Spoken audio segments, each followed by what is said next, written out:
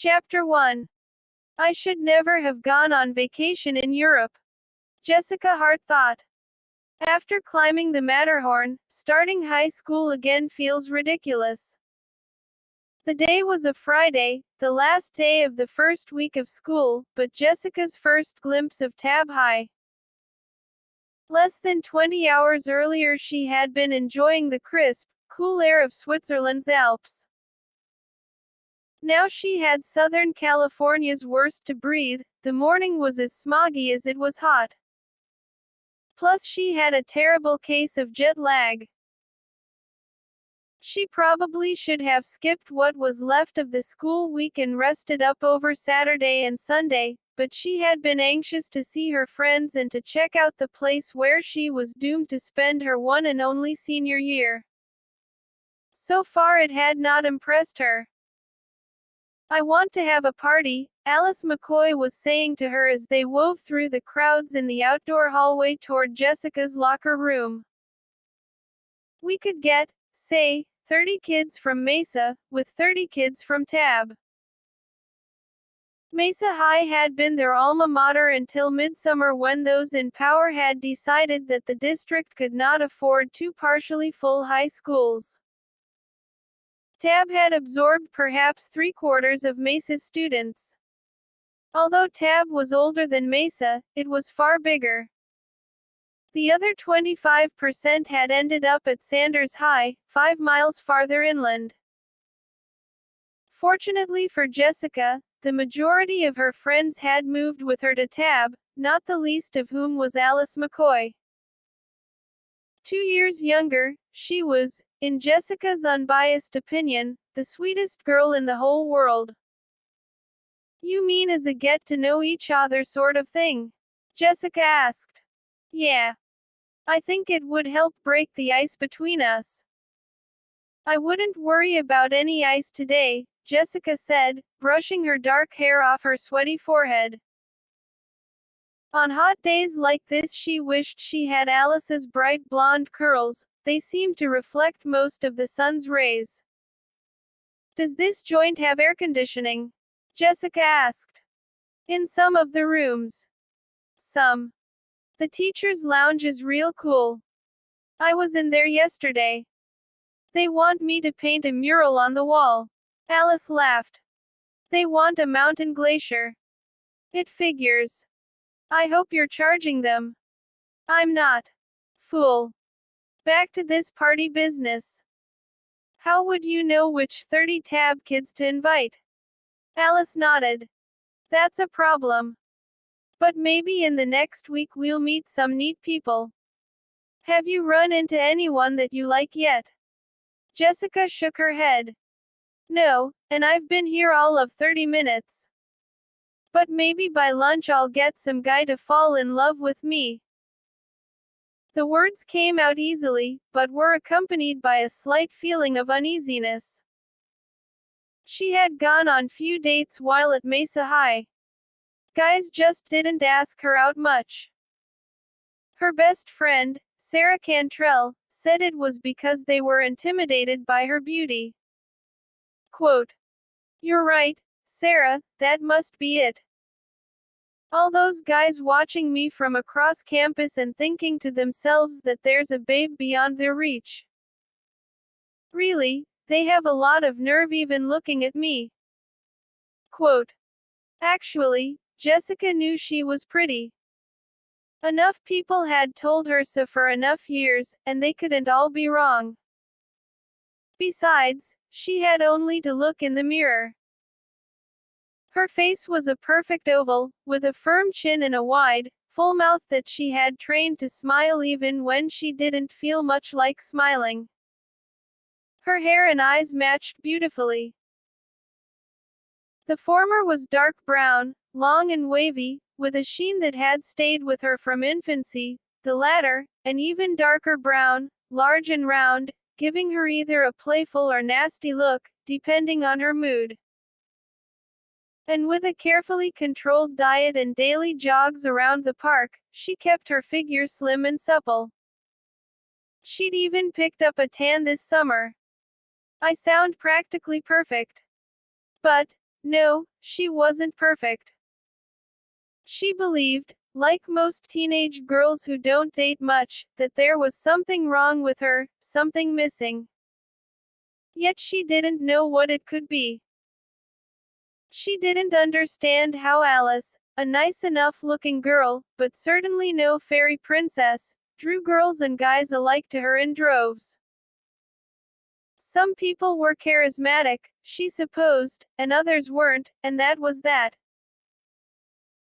Just then Jessica caught sight of a girl in a cheerleader's uniform standing beside a tree and chatting with a group of what appeared to be football players. A stab of envy touched her. The past spring she had successfully tried out for the cheerleading squad. And all summer she had been looking forward to entering the mainstream of her school's social life. But then, her school had disappeared, and those who decided such things, who were those jerks, anyway, had felt that Tab High should be allowed to maintain its pep squads without integrating those from Mesa High. God, now there's a girl that looks out of reach. Jessica stopped Alice, gestured in the direction of the cheerleader. Her blonde hair teased and highlighted, the girl appeared hip, arrogant in a flirty way. Even from a distance, Jessica could see the eyes of the guys gathered around her flickering down her long tanned legs. "Who is that?" she said. "Claire Hillary," Alice replied. "Funny you should ask. She was one person I had already decided should come to my party." "Why?" "She knows everybody. She's probably the most popular girl on campus. She's gorgeous, isn't she?" Jessica had already taken a dislike to her. It had been a dream of Jessica's, since her freshman year, that she might be nominated homecoming queen. Back at Mesa, she would have had an excellent chance. Here it already looked as if the odds were stacked against her. She shrugged, started up the hallway again. "She's all right." Jessica had been at her locker half an hour earlier to deposit her notebook before checking in with her senior counselor. The man had seemed nice enough, but sort of slow and boring, and she couldn't remember his name any more than she could now remember her locker combination. Stopping in front of the locker, she searched her pockets for the slip of paper with the 3 magic numbers. "Whoever you put on your list," she said, finding the paper and twisting the steel dial, "be sure to invite that new guy you're seeing." "What's his name, Kent?" Alice looked doubtful. "Clark. I don't know if he'd come. He doesn't like to be around a lot of people." The dial felt as if it had gum stuck under it. This school was gross. "Where does he take you when you two go out, the desert?"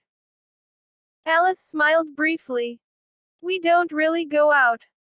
He just comes over." She added quickly, almost nervously, "He's an incredible artist. He's helped me so much with my painting." Jessica paused, studied her. The topic of Clark disturbed Alice, and Jessica wondered why. More than that, she was concerned. She had always felt the urge to take care of Alice. Perhaps because Alice had lost both her parents when she was only 10. "I'll have to meet him someday," she said finally, brushing a curl of hair from Alice's face. The younger girl nodded, kissed Jessica quickly on the cheek, and began to back away. "I'm glad you had a happy vacation. I'm even more glad you're home. Catch you later, okay? At lunch. Where should we meet?" Alice had already begun to slip into the crowd. "I'll find you," she called.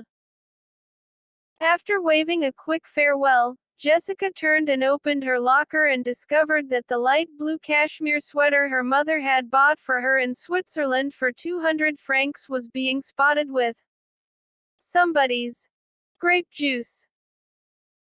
The juice was leaking from a soggy brown paper lunch bag perched on top of a thick notebook that didn't belong to her and which she felt by all rights did not belong in her locker. Damn, she whispered, hastily pulling the bag and the notebook out of the locker and dumping them on the ground. Her face fell as she unfolded her prize gift and held it up. She had known it was to be in the high 90s today, she'd only brought the sweater to show off to her friends. Now it had a big stain over the heart area. It was dark enough to be a bloodstain. Suddenly she wished she had never gotten on that plane in Zurich. "Excuse me, I think these are mine," somebody said from below her. There was a guy crouched down at her feet, picking up the notebook and lunch bag. When he had his things in hand, he glanced up, clearing his throat. "Are we sharing the same locker?" Jessica let her sweater down and sighed.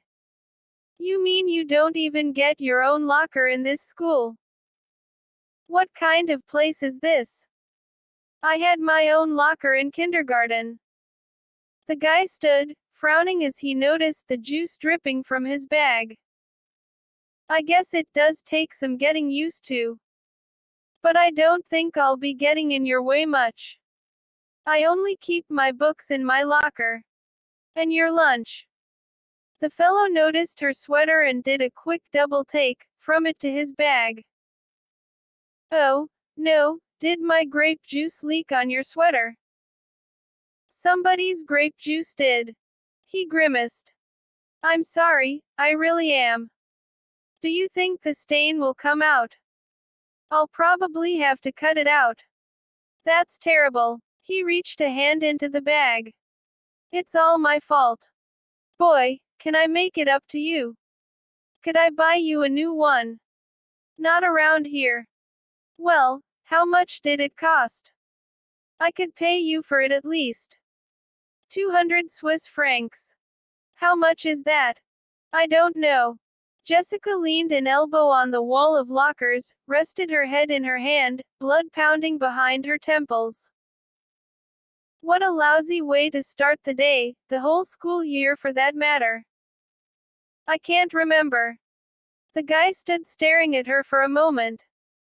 "I really am sorry," he repeated.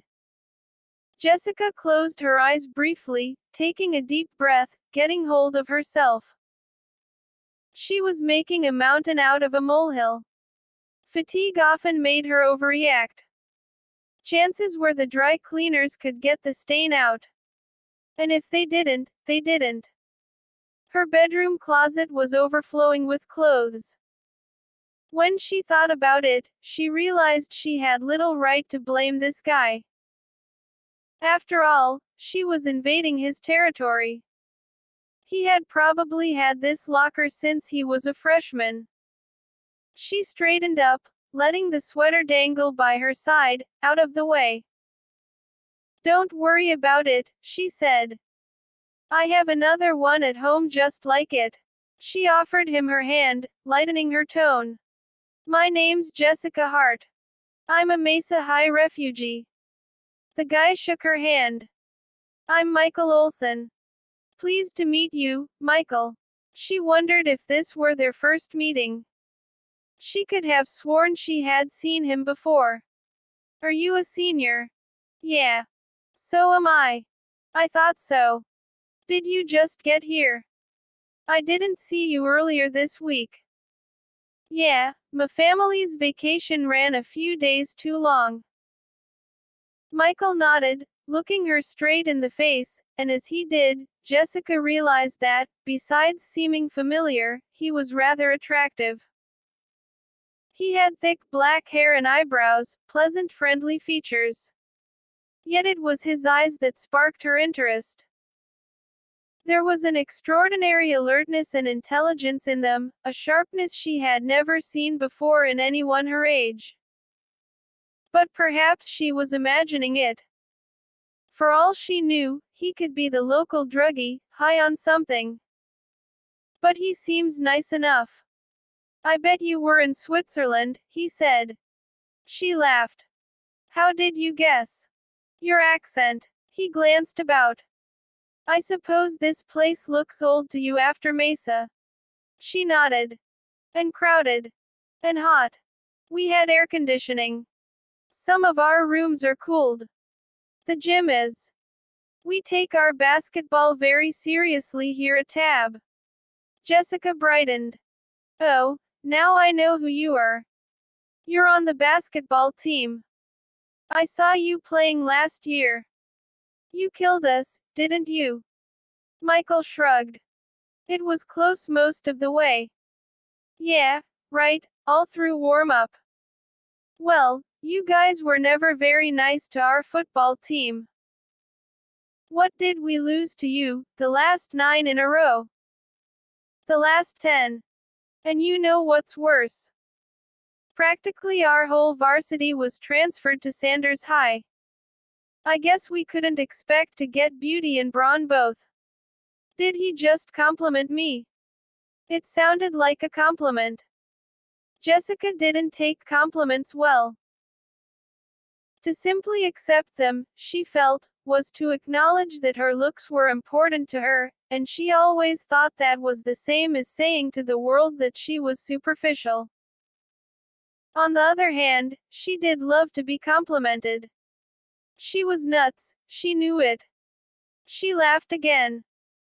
Before the football season's over, I know you're going to think Tab got the raw end of the deal. I hope not, he muttered, lowering his head, pulling a handkerchief from his pocket, and wiping up the few remaining drops of juice from the locker. I'm going to pay you for that sweater no matter what you say. What's a Swiss franc in US money these days? 1.5 pennies. Forget about it, really. I have parents who can't spend enough on their darling daughter. It must be nice. Did you enjoy Switzerland? Yeah. And the Greek islands. It was neat floating on a raft in the Mediterranean. The Vatican was far out, too. He nodded, repeated himself. It must be nice. Then he began to back up. Well, I have to go. I hope you like Tab. I'm sure you will. If you need help finding your way around, just let me know. Terrific. Thanks, Michael. See you later. Sure. Michael was gone no more than 10 seconds when Sarah Cantrell appeared. It had been Sarah who had been kind enough to pick Jessica and her parents up at the airport at 3 that morning.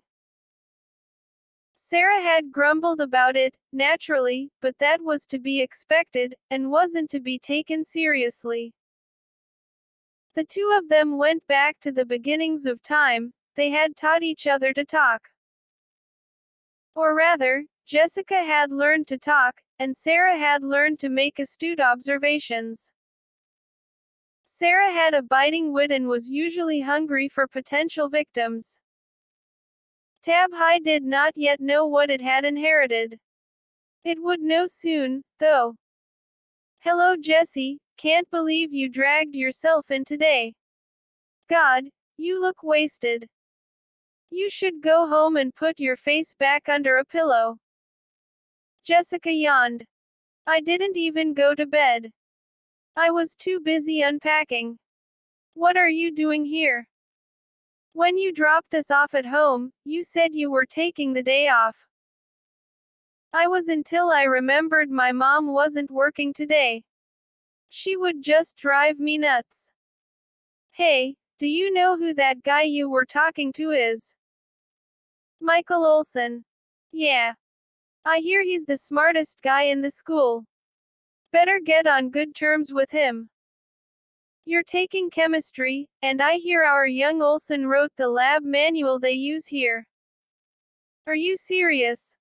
I thought he looked clever. Then she winced. Did you really sign me up for chemistry? You told me to. My dad told you to. What do I need chemistry for? So you can get into Stanford and find a smart young man to marry who'll give you smart little kids to play with in a big stupid house. Jessica groaned.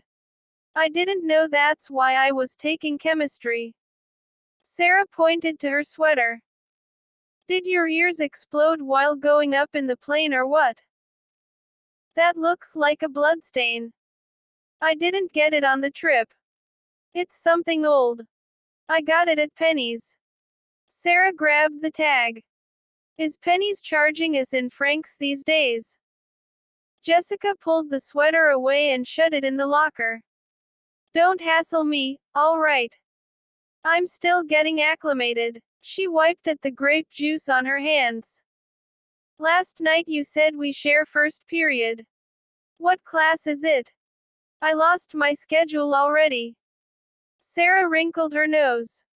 She could do a lot with her nose. She had the same control over it that most people had over their mouths. This did not mean, however, that it was an unusually large nose. Sarah was cute. By her own estimation, and Sarah could be as ruthless on herself as she was on everybody else, she rated an 8 on a scale of 1 to 14. In other words, she was slightly above average. She had rust-colored hair, cut straight above her shoulders, hazel eyes, and a slightly orange tan that somehow got deeper in the winter. Because she frequently wore orange tops and pants to complement her coloring, Jessica told her she looked like Halloween. Political science, Sarah said. And we've got this liberal ex-vet for a teacher. He was in Vietnam and slaughtered little babies, and now he wants us selling the communists hydrogen bombs so he can have a clear conscience. He sounds interesting. Jessica didn't believe a word of it. Come on, let's get there before the bell rings. I'm already 4 days late. The teacher's name was Mr. Bark, and Sarah hadn't been totally off base in her analysis.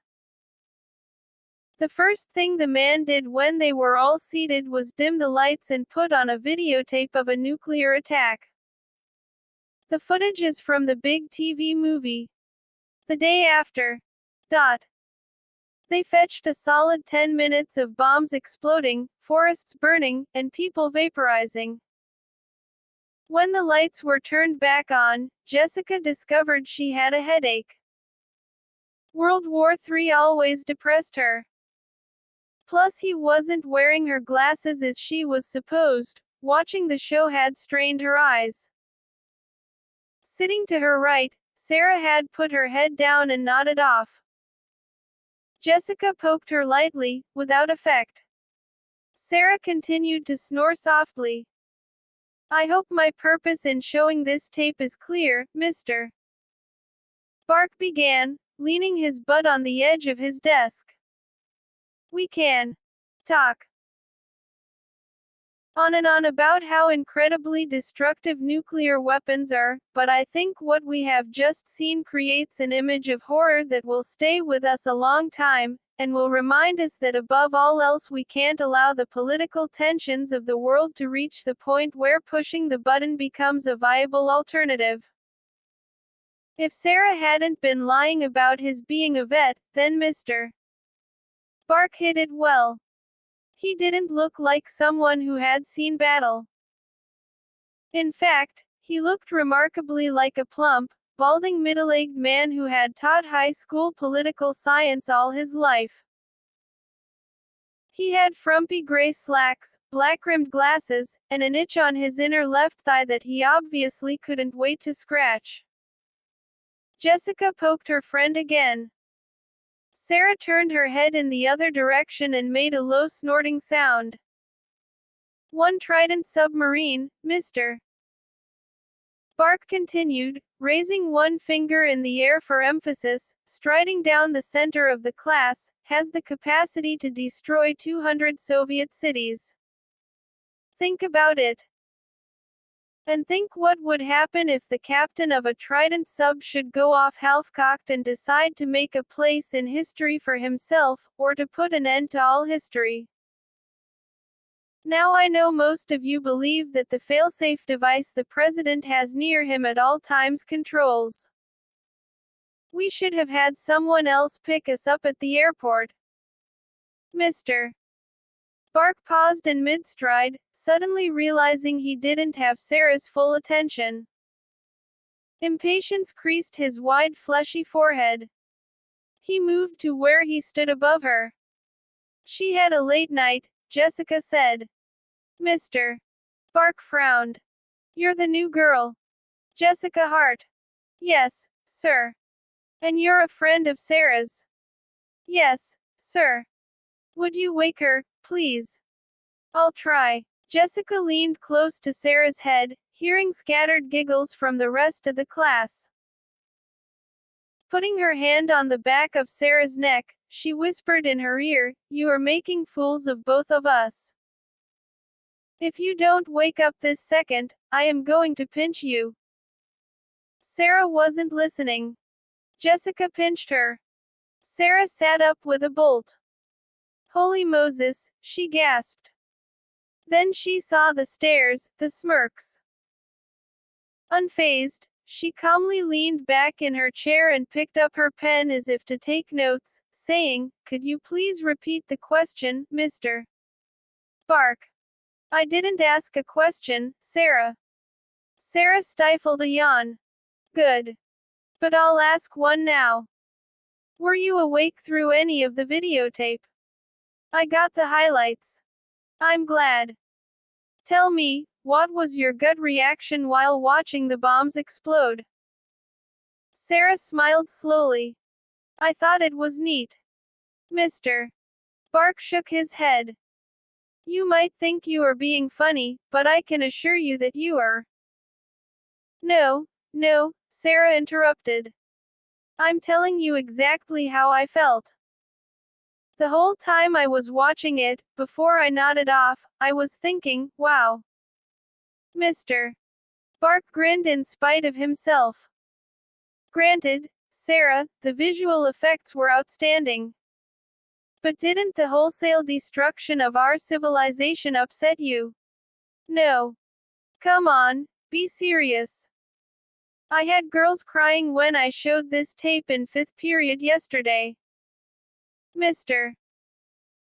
Bark, Sarah replied with a straight face, "When I was watching that part where the bomb exploded outside that university, I honestly thought to myself, why, those lucky kids. They won't have to go to school anymore." The class burst out laughing. Mr. Bark finally gave up.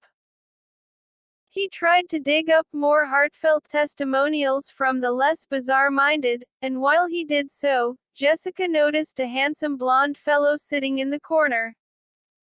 She had to fight not to stare. What kind of place was this tab? First there was Claire Hillary, who belonged in Playboy. And now there was this hunk. It was a wonder that they couldn't put together a halfway decent football team with all these great genes floating around.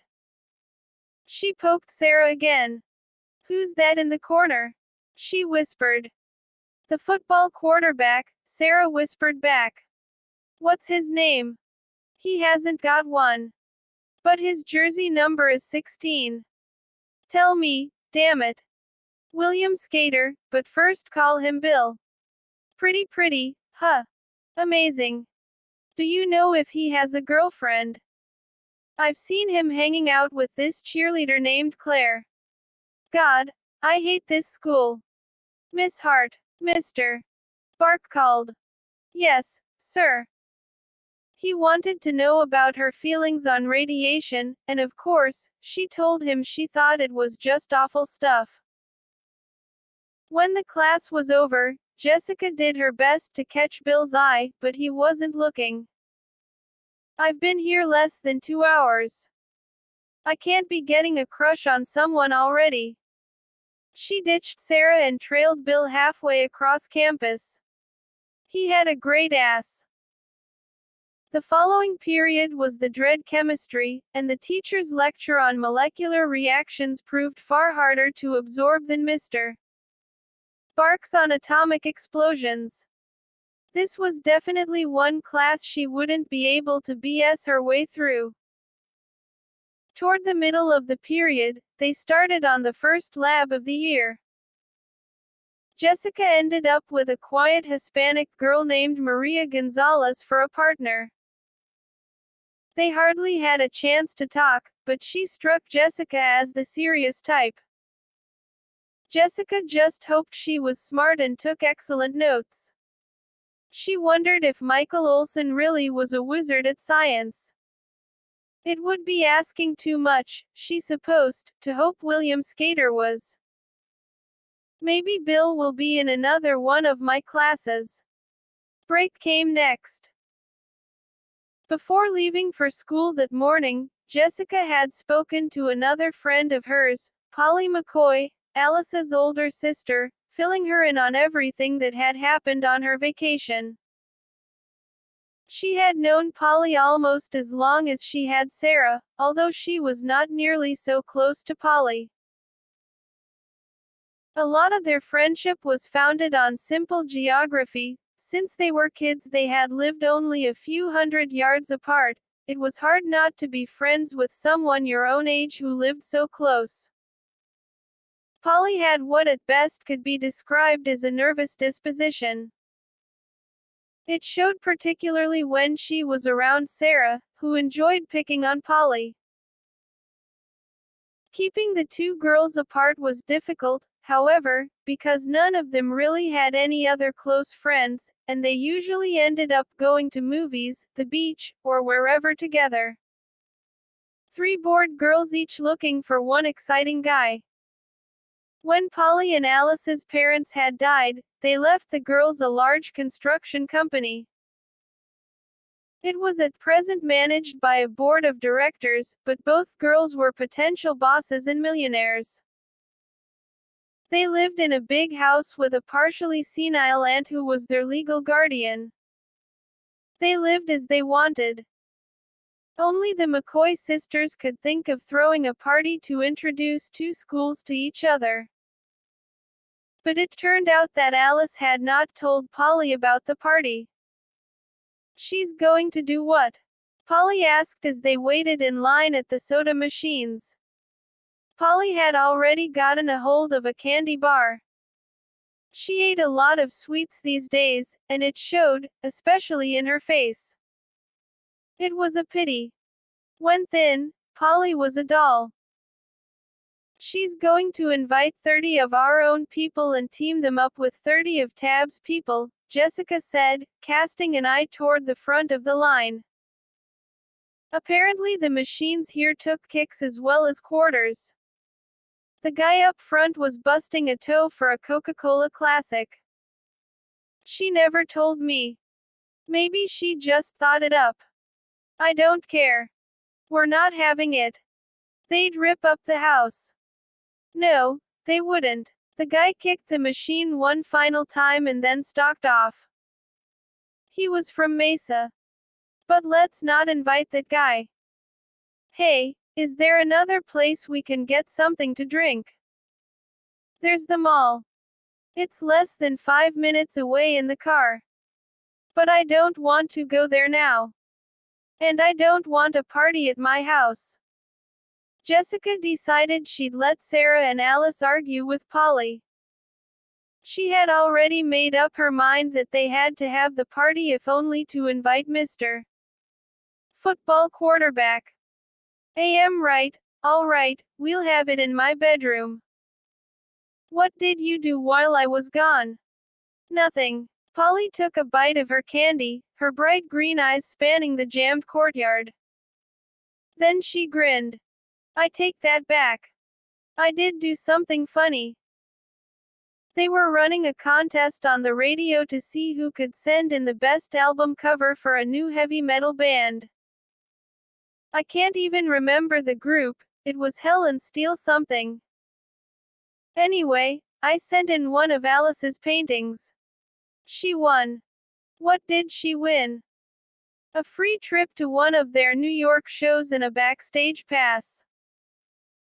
The disc jockey said the group is seriously considering using her artwork.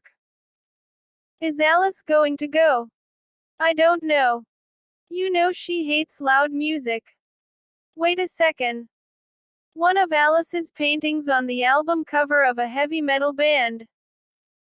Since when does she paint anything that doesn't have flowers and clouds in it? Polly shrugged. It's none of my business. What's none of your business? What Clark has her drawing. Her boyfriend has her drawing whips and demons. Boy, I hope he hasn't seduced her. Polly did not appreciate the remark. She was fanatically protective of her younger sister. He's not her boyfriend. He's just someone who comes over and eats our food. What's he look like? Not bad, pretty good. You wouldn't want to give me too many details, would you? Polly smiled. Unlike her sister, her hair was dark, almost black, with red highlights. Indeed, in almost every respect, their looks differed. Alice was a waif. Polly was a peasant. She had big breasts and a bigger butt. He's got great hands, she said. How do you know? I'm not saying anything. For someone who doesn't like to pry into Alice's business, you've said a lot. The subject was beginning to bore Jessica. She noticed a booth near the center of campus, pointed it out. What can we sign up for over there? Now Polly was bored. Student office. They've lengthened lunch today so all those who want to play politics can tell us why we should vote for them. You're not thinking of running for anything, are you? Jessica had a brilliant idea. No, but Sarah is. Sarah. She doesn't like to get involved in choosing what to wear in the morning. You say the candidates are supposed to speak at lunch today. In the gym, yeah. It's the only cool building on campus. Let's sign her up. We can't. You have to sign up in person. Then you be Sarah for a few minutes. We'll never get her out on the floor to speak. We'll worry about that later. She'll be furious. Polly paused, thought about that a moment. All right, I'll be Sarah. What should we have her run for? What else?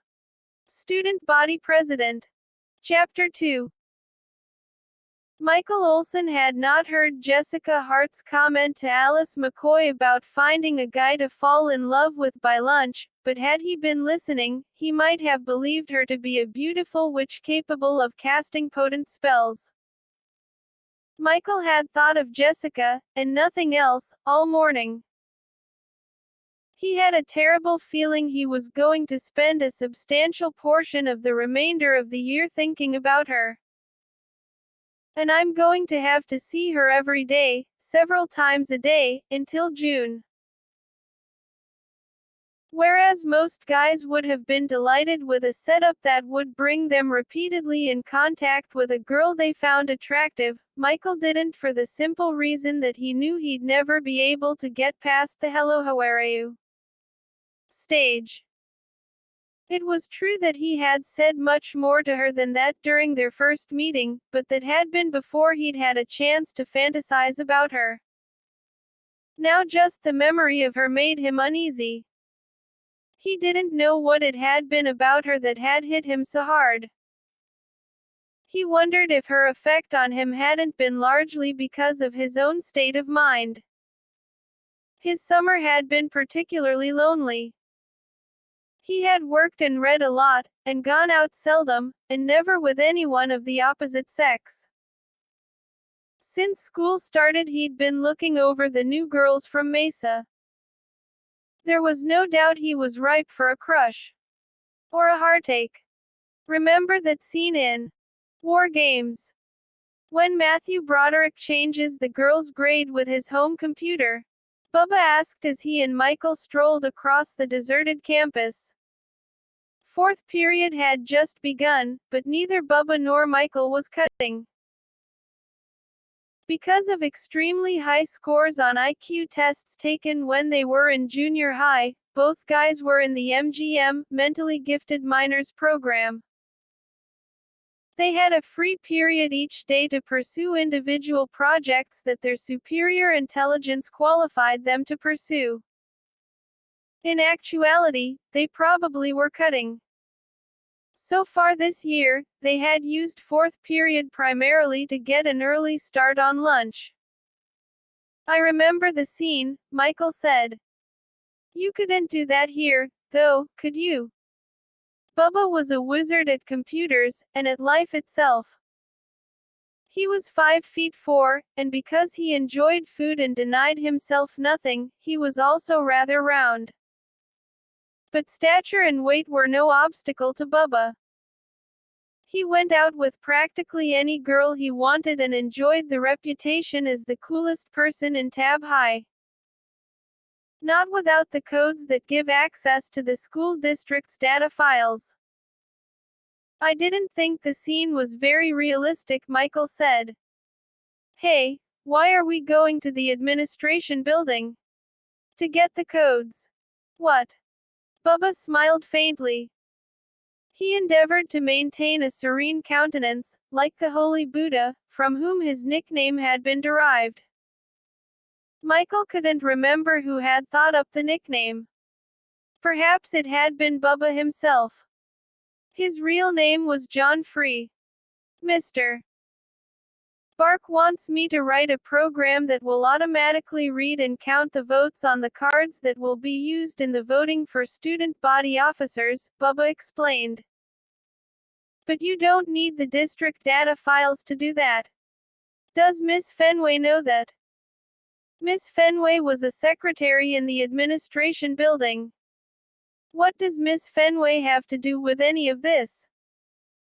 She has the codes written on a little piece of white paper taped to a board that slides out from her desk above her top left drawer.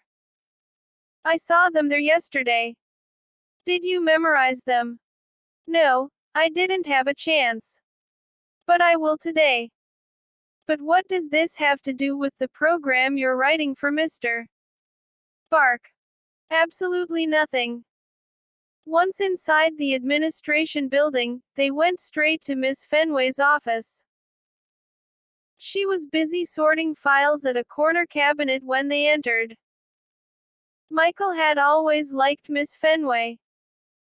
She enjoyed playing mother to every kid in school, and she took special pride in him because he got straight A's. But she was no dummy, and he doubted Bubba would trick her into giving out confidential information. She had a computer terminal on her desk. May I help you boys? She asked, putting down her papers and stepping toward them. A thin woman with a warm, wrinkled face, she had never married nor had any kids. Yes, Bubba said. Mr. Bark has put me in charge of tabulating the votes for student body officers this afternoon. I need the codes that will allow me to connect the old card reader in this building with the new PC in the computer science class. Miss Fenway was puzzled. I hadn't been informed about this. Mr. Bark is free this period. You'll find him in the teacher's lounge, I believe. He'll explain what I mean. Bubba took a seat, making it clear he was going to wait in her office until she did what he wanted. Miss Fenway looked at Michael. Do you know what this is all about? Not me. The instant Miss Fenway left, Bubba sprang to his feet. He was remarkably agile given his physique, and closed the door. He had the desk board with the page of codes pulled out in 2 seconds. Swiftly, but carefully, he began to copy them down. I didn't see you do this, Michael said. See me do what? Miss Fenway returned a minute later with Mr. Bark. The latter explained to Bubba that all he had to do was write a program that broke the countdown into freshmen, sophomores, etc. He would do the rest. Bubba nodded and apologized for not understanding the first time. As they were leaving, Mr. Bark told them about a video he wanted them to see. From the TV movie. The day after. Quote. Bubba asked. Yes. I've seen it, Bubba said. What did you think? It was neat. Mr. Bark sighed. I have this new student you should meet. The computer room was empty fourth period. They had the place to themselves. Using the stolen codes, Bubba called up the files containing the transcripts of every kid in the school district. Michael wondered at his motivation. Although as intelligent as himself, Bubba never worried much about his grades. He had no intention of attending college. He wanted to go straight into business. In fact, he already invested in commodities and stock options. He also bet the horses through his uncle, who was a bookie with mob connections. Financially speaking, Bubba's family occupied the same position as Michael's, lower middle class. And yet Bubba drove an old but well-kept Jaguar and wore only the finest clothes. And he didn't even have a job. Since Michael had to slave 6 days a week at a local 11 to help his divorced mother make ends meet, he knew if he were to criticize Bubba's businesses, he would only be doing so out of jealousy. Here you are, Bubba said, pointing to the screen. Michael leaned closer. Semester after semester, rows of A's, except for one C his junior year. He'd gotten it last year in calculus. A pal of his had desperately whispered for help in the middle of a test. Being such a swell guy, Michael had slipped him a piece of paper with a few answers that, through bad timing and bad luck, had ended up in the hands of the teacher. Regrettably, the test had been the final exam and the teacher had given them both automatic Fs. It had slashed his overall semester grade in half. His hopes of being valedictorian had gone out the window then and there. You can't change it, Michael said. Everyone on the faculty knows I got that C. Bubba's fingers danced over the keyboard. Then he frowned.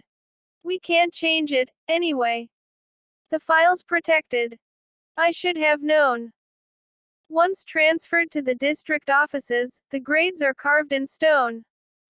He thought for a moment, then jumped out of the file and into another that was the same except for the absence of recorded grades. What's that? Michael asked. This semester's records. Bubba moved the cursor beside Michael Olson's MGM fourth period, put in an A. This file hasn't been transferred yet. We can manipulate it up until the day it is. He erased the A. You know, Mike, I think this is going to be a pretty laid-back year for the two of us. Would you like me to pull Dale Jensen's record? Dale Jensen had the only grade point average higher than Michael's. It was a perfect. But Dale hadn't taken a difficult class in all the time he had gone to Tab. He specialized in subjects where he could get up and indulge in long-winded monologues about how screwed up all the screw-ups in the world were. He was really a despicable character. If anyone stopped to tell him something, he always interrupted with the sarcastic line, I'm impressed. No, leave him alone. Are you sure? Who wants to listen to him graduation day? We're not going to sneak a phony grade onto his transcript for this year without him knowing it.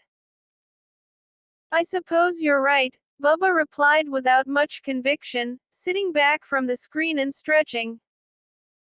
I wanted to tell you about this girl I met, Michael began. Ask her out. No, let me tell you about her first.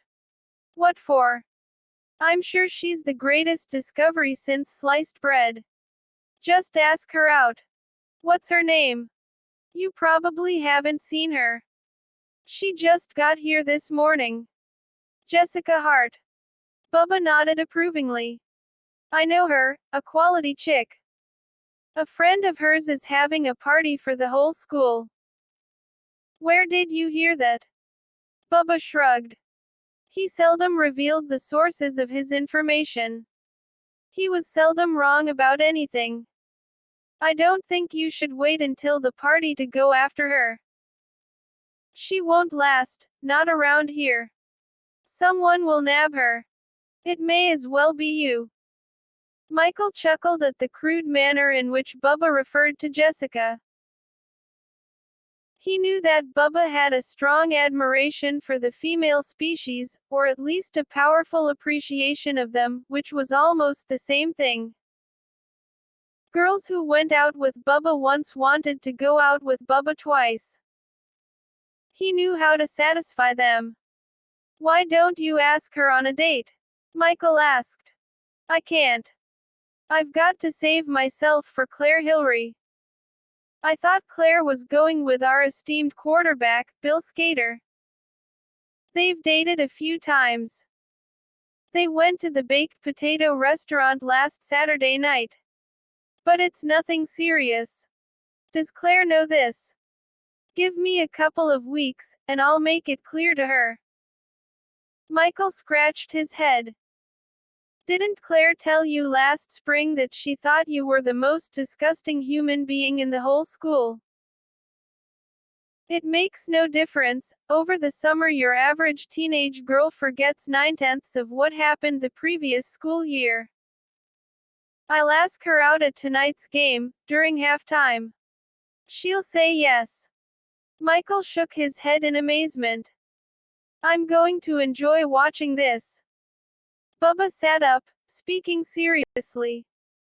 I'll let you in on a profound secret. Only the very elect of males in our society know this. And once you know it and ponder its significance for any length of time, your whole perspective will change. The earth is really flat. No. Bubba leaned closer. Girls want to have sex exactly as much as boys want to. Michael laughed. Bubba, I just met Jessie. I don't even know her. I don't want to sleep with her. I'm afraid to talk to her. It is much easier to have sex than to talk. When you talk, you have to think. You think too much, Mike. That's your problem. And you're lying to yourself. Of course you want to sleep with Jessie. You don't have to be ashamed.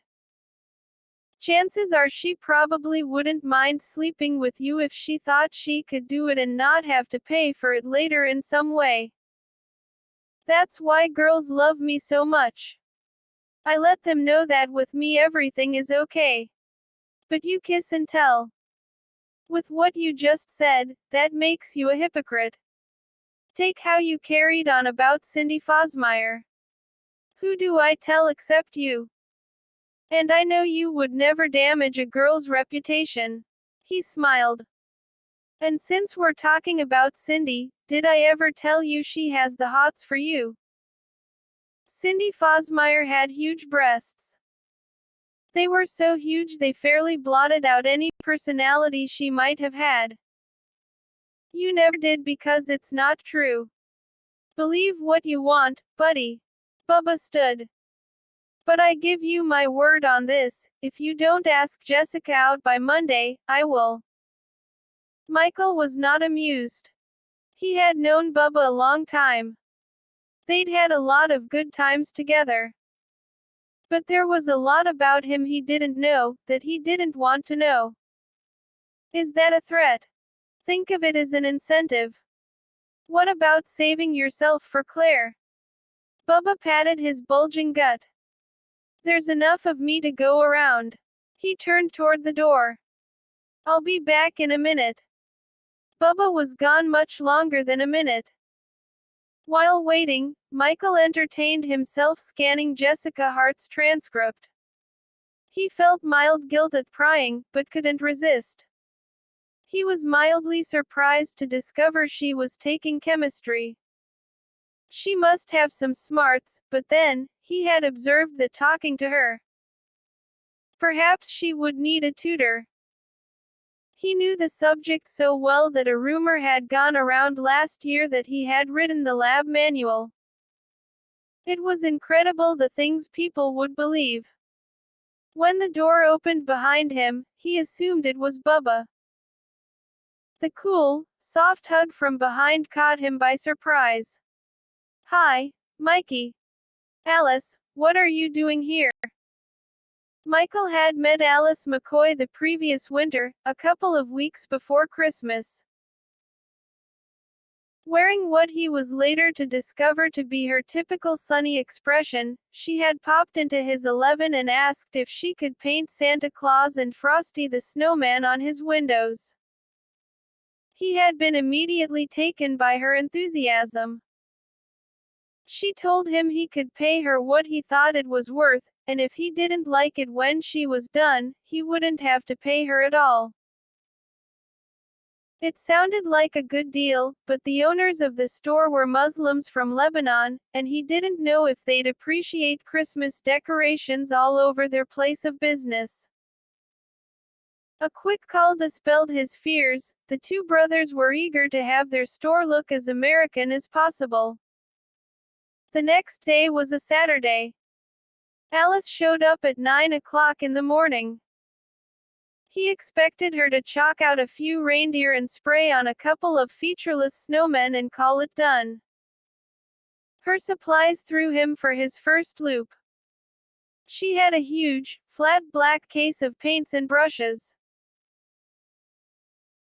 She spent a half-hour cleaning and polishing the windows before starting, and when she finally did begin, she worked steadily for 7 hours, slowly, patiently, meticulously unfolding a rich, colorful tapestry of sparkling elves, joyous children, and racing sleighs. When she finished, she sprayed on a sealer that she promised would protect the paintings. When he finally did wash away her work, near Easter, it had been with a heavy heart. But by then he'd had something greater than her pictures to enjoy. He had Alice herself, as both a regular visitor and a good friend. She was a true gift of holiday magic. She had charm and grace, kindness and wit. She was everything he had imagined his little sister would have been. Michael's mother was only 17 and in high school when she had given birth to him. Old man Jerry Olson split for parts unknown 5 years after that. Michael still had a few clear memories of his dad, and since then his mother had dated a seemingly endless succession of men. 2 years ago one of them had gotten her pregnant. The guy had had no wish to marry her. He, too, would eventually disappear, and his mother had vacillated about having an abortion.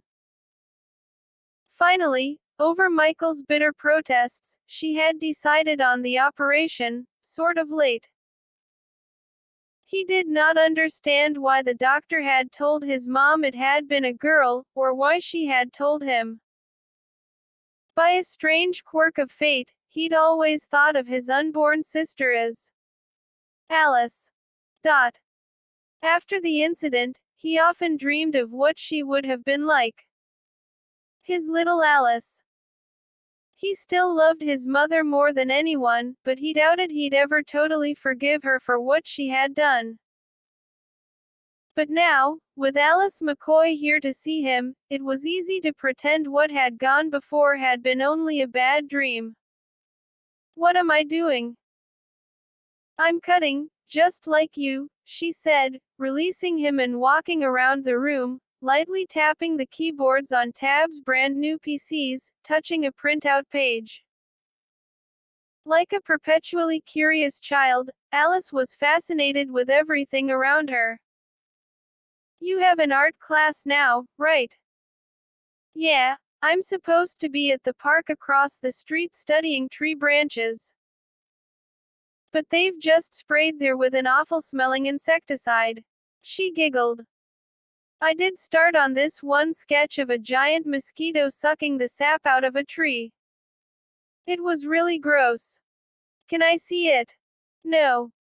Did you throw it away? She shook her head. But I'm going to, right after I show it to Clark. It really is weird. I can't believe I drew it. Clark's your new boyfriend, isn't he? He's not that new. I see him a lot. I'd like to meet him. What's he like? Alice shrugged, tossing her bright head of hair. I don't want to talk about him. I want to tell you about a friend of mine I want you to meet. She's from Mesa, like me. She's really wonderful. What's her name? I'm not going to tell you. I want to be the one to introduce you so that when you both fall in love, and get married later on, you'll be able to look back and say it was I who made it all possible. Are you going to the game tonight? I'm going to try. I have to work, but I should be able to catch the second half. Could you get there at halftime? I could introduce you to her then. Michael chuckled. He wasn't really interested in Alice's friend, not after meeting Jessica Hart, but he saw no harm in saying hello to the girl. What's wrong with today at lunch? I won't be here. I have a doctor's appointment. He paused. What for? I mean, are you sick? Alice brushed aside the question. It's nothing, I just have to stop in. How are you going to get there? I could give you a ride. For some reason, the thought of Alice going all alone to the doctor disturbed him. He knew she had no parents, and that her guardian aunt didn't get out often. I'm taking a taxi. They're expensive. I have money. Don't worry about it. Just be there tonight at halftime. I'll get her to come. I'll do my best, he promised. She smiled. Thanks, this means a lot to me. Oh, what's that you have on your screen? It looks like a report card. Michael explained how through the use of special codes, he didn't say where they had obtained them, he and his friend were able to tap into the school's files. Alice was fascinated, but before she could ask any questions, Bubba returned. And when Bubba realized that Alice had been made privy to what he obviously considered inside information, he quickly tried to present a more innocent picture of their doings. What's on this screen is only a photocopy of existing records, he said. It's not the records themselves. We're just looking at them, that's all. It's no big deal. Alice grinned slyly. Sure, you're getting ready to turn the school upside down, and it's nothing. I'm not that dumb. Come on, where did you steal these codes? What codes? Bubba asked, glancing at Michael. These photocopies aren't confidential. You don't need codes to access them. Alice laughed gaily, much to Bubba's displeasure. I don't believe you. Bubba feigned nonchalance, quickly maneuvering out of the file, leaving the screen blank. Suit yourself, he said. In fact, I think you could get into lots of trouble if certain people knew about this, Alice said playfully. Bubba stopped, stared at her a moment. No one's going to get into trouble. No one's going to talk about this. Okay. She didn't understand what he was really saying. He's right, Michael said. This isn't something that should get around. Do me a favor, Alice, and forget what I showed you here. All right, she said cheerfully. But I know it was all your idea, Bubba. Michael wouldn't fool with people's grades. Nor would I, Bubba said curtly. Alice laughed again, oblivious to the tension in the room. Giving Michael a quick kiss on the cheek, she reminded him to be sure to get to the stadium by halftime. The instant she was gone, Bubba turned off the screen and shook his head. Mike, you're not improving your chances of being valedictorian by trying to get us both expelled. Alice won't talk. She's my friend. Alice is a 15-year-old girl who is not my friend. I don't trust her. Don't worry about it. She was only kidding. Bubba thought for a moment. All right, Mike. Whatever you say. Michael and Bubba went to the mall for lunch shortly after that. It was crowded. Michael remembered when the mall had been nothing but a piddling collection of failing stores. Put a roof over something and people swarmed in. Michael ordered a turkey sandwich from Ed's sandwich selection. His mother was usually too tired after working all day as a secretary in a downtown high-rise to cook. He had grown up eating most of his food wedged between two slices of bread. He was practically finished with his sandwich before Bubba had even decided what to order. Bubba finally opted for Indian food, which took time to prepare to his specifications. By then many of Tab's students had already come and gone so they could be back for the special assembly of candidate speeches. Michael also had a mild interest in hearing the talks. Plus he hoped to run into Jessica Hart again. He had begun to take Bubba's threat seriously. At Michael's prodding, Bubba got his dishes to go. The assembly was well underway when they entered the gym. The bleachers were jammed. They stood near the ticket booth beside the entrance, Bubba holding his aromatic spice dal and rice in a white cardboard container, surveying the audience for a seat. In a high, cracking voice, a girl at the microphone was talking about school spirit and how far out she was. Do you see her? Bubba asked. I'm not looking for her. I believe you. I see her. Where? Don't point.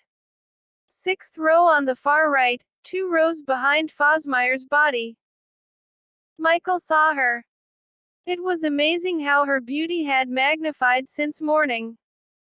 The shine of her long brown hair seemed to jump right out from the crowd. All right, let's leave, Michael said. But you dragged me back here. No, we're going to sit behind her. Michael didn't like that idea. There's no room. Bubba ignored him. Come on. They didn't actually get the seats directly behind Jessica, but a couple of rows back. Bubba obtained the space by gesturing to a couple of sophomores to move to the rear. Bubba did not have a reputation for being violent, nevertheless, the kids jumped when he pointed. Climbing the steps, Michael had kept his head turned away from Jessica. He didn't know if she'd noticed him.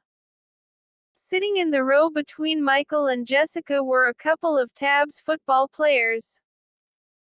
They cheered loudly as the next speaker was announced, Bill Skater. Bubba began to lay out his Indian delicacies, opening a bottle of Perrier and spreading a cloth napkin across his lap. Michael saw Jessica lean forward as Bill strode toward the microphone. She had a pudgy girl with dark hair on her left and an orange-haired girl on her right. These 2 girls turned and spoke to Jessica when Bill appeared. Michael leaned forward, trying to block out Bill's opening statements, straining to hear what the girls were saying. He walks like a stiff board, the one on the left said. I hear he's the worst quarterback in Tab's long history of terrible quarterbacks, the one on the right said. Shut up, both of you, Jessica said. Oh, but I think he's cute, the one on the left said.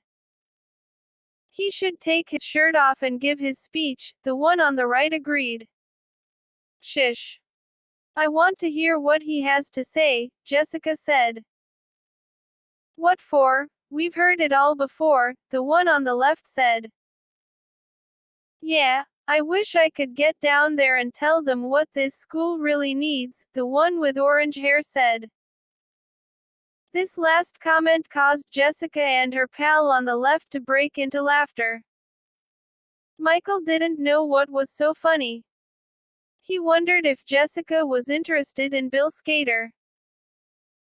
Michael listened to Bill's speech with an open and unprejudiced mind, but never did figure out what he was running for, much less why anyone should vote for him. Bubba continued to savor his meal. When Claire Harley's name was announced next, however, Bubba looked up. Isn't she something? He muttered as Claire swaggered to the microphone in her cute blue and gold cheerleader uniform. She's an empty phony devoid of an iota of intelligence. Bubba nodded. True. But if you look past those superficial qualities, you'll see her true value. Which is? It's hard to express in words. Just imagine her naked. Claire's speech had a content similar to Bill's, which is to say it had no content at all. But she giggled a lot, whereas Bill had been as stiff as the board Jessica's friend had compared him to, and she did have an alluring way of propping her hands in her hips at the top of her undeniably gorgeous legs. Claire made it clear she wanted to be school president. The name Sarah Cantrell was called next. What the hell? The girl on Jessica's right said. Go ahead, tell them what this school really needs, Jessica said. No way. I'd have to start by telling them it doesn't need me. Coward, the girl to Jessica's left said. Don't call me a coward, you spineless fish. Sarah Cantrell, please, the announcer repeated. It took you 3 years to alienate everyone at Mesa, Jessica said. Just think of the power you'll have behind that microphone. You can do it all in one afternoon here. The logic appealed to the strange girl named Sarah. Michael watched as she stood and made her way down the bleacher steps and onto the gymnasium floor. Hi, I'm Sarah, she began, completely at ease. I'm not really running for anything.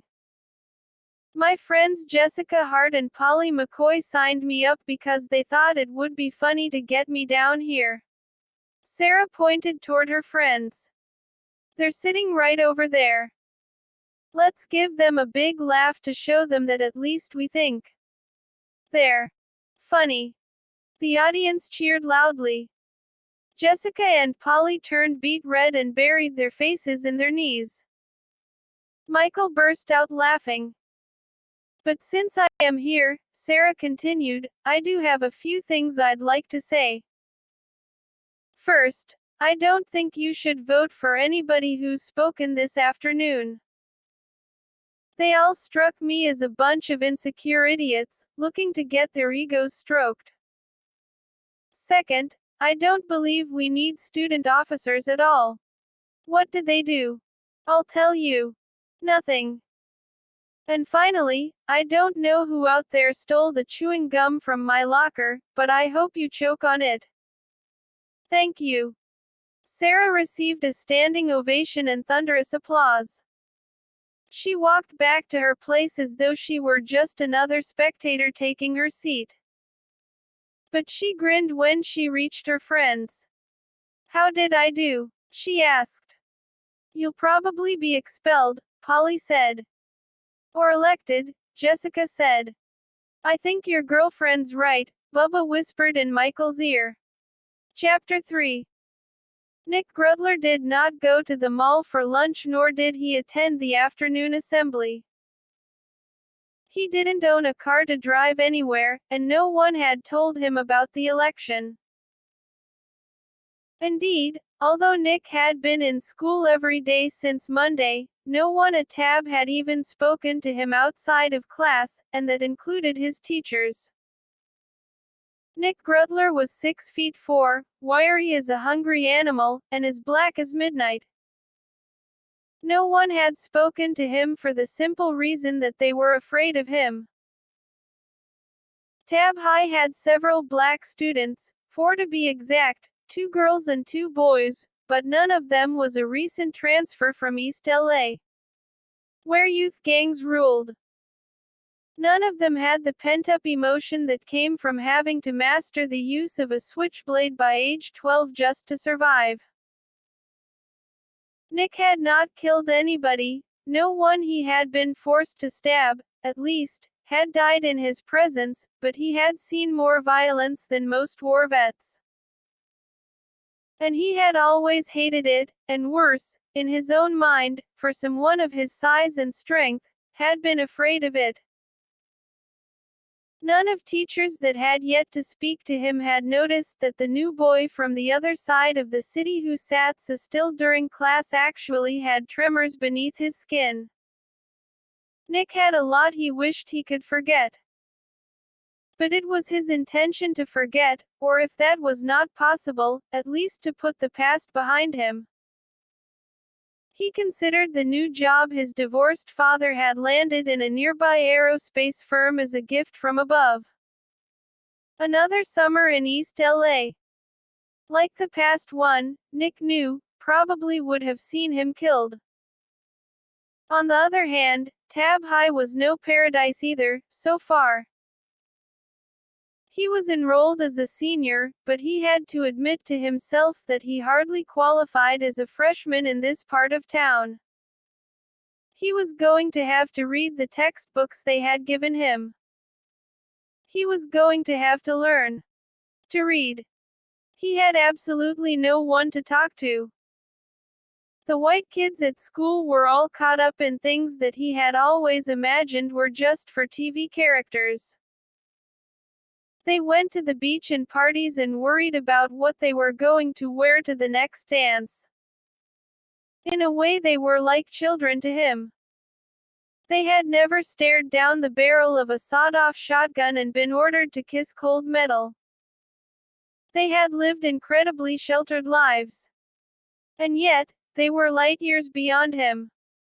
They knew all kinds of stuff. They could get up in front of a whole class and speak what was on their minds. They had nice clothes, nice cars, and lots of money. They could laugh at the drop of a hat. He had spent Monday through Thursday feeling superior to them. But now that it was Friday, he realized he was jealous, and all alone. His counselor had put him in 6th period PE, where all the athletes were. The only connection Nick had had with any sport was basketball. He used to play in a lot of pickup games in the inner city. Of course, basketball season was months away. The coach who oversaw the EE class hadn't known what to do with him. Finally, he'd asked if Nick would like to lift weights. Sure, Nick had said. Nick was working up a sweat with over 200 pounds on the bench press that Friday afternoon when the big, fat-legged dude with the thin-lipped mouth began to hassle him. A little heavy for you? The dude asked, taking up a position near Nick's knees. Lying on his back, Nick could see that the weight room was fairly crowded, about 20 guys pumping iron. He suspected they were all on the football team, and that not a single one of them would rally to his side if this guy started to get rough. He knew instantly the guy was looking for a fight. He had an instinct for such things. It's not bad, he muttered, letting go of the bars and sitting up. Perhaps if he went on to another machine, he thought, there was a chance the guy would leave him alone. Unfortunately, the guy was blocking his way.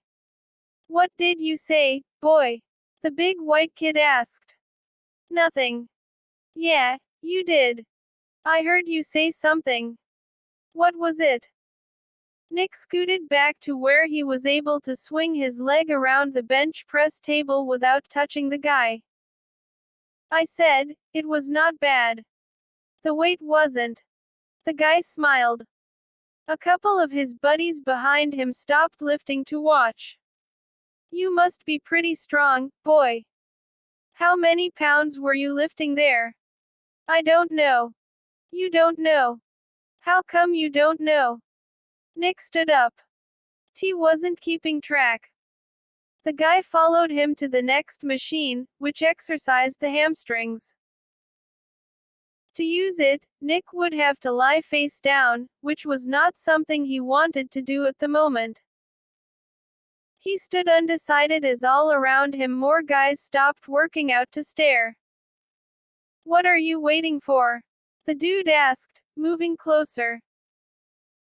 Nick estimated the guy had 40 pounds on him, but knew that his gut was soft, a swift fist in the diaphragm and the white kid would go down. Nick also estimated that about 20 guys would jump him the moment the guy hit the floor. Nothing. Nick had never mastered the art of talking his way out of a fight. Aren't our machines good enough for you? Nick lowered his head. They're all right. Just all right. You sure spend enough time on them, time that someone else on the team could be using. Are you getting my meaning, boy? Nick got it very well. But suddenly he didn't feel that he should. This is how it had always been with him. He would try to avoid a confrontation up to a point, and then he just wouldn't bend anymore. He would explode. He hated being called boy. No. The guy lost his smile. No what? Nick looked him straight in the eye. He hadn't really looked anyone in the eye all week. I have as much right to use this equipment as you do. If you think I don't, that's your problem. Really? Well, I think it just became your problem. And with that, the guy shoved him hard in the chest. Nick had been expecting the move, and it was still his intention to floor the guy without seriously injuring him. But what followed proved unexpected. Absorbing the blow without losing his balance, Nick moved slightly to the right and forward. He planned to grab the guy by the left arm, spin him around, and put him in a chokehold. He figured that would be the best way to keep his teammates at bay. He couldn't believe it when the overweight tub anticipated his move and caught his right hand, whipping him into the nearby wall with incredible force. On the wall hung a mirror the guys used to admire themselves. It splintered on impact beneath Nick's skull, cutting into his scalp. Then he was on the floor, trying to stand. Blood trickled down the side of his face. The guy's feet were approaching. You goddamn piece of, the dude swore as he let fly a kick toward Nick's forehead. Nick was through treating him carefully. He ducked the fat foot and crouched, coiling the power of his legs. The momentum of the misplaced kick left the white dude twisted at an awkward angle. Nick launched himself upward, grabbing the guy's hair with both hands and snapping his right knee into his groin. The bastard couldn't even scream out.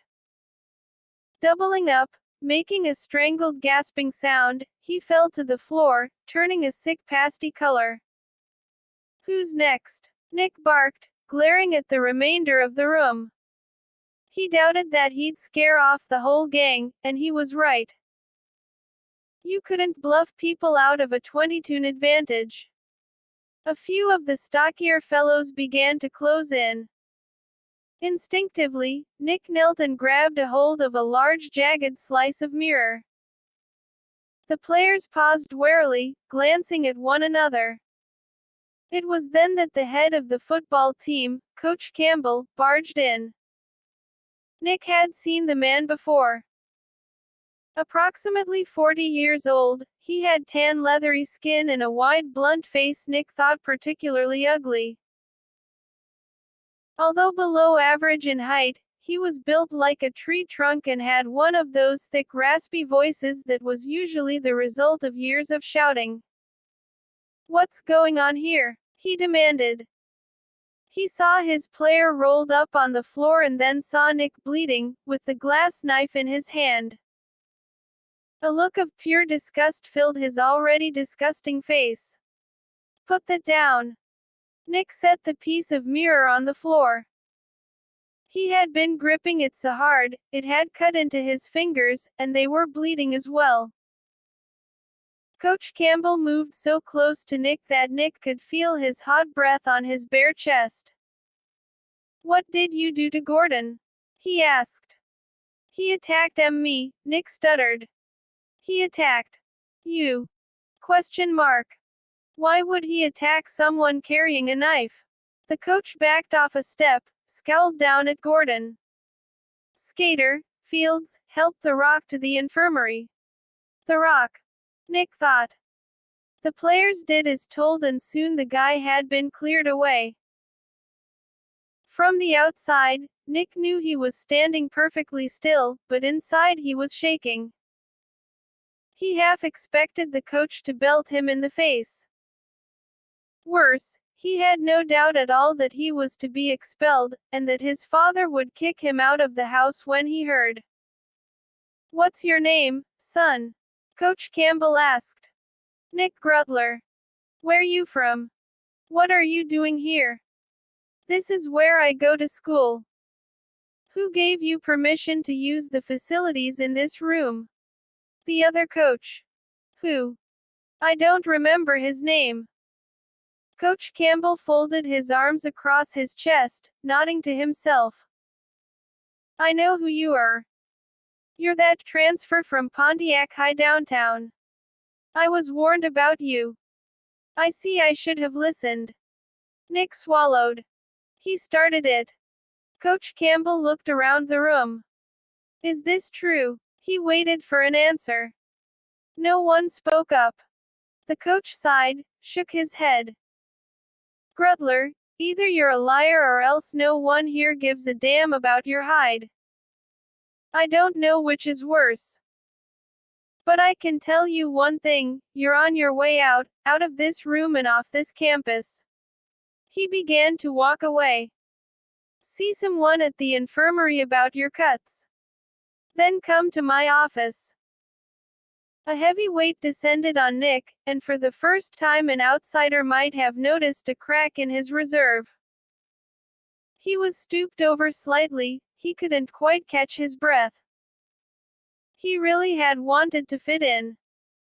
Then the unexpected happened for the second time in a few minutes. One of the guys in the corner began to laugh. The sound caused Coach Campbell to stop in the doorway and glance over his shoulder. The guy in the corner kept right on laughing, louder and louder. The coach turned toward him, glaring. "What are you giggling about, Desmond?" Coach Campbell demanded. The guy got up slowly, shaking his head. "It's just that you remind me, Coach, of a sheriff in a movie I saw last night on TV. The sheriff tried to put a black fella behind bars just 'cause he didn't like his looks. Sitting here, I was thinking you talked just like him. You see that movie, Coach? You would have liked it. The sheriff ended up going to jail. What's your point?" The guy yawned.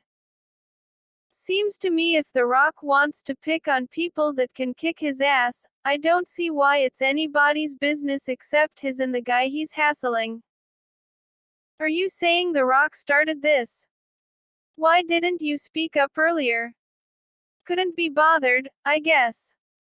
Coach Campbell glanced at Nick, then back at the guy. Nick could see Desmond was no slouch, either. About 6 feet with a head of thick brown hair, he had a powerfully developed physique. More important to Nick, though, when he had begun to laugh, the other guys in the room had backed off slightly, as though even his humor intimidated them. Coach Campbell seemed to take him seriously enough. What are you doing in here, anyway, Desmond? The coach asked. Don't you have a cross-country race to run this afternoon? I do, yeah. So what? You shouldn't be tiring yourself out beforehand lifting weights. Then his tone took on a bitter edge. You shouldn't be running at all. Why don't you suit up for tonight's game? We need some help at fullback. I'll tell you why, coach. 'Cause I don't feel like it. You're wasting God-given talents. You could go to college on a scholarship. You have the potential to go to Notre Dame. Desmond looked bored, sat down. No way, I ain't even Catholic. Coach Campbell let out an exasperated breath, turned to Nick. All right, Grutler, we'll let it pass this time. But in the future, try to stay out of trouble. Nick had not expected an apology. Yeah, sure. When the coach had left, everyone went back to pumping iron, except for Desmond, who pulled on a torn cross-country jersey and strolled outside. Nick caught up with him on the hot asphalt between the weight room and the gym. Hey, I just wanted to thank you, Nick said. The guy didn't even slow down. No problem. I got a real kick out of seeing you knee the rock between the legs. I bet that pig can't stand up straight for a week. Well, I won't forget it. I owe you one. You don't owe me nothing. But if you want to buy me a case of beer someday, I'll drink it. And with that, Desmond walked away. Nick did not go to the infirmary. He didn't know where it was, and he didn't want to run into the Rock and his pals if he was able to find it. He took a shower instead and afterward held a wad of toilet paper to the cut on his scalp. Eventually the bleeding began to subside. The resulting scar would be hidden under his hair, but because he had hit the mirror with the side of his head, and not the back, the flesh between his left temple and left eye had also begun to swell. He worried what his father would say when he saw it. His father had a violent temper. Besides having given him walking orders to stay out of trouble, his father had also told him not to come home that afternoon without a job. Nick had figured his best bet would be the nearby mall. He knew roughly where it was and thought he might be able to walk there in less than an hour. He'd worked before, in his old neighborhood, loading freight at the docks. He wondered if the stores in the mall would want him to fill out all kinds of papers before letting him show what he could do. He hoped not. Before he set out for the mall, he stopped at the soda machines in the courtyard. He was disappointed to discover he didn't have enough money to buy a Coke. He was standing there, fishing through his pockets for a possible hidden dime, when a small Hispanic girl came up at his side. May I? She asked. He was blocking her way. He stepped aside hastily. I don't have the right change, he mumbled. He'd seen the girl before, at lunch, sitting by herself beneath a tree hugging her knees. She had long black hair tied back in a ponytail that reached to her waist. Oh, she put in her change, made her selection. A can of orange soda popped out below. What do you need? Nothing, I wasn't that thirsty. He was dying for a drink. Thanks, anyway. No, she said, glancing up at him with big, lustrous eyes, a serious, perhaps sad, expression. I have change. Nick shrugged. I need a quarter. She reached in her tiny purse. I have 3 dimes. He took out his dime and 3 nickels. This was all the money he had in the world. He'd gone without lunch. This was another reason he needed a job in a hurry. He had to buy almost all his own food. He took her dimes and bought his Coke, giving her back the spare nickel. Thanks, he said, opening the can, shifting nervously in his feet. She was staring at him. Do you know you're bleeding? She asked finally. He touched the side of his head. It had started again. It's nothing. I cut it. Does it hurt? No. A little. It will stop in a minute. She went to touch the area. He recoiled automatically, and she quickly withdrew her hand. I'm sorry, she said. It's really nothing, he said quickly. You were in a fight, weren't you? He began to shake his head, stopped. Yes, I was. Her next question caught him off guard. Did you win? I don't think he'll want to fight me again. She offered her hand. Maria Gonzalez. You're Nick, aren't you? He shook her hand briefly. Her skin was cool, very soft. How did you know? I've watched you this week. You walk from one place to another. You never talk to anyone. I did that when I first got here. She had a strong Spanish accent. He wondered if she had only recently come into the United States. He'd had experience with a variety of ethnic groups in his old neighborhood. He suspected she wasn't from Mexico, but from farther south, from El Salvador or Nicaragua. I don't know many people here, he said. Do you know anybody? I know the name of the guy who threw me into the mirror. She smiled faintly. She had deep red heart-shaped lips, smooth high cheeks untouched by makeup. Her pink dress hung loose and cool, but he could tell she had a fine figure.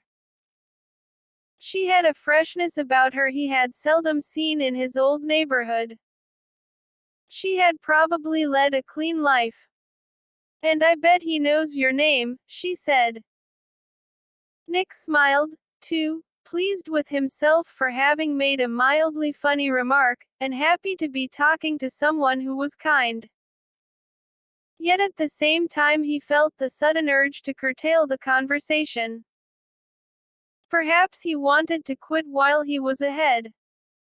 Maybe he didn't think he was good enough to be talking to someone like Maria. Nice meeting you, he mumbled, backing up a step. I better be going. Do you take the bus home? No. Oh, you have a car. He stopped. The truth sounded so poor. Not really. Where do you live? In a shack. Near Houston and 2nd. I live over that way. You don't walk home every day, do you? Sometimes I hitch a ride. No one had picked him up so far. You should take the bus. There's one coming in about 10 minutes. You shouldn't be walking home after getting hit like that on the head. The urge to get away intensified. He felt exposed, as though any second this girl was going to see something repulsive in him. He took another step back. I'll be all right. I've got to go. Thanks again for the Coke. Take care of yourself, Nick. He hurried off the campus, walking in the direction of the mall. He didn't understand it. She had sounded concerned about him. Chapter 4. Sarah Cantrell approached the soda machine seconds after Maria Gonzalez and Nick Grutler finished talking.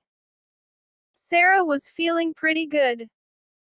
She was glad she had spoken her mind about the candidates in the assembly that afternoon.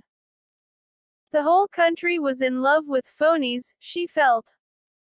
The bamboos on sitcoms, the rock dopers on MTV, the rich liars in DC. It made her sick just going into the supermarket and having to look at all those fakes on the covers of People magazine.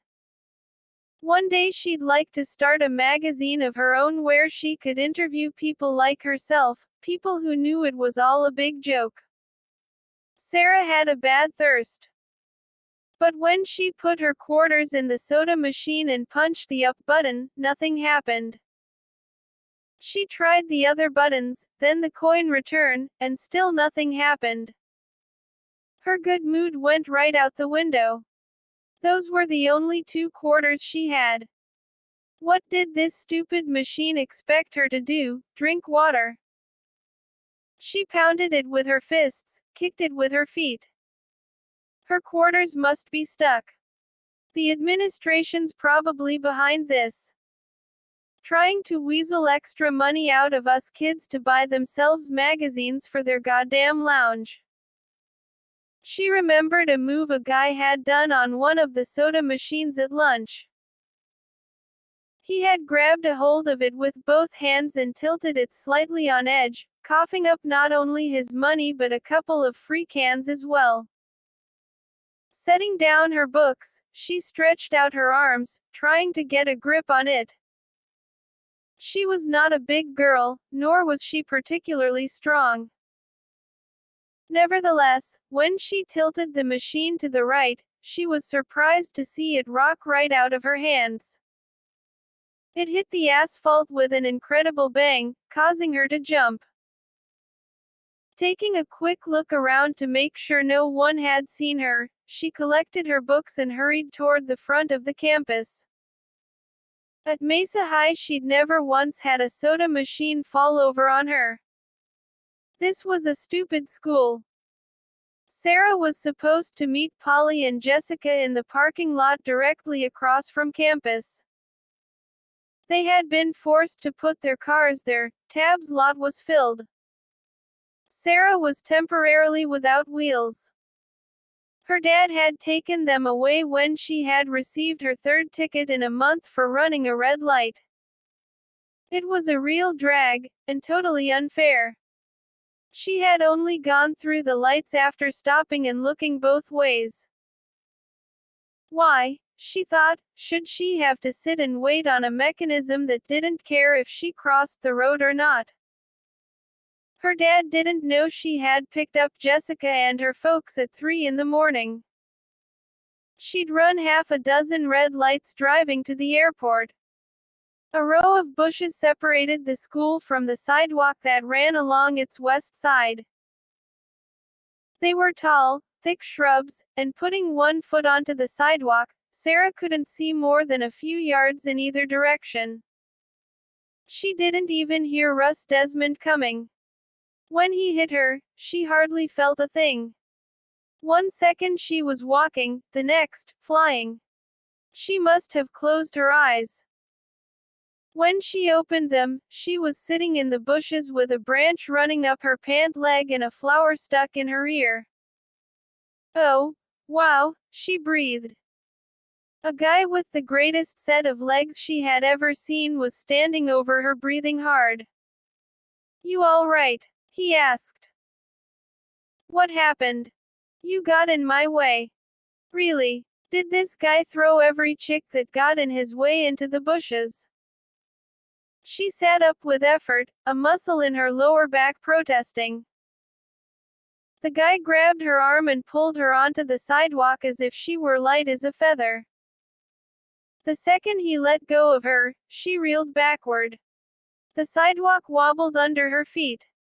"Thanks a whole bunch," she muttered, blinking. "Who the hell are you?" "Russ Desmond." He wiped his sweaty face on his arm, still panting like a dog. "You've got leaves in your hair." "I didn't grow them, believe me." She tried to brush them away and poked herself in the ear. Her hands were trembling. Maybe she had a concussion or something. The guy looked pretty far out, like a biker in a track uniform. "I'm Sarah Cantrell. You must have seen me at lunch." "Huh." Just then a multicolored herd of various-shaped teenage boys came storming down the sidewalk. They had appeared from around a corner, and there was only a second to get out of their way. Russ Desmond watched them pass without a great deal of interest. "Did the guys migrate a tab or what?" she asked, getting back down from the steps where she had run for safety. We're just having a little race is all. What did you mean? I must have seen you at lunch. What happened at lunch? It hit Sarah then what was going. Wait a sec, you're in the middle of a race.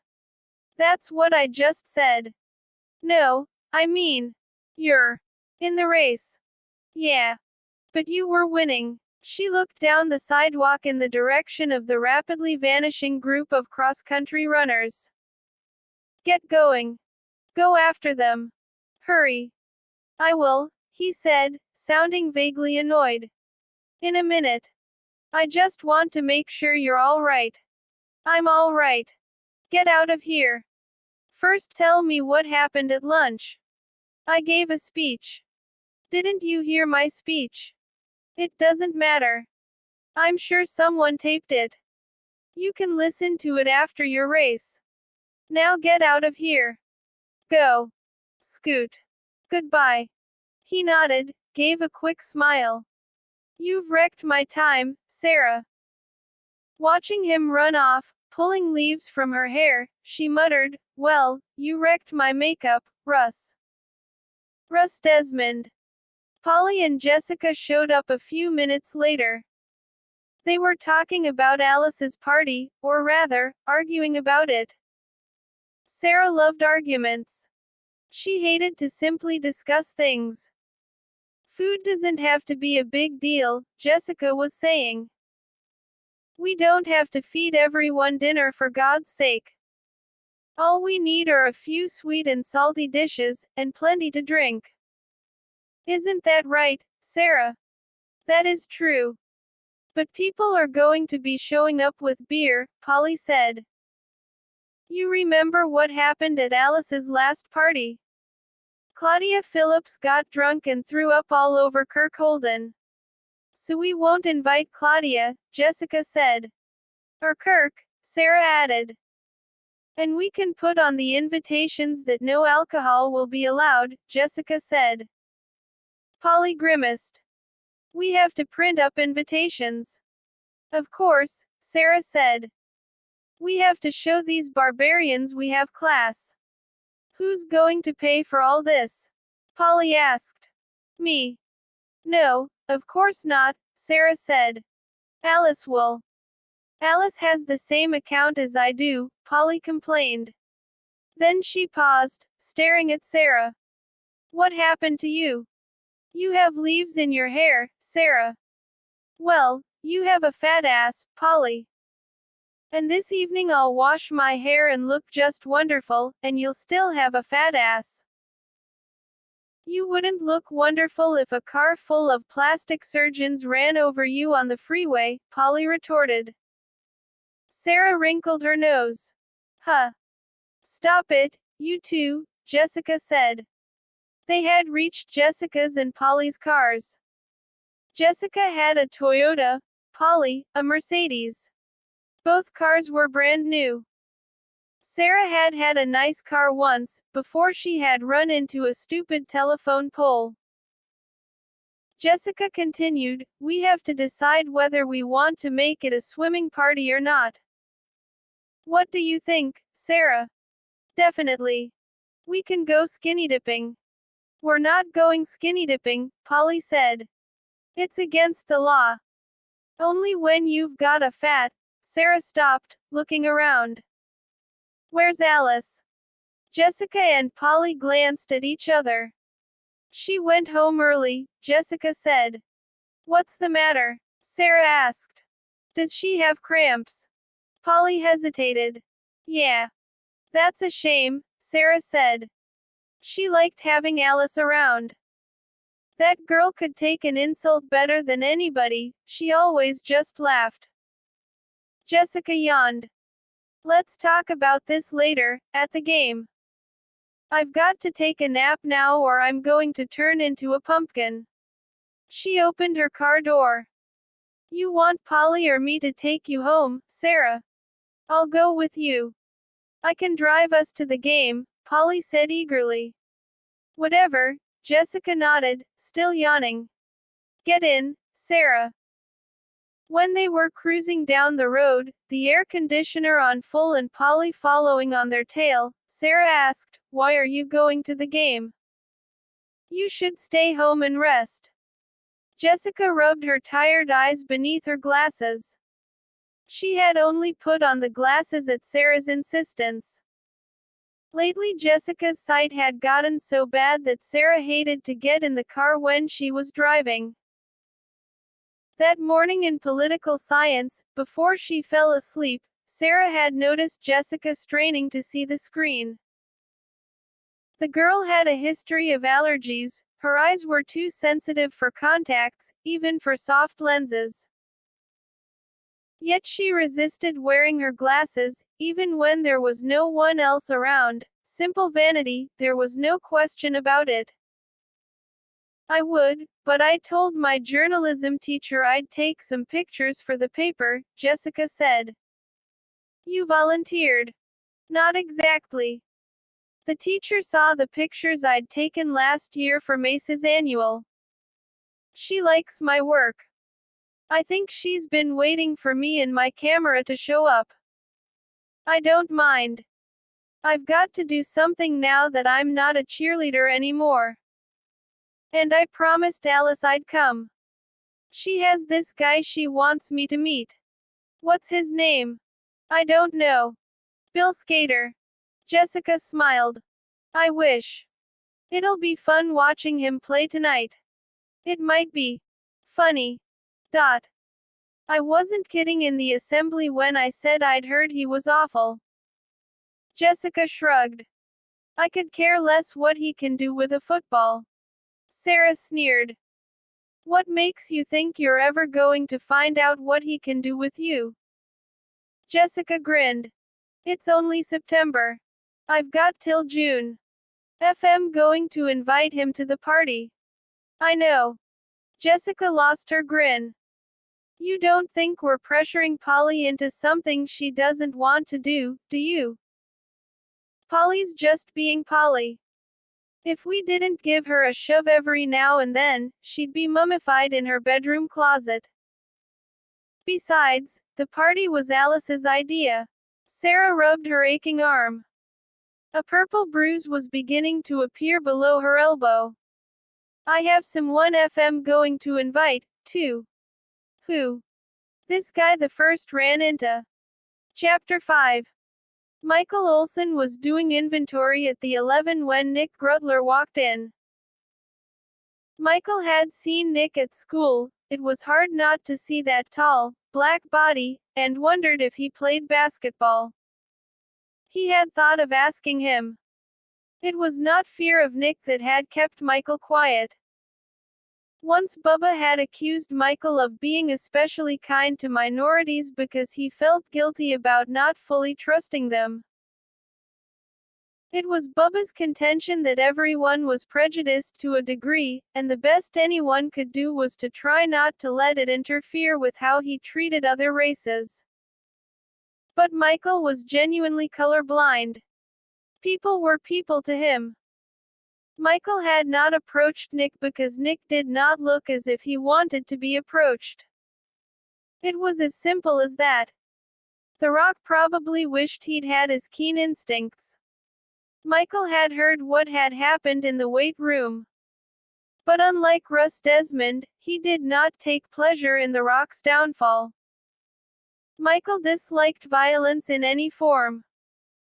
But now that Nick had come into his store, Michael felt no qualms about introducing himself. He nodded as Nick approached the counter. "Hi, how are you doing? Don't we go to school together?"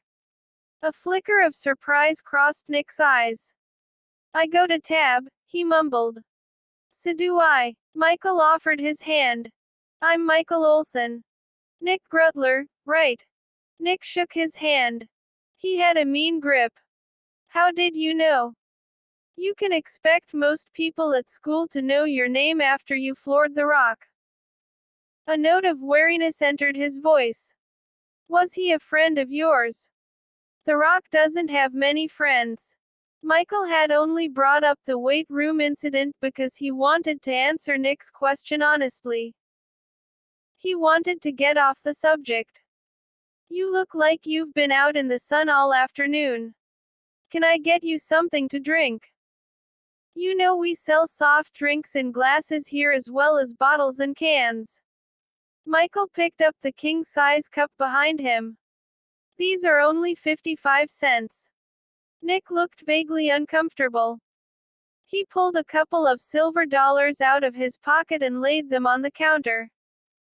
These are good, aren't they? Michael picked one up.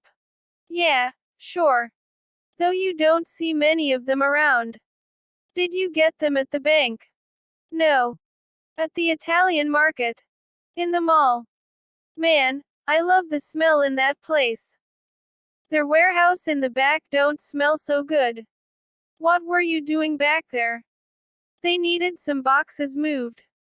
Michael knew the owner of the market. He had probably worked Nick to death for a couple of hours and then given him the 2 silver dollars, probably thinking Nick would imagine they were worth more or something. Michael was looking for a new employee. The owners had told him to hire whomever he wanted. They trusted his judgment. Was it a temporary job? He asked, knowing it was. Who would hire a black with bloody hair? Yeah. I'll have one of those big Cokes for 55 cents. Sure. Michael reached over, scooped some ice into the paper cup. Have you done enough work for one day? Nick seemed interested. I could do more. I'm rearranging our storeroom. But because I have to keep coming back up front to handle the register, it's taking me forever. It's backbreaking work, all you're doing is lifting, but someone like you could probably finish most of it in a few hours. I could give you $30 under the table, no tax taken out. Nick accepted his Coke, took a deep swallow. Show me where to start. Michael led Nick to the rear of the store and gave him an overview of how disorganized things were. Nick grasped immediately what had to be done. After a couple minutes of discussion, Michael left Nick alone. He needed help with the storeroom, true, but Michael was also using the chore as a test. If Nick did good work, he would offer him a permanent part-time job. It would be handy having someone around who could reach the top shelves without a ladder. 2 hours later, as it began to get dark outside and the faint sounds of Tab High's band drifted through the open door from the direction of the school stadium, Nick reappeared and announced he had finished. One look in the back and Michael was astounded. Not only was everything neatly arranged, Nick had obviously used his own initiative, and used it wisely, in setting up certain sections. This meant a lot to Michael. He'd previously had a couple of employees who had been fine workers except that they had required constant supervision. Obviously Nick had common sense as well as powerful biceps. Getting 3 tens out of the cash register, Michael made his offer. He could guarantee him at least 20 hours a week, although some weeks he'd need Nick close to 30. He gave him a brief summary of what his responsibilities would be, and what he would start at. Nick listened patiently, and from his stoic expression, it was impossible to tell what was going on in his head. He asked only 2 questions. Will I be working with you all the time? Most of the time, Michael said. Nick thought for a moment. Why are you doing this for me? I'm offering you the job because you've proven to me you know how to work. I'm not doing anything for you. Nick nodded. I appreciate it, anyway. The only one who would even talk to me at the mall was that Italian guy, and I know he just ripped me off.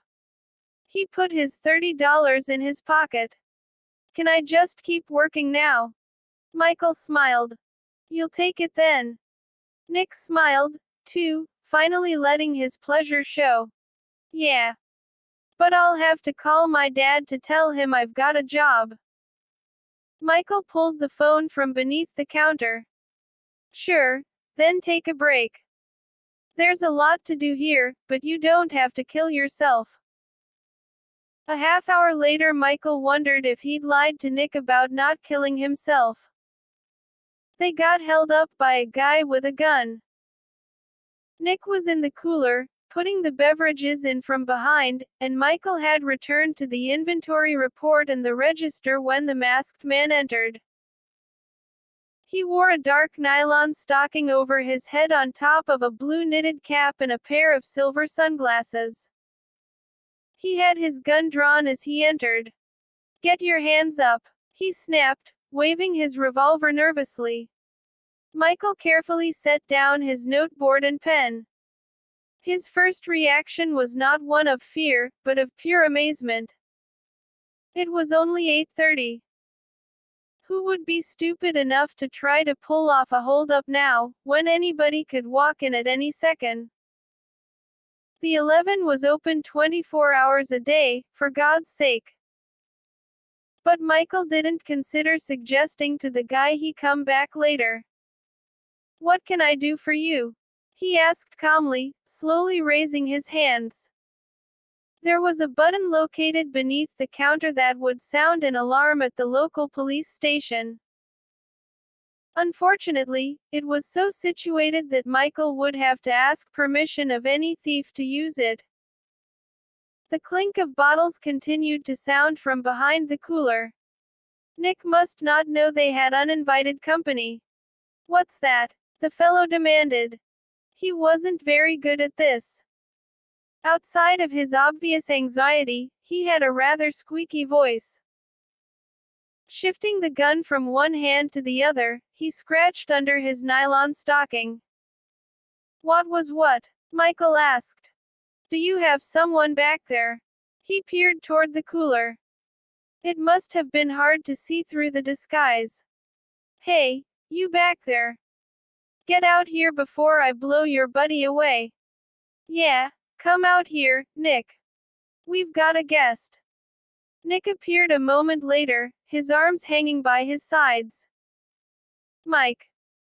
It's nothing to worry about, Michael said, trying to relax everybody concerned. We're all cool here, aren't we? Yeah, it's cool, the guy spat out, cocking his revolver. Give me your goddamn money.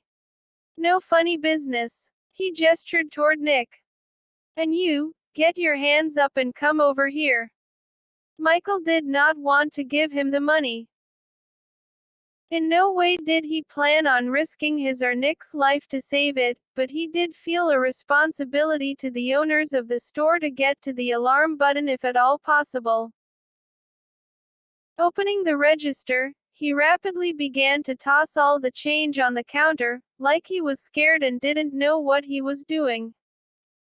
The masked man shook his gun angrily. Just the bills, man. Just the bills.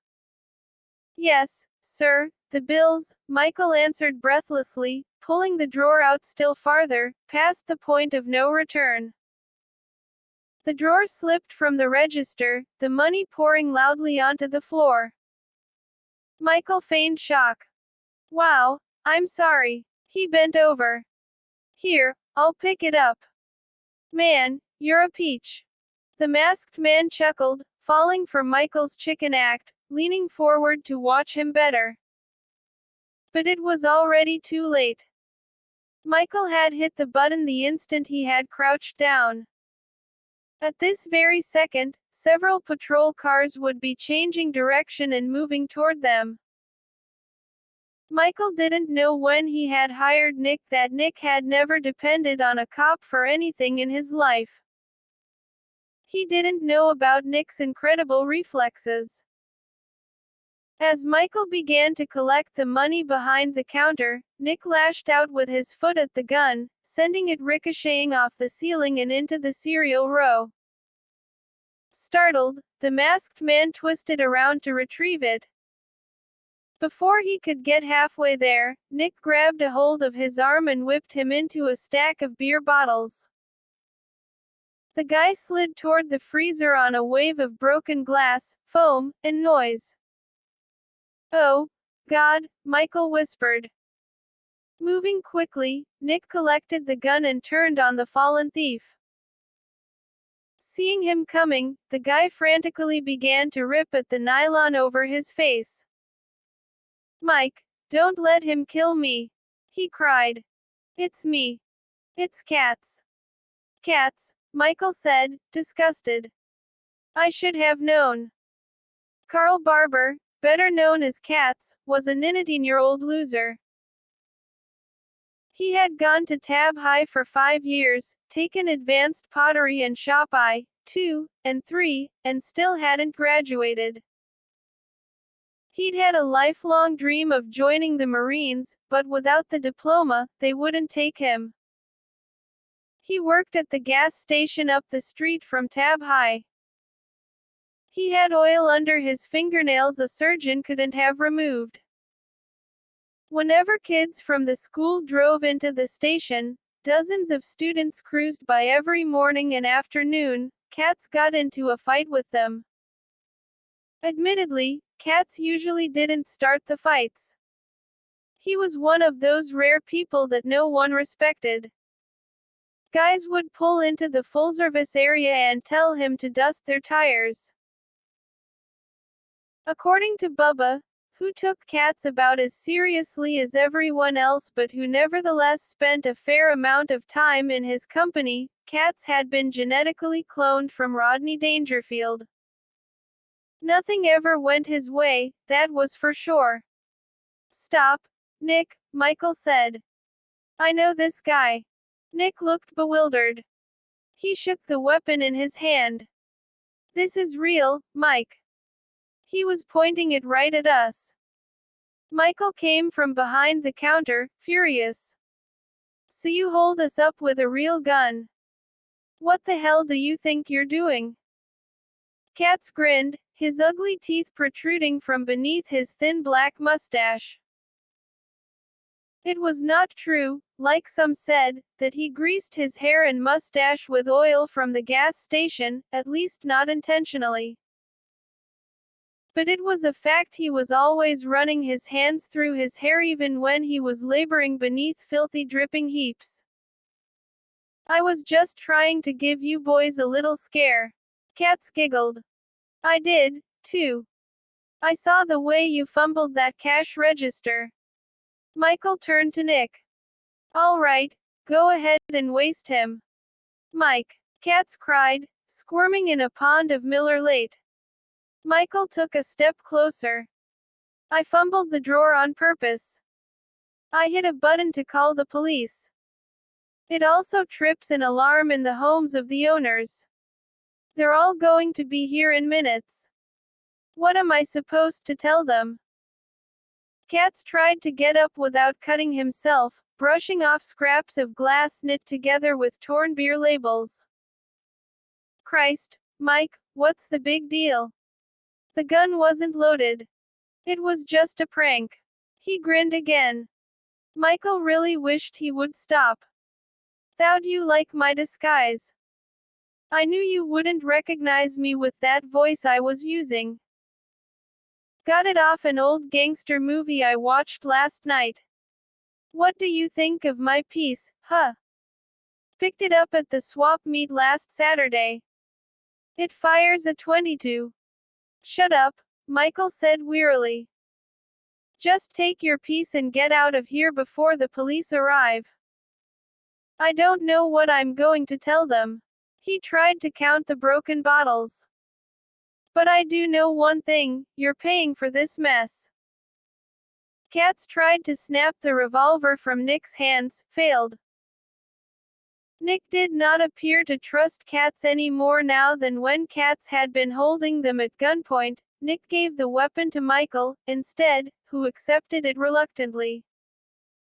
Michael had never understood why anyone made handguns. They were no good for hunting. They were only good for killing people. Had Cats been stowing it in his refrigerator, he wondered. The steel felt unreasonably cold in his hand.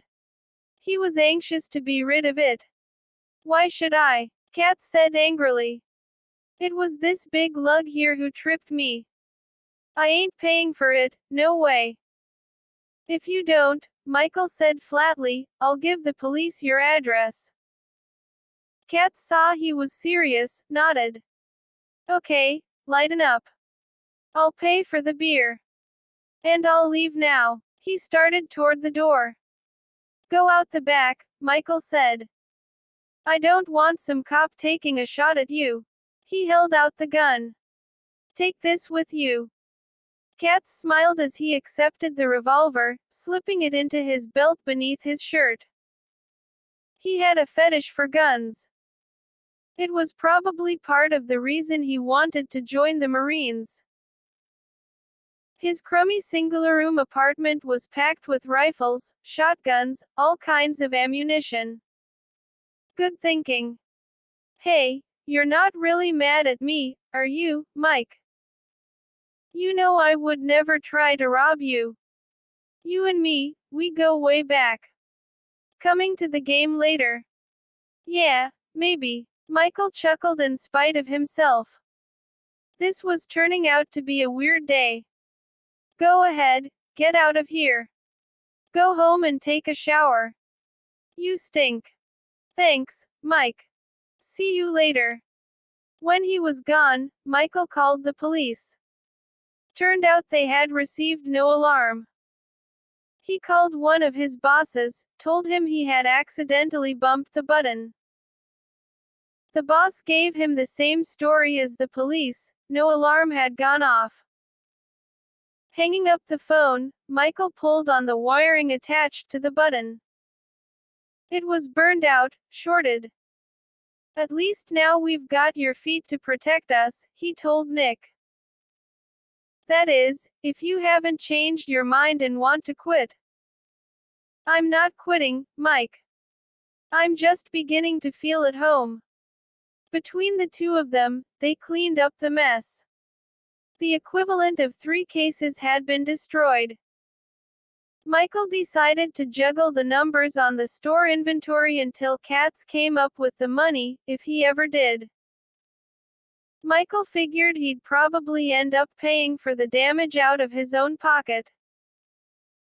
Michael's replacement, the 20-year-old son of one of the bosses, came in at 9 o'clock. Amir went full-time to the local junior college and spent most nights at the store. As a result, he was chronically exhausted, and did little during the wee hours of the morning except run the cash register and study. He simply nodded when Michael introduced Nick as their new employee. Michael hoped Amir's father had the same reaction. Michael and Nick were walking out the front doors of the 11 when the phone rang. An hour had passed since the phony holdup. It was Bubba. Michael took the call in the small office in the back. Did you invite Nick Grutler to come to the game with us? Bubba asked. Yeah. The invitation had surprised Nick, but he had accepted without hesitation. He seemed to be looking forward to it. Where are you? You said you'd pick me up at 9. Katz is here, Bubba said, lowering his voice. He tells me Grutler tried to kill him. Did Katz also tell you that he pulled a gun on us? Yeah, but that was a joke, Mike. What's wrong with this guy? I hear he practically cut the Rock's throat this afternoon. Get off it, Bubba. You know as well as I, the Rock started it. Nick's cool. Are you going to pick us up or not? If it was just up to me, I'd be there already. But Katz wants to go to the game, and he says if Nick comes with us, things might get ugly. He's full of it, I know, but why don't you and Nick go on alone? Since when does Katz tell you what to do? It's no big deal. Let's not fight about it. I'll meet you there. Come on, it's getting late, and I want to talk to Claire before halftime ends. Michael was disappointed in his friend. Whatever you say, Bubba. Michael owned his own car, an off-white Toyota that had over 100,000 miles on it when he bought it. The interior was clean, and although the engine drank a quart of oil every month, it ran smoothly. Yet as he opened the passenger door and adjusted the seat for Nick's long legs, Michael thought how plain it would look to a girl like Jessica Hart who had just returned from sunbathing in the Aegean Sea. He was hoping to see her at the game, maybe say hello. The school lot was packed. They had to park a block away in a residential area. Walking toward the stadium, Michael caught a glimpse of the scoreboard. Tab high 0, visitors 6. The marching bands and drill teams had taken the field. The snack bar was beset with thick lines. They had definitely made it for halftime. Have you ever played any sports? Michael asked Nick as they hurried up the steps that led to the entrance. Nope. How about some pickup basketball games? Oh, yeah, we used to play those. Nick chuckled. But we never followed many rules. You had to knock a guy unconscious for a foul to be called. Have you ever thought of going out for the team here? Nick looked uncomfortable. I don't think I'd fit in on a team. He reached for his back pocket. How much is it to get in? When you're this late, it's free. Once inside the gate, they both caught a whiff of the hot dogs and decided they were starving. Nick insisted it would be his treat and went to wait in line while Michael made a quick stop at the restroom. He was heading back to the snack bar when he ran into Alice McCoy. She had a guy with her, a thin redhead who was literally dragging her toward the exit. Mikey, she called, disengaging herself from her date and running to give him a quick hug. Where have you been? I've been looking for you all night. Remember, I wanted you to meet my friend. Well, I'm here now, he said cheerfully. She glanced back over her shoulder. Her date had turned away, staring into the brick wall behind the snack bar. Alice smiled quickly, nervously. Did you have to work late? No later than usual. Do you have to leave now? Yeah. We have to go somewhere. That's too bad. I can always meet your friend another time. No, I want to be there when you meet her. Again, she glanced at her date, obviously trying to come to some sort of decision. Michael nodded toward the guy. Is that your new boyfriend? She didn't seem to hear him. Could you stay here a sec? Sure. Alice walked back to the guy, spoke softly to him.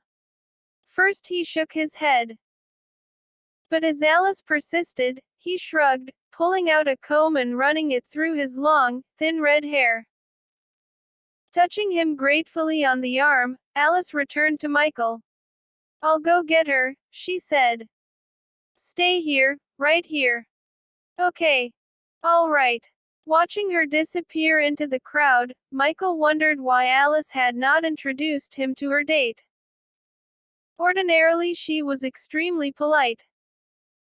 Something about the way the guy stood, his hands plowed into his pockets, completely ignoring everyone around him, disturbed Michael. He decided he'd introduce himself.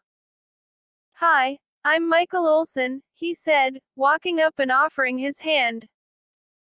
I'm a friend of Alice's. You're Clark, right? The guy had the brightest green eyes Michael had ever seen. They practically glowed in the dark. His gaze lingered on Michael's outstretched hand for a moment before he lazily shook it. I suppose, he said. He had a deep southern accent, a disconcerting stare. His black leather biker jacket hung loose over his shoulders. Michael suspected there was nothing but skin and bone beneath it. The guy needed to see a doctor. His palm was warm and clammy. Alice tells me you're also an artist. Clark found the comparison amusing. She loves pretty colors. I like sharp lines, black and white. Huh. What's that mean? That I'm unique. What does she see in him? The question made Michael pause and consider how well he knew Alice. From day one, he'd neatly classified her as a carefree darling. He should know better by now that no one was that neat, or that unique. She told me you've had a big influence on her work. He asked. She's talked about me. On occasion. Alice doesn't work. Alice's got too much money to work. Alice's got too many dresses. He grinned suddenly. Do you like the dress she's wearing tonight? I like when her sister wears it.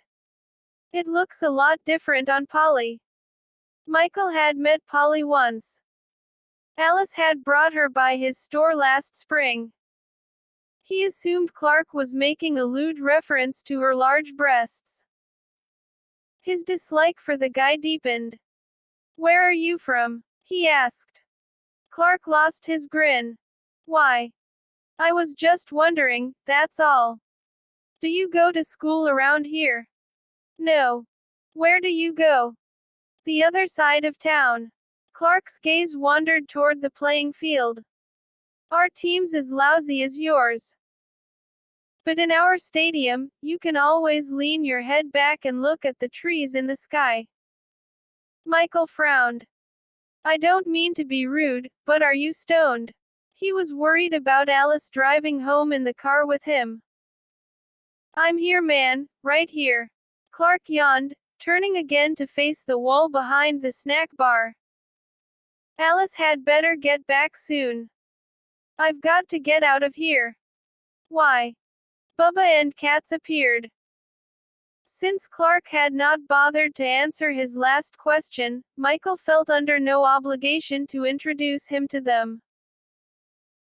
Bubba had on a black suede jacket, a red handkerchief tucked in the pocket, a white silk shirt underneath. Katz was no longer dripping but still stunk of beer. Bubba had probably thrown Katz's clothes in the dryer without washing them. Clark continued to stare at the wall. It didn't even have graffiti on it. Michael allowed Bubba to pull him aside. Have you seen Claire? He asked. No, I haven't been here long, Michael said. But I think the cheerleaders are finished with their halftime routine. Good. Bubba gestured in the direction of Clark. Who's that? A friend of Alice's. Wonderful. He looks dead. Bubba turned to Katz, pulling out his wallet. Get me a large buttered popcorn and a medium-sized DR pepper without ice. He handed Katz a 10. Treat yourself to whatever you want. Bring it to the 5-yard line. But if I'm talking to Claire, keep your distance. Katz accepted the money. The side of his face had begun to color from his bout with Nick. Going to bag her, Bubba. I'm going to wrap her up in aluminum foil and toast her. Go get in line. Tell them to watch the salt on the popcorn.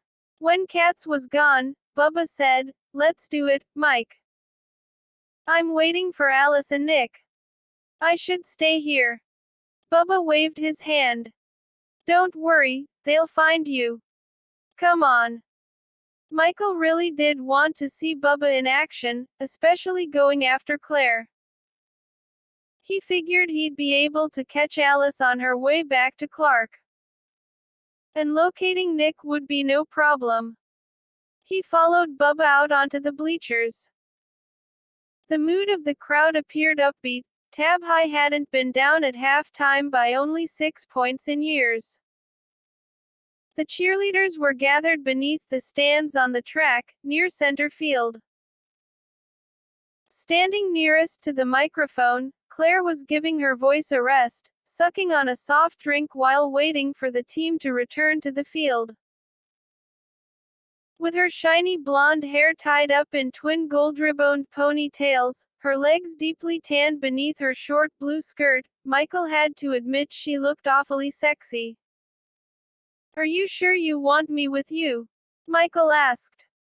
"I consider this a necessary part of your education. Just stay close, like we're hanging out together. But let me do all the talking." A chest-high chain-link fence separated the audience from the track. Leaning casually into it, Bubba waved to Claire, calling, "Hey, come here. I want to talk to you." Claire did not quite know what to make of the order. Holding onto her drink, she approached slowly. "Yeah, what?" she said, looking up at him. Bubba smiled. "How are you doing, Claire?" "Good. You look good." Claire took her straw out of her mouth. "TM all right. What can I do for you, Bubba?" Bubba rested an elbow on the top of the fence, dropped his smile for an unhappy expression. "I don't know, maybe you can do something. I'm having a bad day, a really bad time." "What's wrong?" Claire asked. "Well, like I was telling Mike here, you know Mike, sure you do, it's no wonder they speak of the stock market like it was a woman. You never know what she's going to do. The same day you think you've got her figured out, she turns around and stabs you in the back."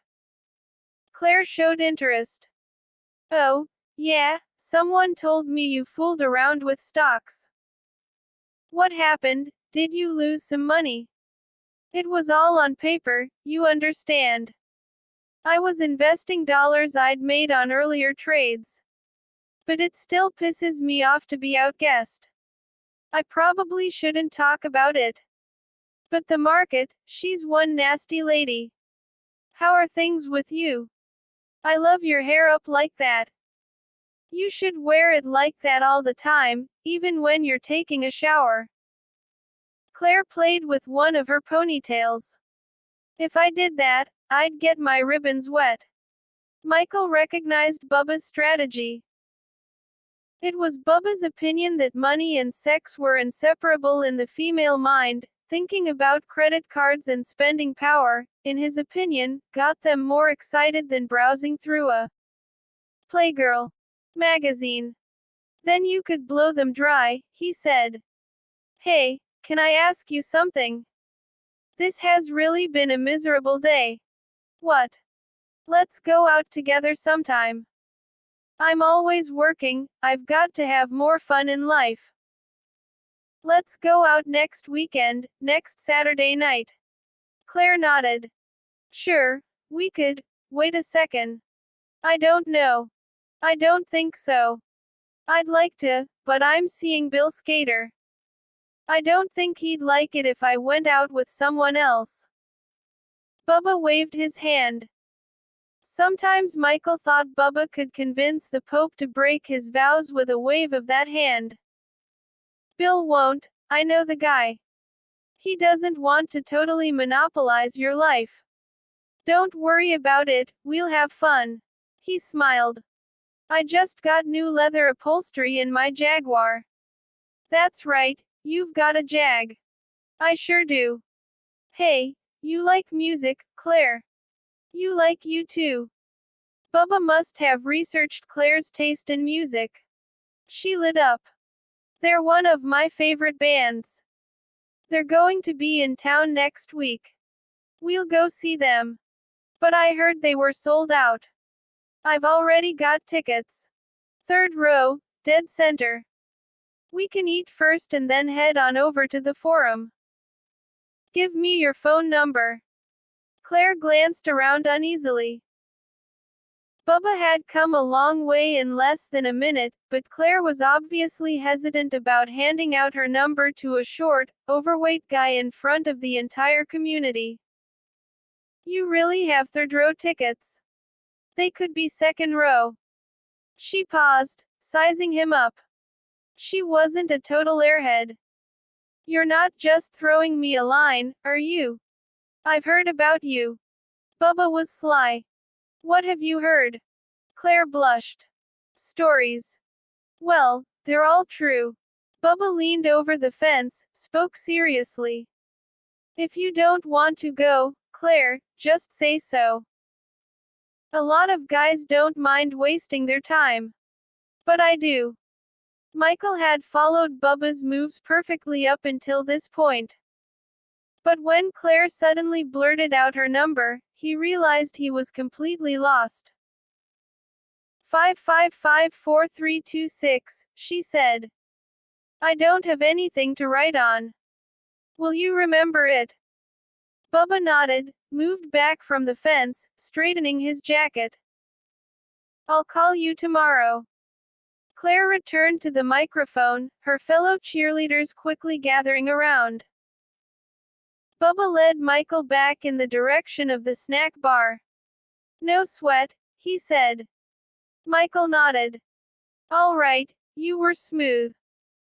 But if you hadn't brought up the concert, she would never have given you her number. Do you really have tickets in the third row? Nope, I don't have any tickets. And I'm not going to pay scalper prices to get them. You're kidding. She'll freak when you pick her up. No, she won't. 10 minutes alone with me and she won't even remember how to spell you too. Michael laughed. I'd like to see that. I'm hoping you will.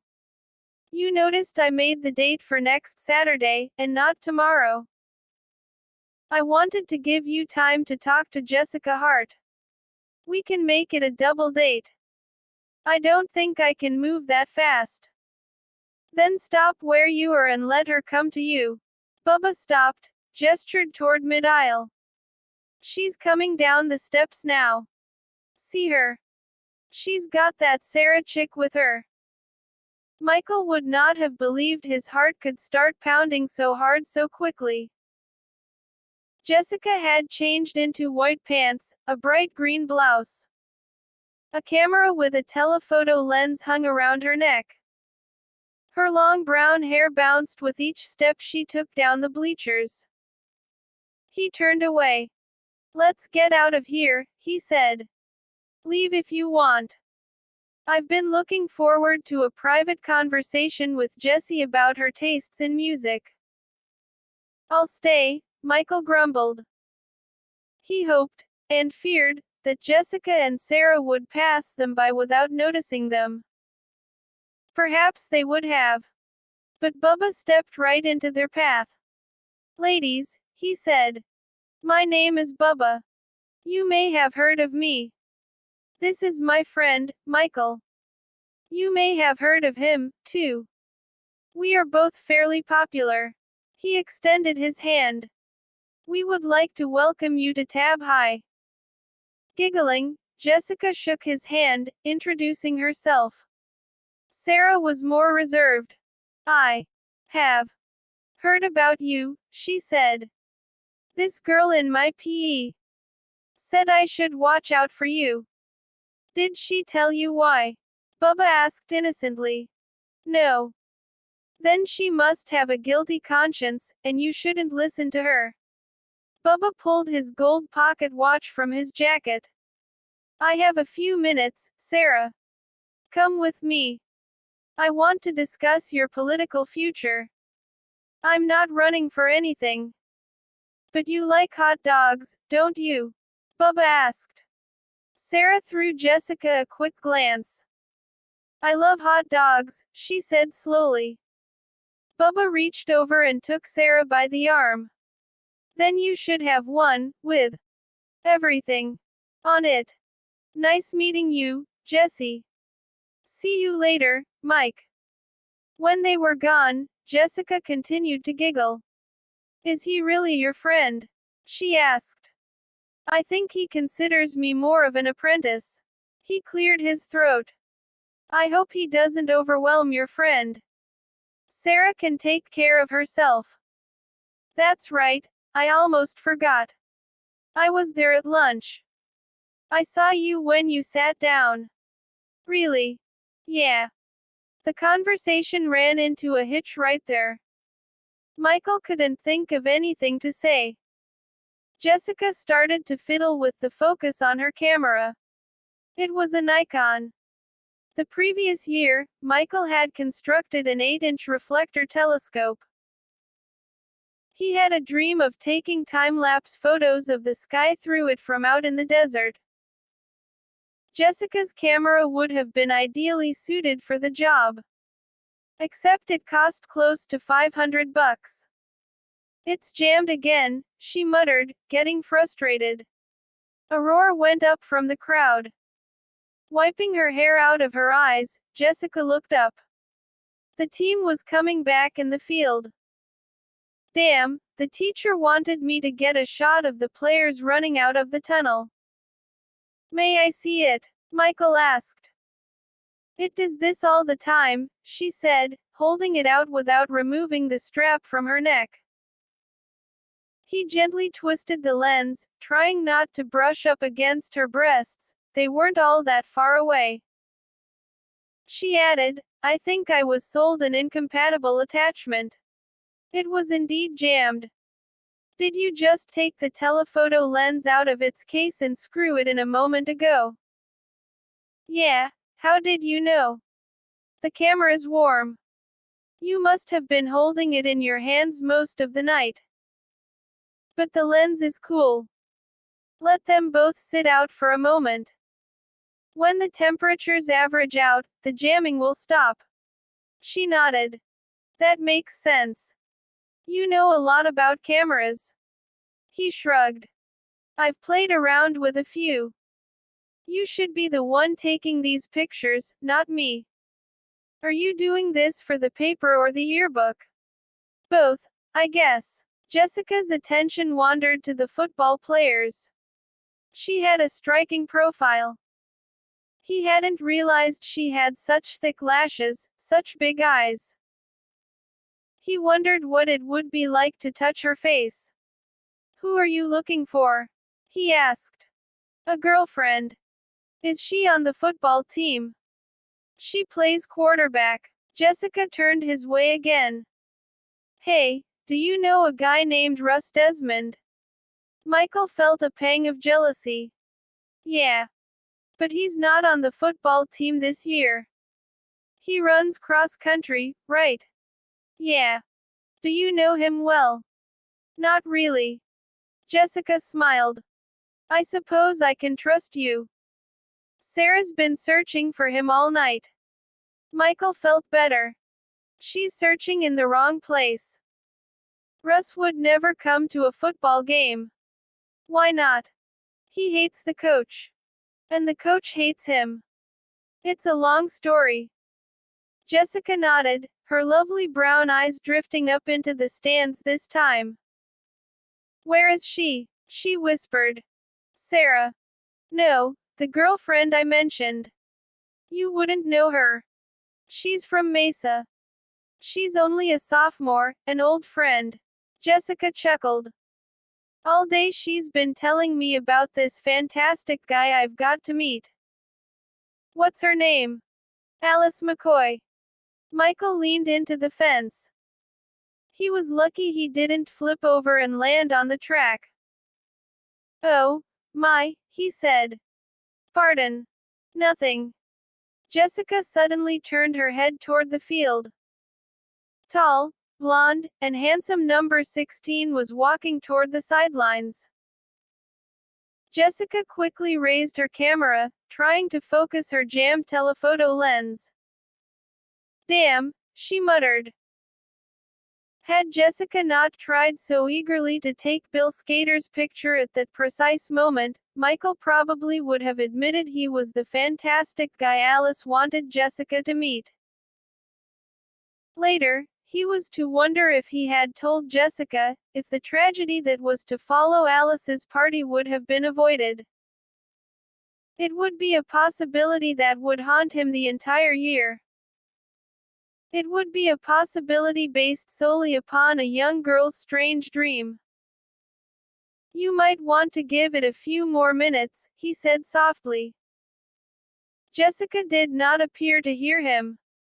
She had lowered the camera, and her eyes Bill had stopped at the microphone to talk to Claire. I better go, Michael said.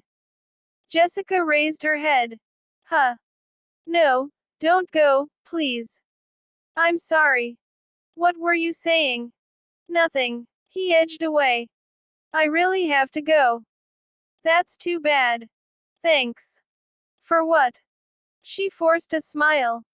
For everything, what else? Michael did not head in the direction of the snack bar, but away from it.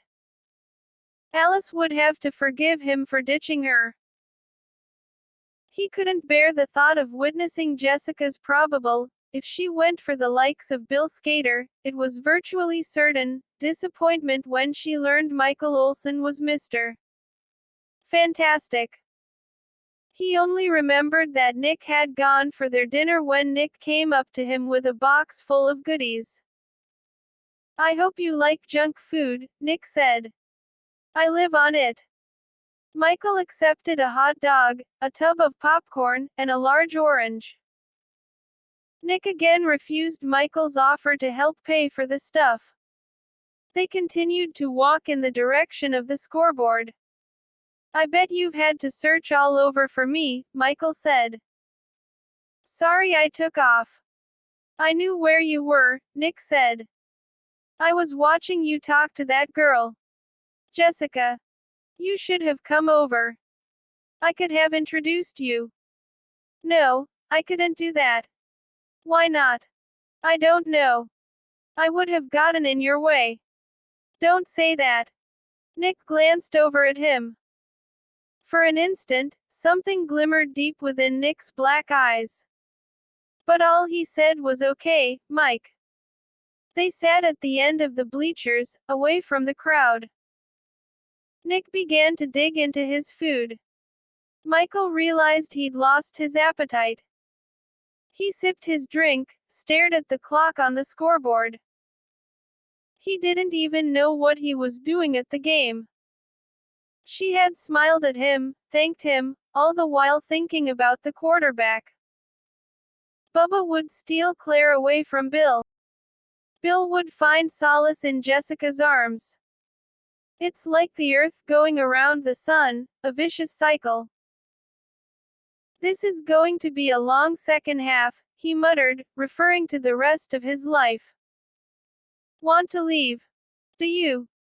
Whatever you want, Mike. Whatever I want, he repeated quietly. He chuckled sadly, shook his head. No, not today. Maybe tomorrow. He slapped Nick on the back. At least he'd made a new friend. Tell me about yourself, Nick. What do you want to hear? Everything. He thought of Jessica's line. What else? It took them a while until they returned to the topic of girls. Finally, however, Michael heard of Maria, and spoke of Jessica. They both agreed that something had to change. Chapter 6. Polly McCoy noticed that her arm was bleeding. A drop of red trailed from beneath the bandage inside her left elbow all the way to her wrist. She had given blood that afternoon. It was a habit of hers to give blood every 2 months, as frequently as she could. Once Jessica had joked that she must have been a vampire in a past life, that she was working off karma. Polly didn't know about that. She had all this money and she had never done anything to earn it. She felt as if she had to help people, give something back. And she didn't believe in reincarnation, anyway, or even life after death. When you died, you were dead. It was pretty simple.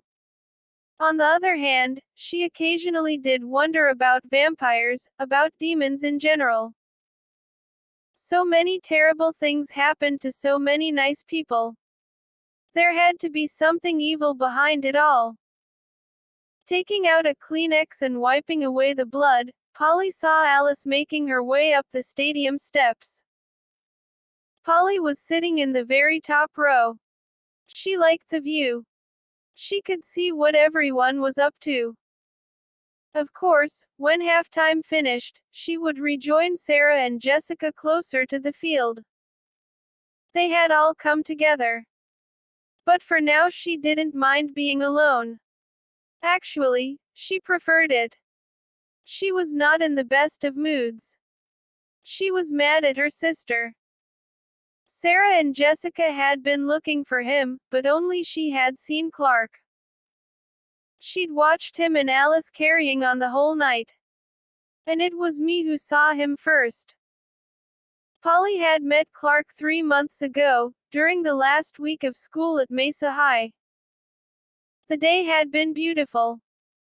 She and Alice had decided to go for a hike in the woods. They had driven up into the nearby mountains and set out along a trail adjacent to a stream. They quickly ran into trouble. Approximately 2 miles from the car, Polly stepped on a loose stone and twisted her ankle. The sprain was nasty. They both decided she should stay where she was while Alice went for help. While waiting for her sister's return, Clark appeared. Polly's initial reaction to him had been one of fear. He talked weird. He looked weirder. But he had a certain touch. When he took her swollen ankle in his delicate hands, over her shy protests, and began to massage points on either side of the bone, the pain vanished. Polly had read about acupressure and stuff like that. What he did went beyond that. The swelling even stopped. And the more she listened to his voice, the less strange it sounded. He had lots of interesting ideas. He told her how the mountain they were on had once been used by the Indians as a sacred spot for the channeling of the spirits of long-dead medicine men. What made his point of view so unique was that he neither believed nor disbelieved what he said. He was just being open. He told her she had to open up. He had a pad and pencil with him. He wanted her to take off her top and let him sketch her. When she refused, he began to draw her as if she were completely nude. He finished the sketch minutes before Alice returned with the ranger. He gave it to her as a present. She didn't remember having given him her number.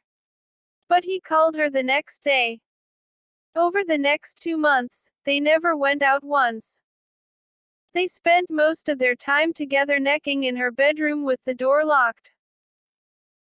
She finally did take her top off for him, and her pants, but they never had sex. He would push her right to the limit and then back off. She knew it was probably for the best, what with all the talk of herpes and AIDS going around. Nevertheless, it still frustrated her. She wondered if he truly found her attractive. She wondered that a lot when he started chasing Alice. It happened just like that. Overnight. Hello, how are you, Polly? Let me speak to Alice. And from then on Alice and Clark were always together. The only thing that kept Polly from freaking out altogether was that their relationship appeared to be a brother-sister sort of thing. Alice said it was, and of course being the considerate sister that she was, she had still asked Polly 1,000 times if it was okay. Polly told her not to worry. She wanted what was best for Alice. And there was no denying Clark was opening her up to all kinds of artistic inspirations. Alice had paintings in progress in her studio that the special effects people in Hollywood couldn't have dreamed of. Yet Polly was finally beginning to wonder if she hadn't gotten a raw deal. Tonight, for the first time, she had seen Clark put his arm around Alice. If you would do that in public, there were a lot of other things you might do in private. Clark had such hypnotic green eyes, like a cat. And those long fingers. She couldn't stand the thought of them all over her baby sister. Hi. Have you seen Jessie? Alice asked, panting from her hop up the steps. Last time I saw her, she was down by the cheerleaders. But she's not there now. Alice searched the stands, sighing. I've got to find her right away. Clark wants to leave. I could give her a message for you. No, it's not that. I want her to meet somebody. Why are you leaving with Clark now? I told you, he wants to leave. Why does he want to leave? He didn't tell me. Alice stopped. What's wrong? With my arm. It's bleeding, can't you see? I gave blood today. You should, too, sometime.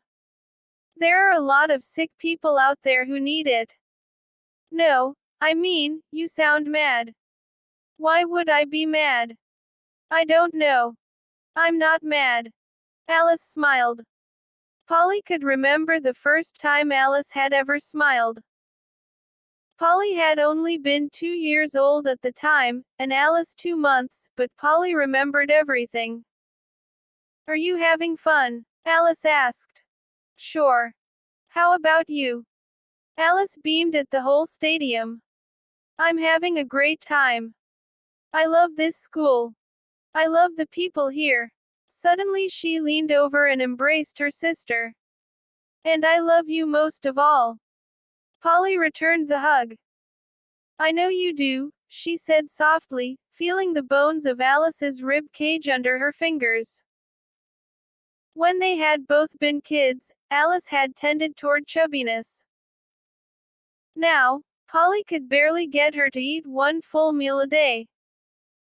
Would you like a candy bar? She asked, reaching for her purse.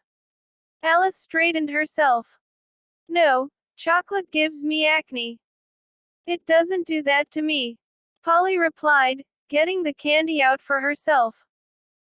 The nurse at the hospital this afternoon had told her to go home and have a big meal. She had to make up for what she had lost. She didn't appreciate Alice suddenly staring at her as if she were a pig. I gave blood today, she repeated. What about your diet? Leave me alone, all right. Alice knelt back down beside her, holding her hands. Are you upset 'cause Clark's here? Polly swallowed on the lump in her throat. No. I see Clark all the time at the house. What difference should it make seeing him here? Anyway, why have you been hiding him away all night? Jessie and Sarah want to meet him. Alice leaned back in her heels. I don't want them to see him. Then why did you bring him here tonight? A note of anger entered her voice. I didn't. He insisted he come. Now he wants to leave early. She looked away, her expression strangely flat. I've got to get away from him, she whispered. Polly felt a thrill. She softened her voice. Why? He's not very nice. What? He talks about mom and dad. Polly closed her eyes, the thrill gone. What does he say? Nothing. Tell me. No, it has nothing to do with you. Polly opened her eyes, took a bite of her candy, smiled slowly. All right, let's drop it. Let's talk about the party. Alice brightened. Can we have it? Polly nodded. The bad moment had come, and the bad moment had gone. All of a sudden she felt greatly relieved. Yes, I think it would be all right. But we'll have to take Auntie over to Uncle Tom's for the night. The noise might upset her. Alice nodded, leaned over, and kissed her cheek. Thanks. I owe you $1,000,000. Polly smiled at her. You only owe me a penny. Don't invite Clark to the party. Alice didn't hesitate. I won't even tell him we're having one. Alice left to search for Jessica. Polly remembered a textbook she had forgotten to take home that afternoon. She debated about waiting until after the game to get it from her locker. She finally decided that Sarah would get mad if she did. Sarah had been getting mad at her a lot lately, it was really beginning to bother her. Polly accidentally ran into Sarah at the bottom of the steps. "Do you know where Jessie is?" Sarah demanded. "No. Alice doesn't either." "What are you talking about? Where is Alice?" "I don't know." Sarah rubbed her stomach, groaned. "I just ate 3 hot dogs." "Why 3? My political advisor insisted." "Where are you going?" "To my locker." "Is the locker hallway open now?" "The door lock is busted." "It's always open." "What did you forget?" "Nothing." "Don't say anything mean." Sarah laughed loudly. "Don't get mugged." "I couldn't see the school from the snack bar." "They don't waste electricity here." "There isn't a light on." No greater truth had ever passed Sarah's lips. After leaving the stadium and heading around the silent gymnasium, Polly found herself in a disquieting land of darkness. Tab High had a lot of trees. The branches blocked much of the sky, as did the overhanging roofs. She wished she had a flashlight. She had never cared much for the dark. It had been on a dark and lonely road her parents had died. She remembered it well. She remembered everything. What did that bastard say about them? Her steps echoed softly as she strode down the empty open hallway. She was uneasy, yes, but she also enjoyed the emptiness. Sometimes during the day she wished she could be this alone, strolling the campus free and easy, meeting only those people she chose to meet, hearing only those voices she wanted to hear, touching only those who wanted to touch her.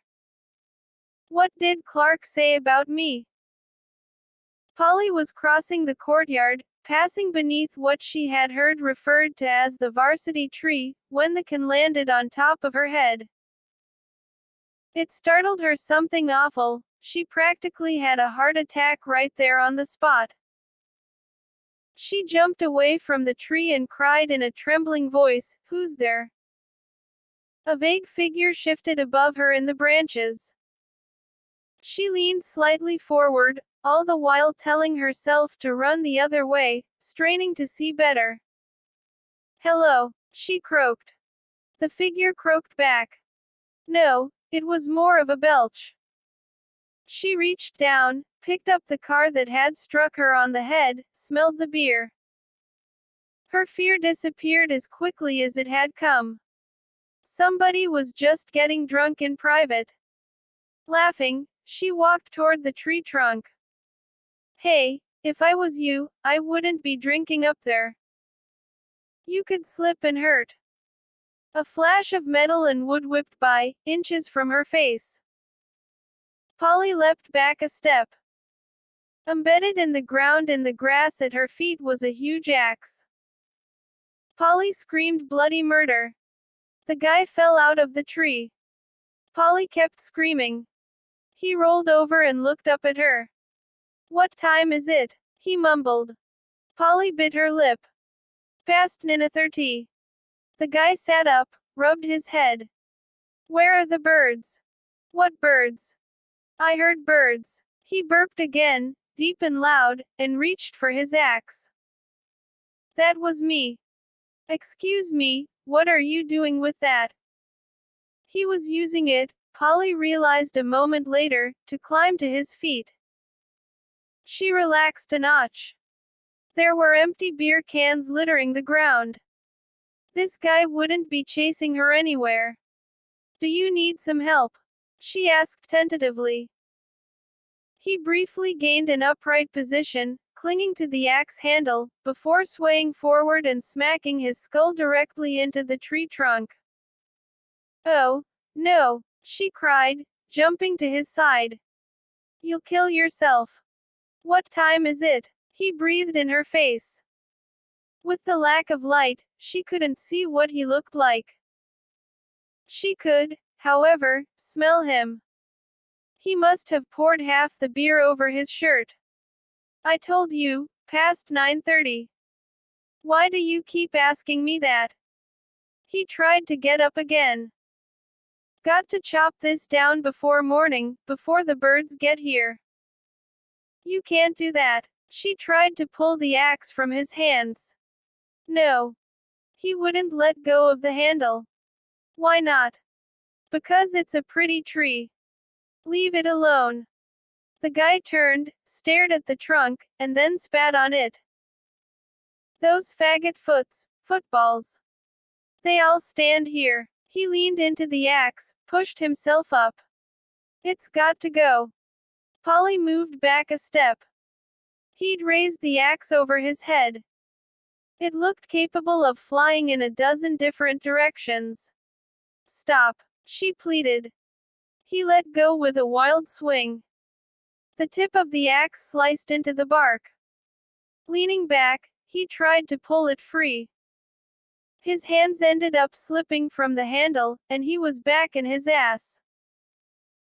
Before he could get up, Polly knelt by his side, putting both her palms in his chest. Even through his soggy shirt, she could feel the curves of his well-developed pectoral muscles. Look, you've got to stop. If you kill this tree, you'll be killing all the birds who live in it. I can't hurt the birds, he said, trying repeatedly to get up, not realizing it was she that was holding him down. That's right. So why don't we take your nice axe and put it in my car and I'll drive you home? She wasn't exactly sure why she had made the offer. It could have been because of some distant streetlight.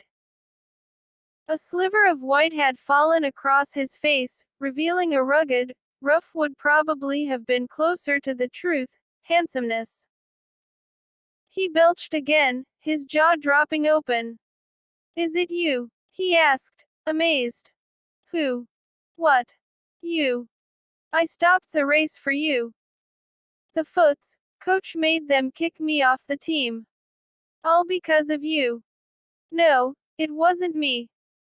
He wiped the back of his arm across his nose. You're pretty, Sarah. Thank you. Let me take you home. Your place or mine, he slurred as she helped him up. Your place. What's your name? Rusty, Russ. I'm Polly. Sarah Polly. I'm whoever you want me to be. It took time getting the axe out of the tree. It took longer getting Russ and the axe into her car. Fortunately, he remembered where he lived. She assumed it was the right house. She deposited him in the front yard without knocking on the front door and then headed back for the stadium. She decided to keep the axe for now. In his intoxicated condition, there was no telling what he might do with it. She liked him. And she didn't care that he was the guy Sarah had been searching for all night.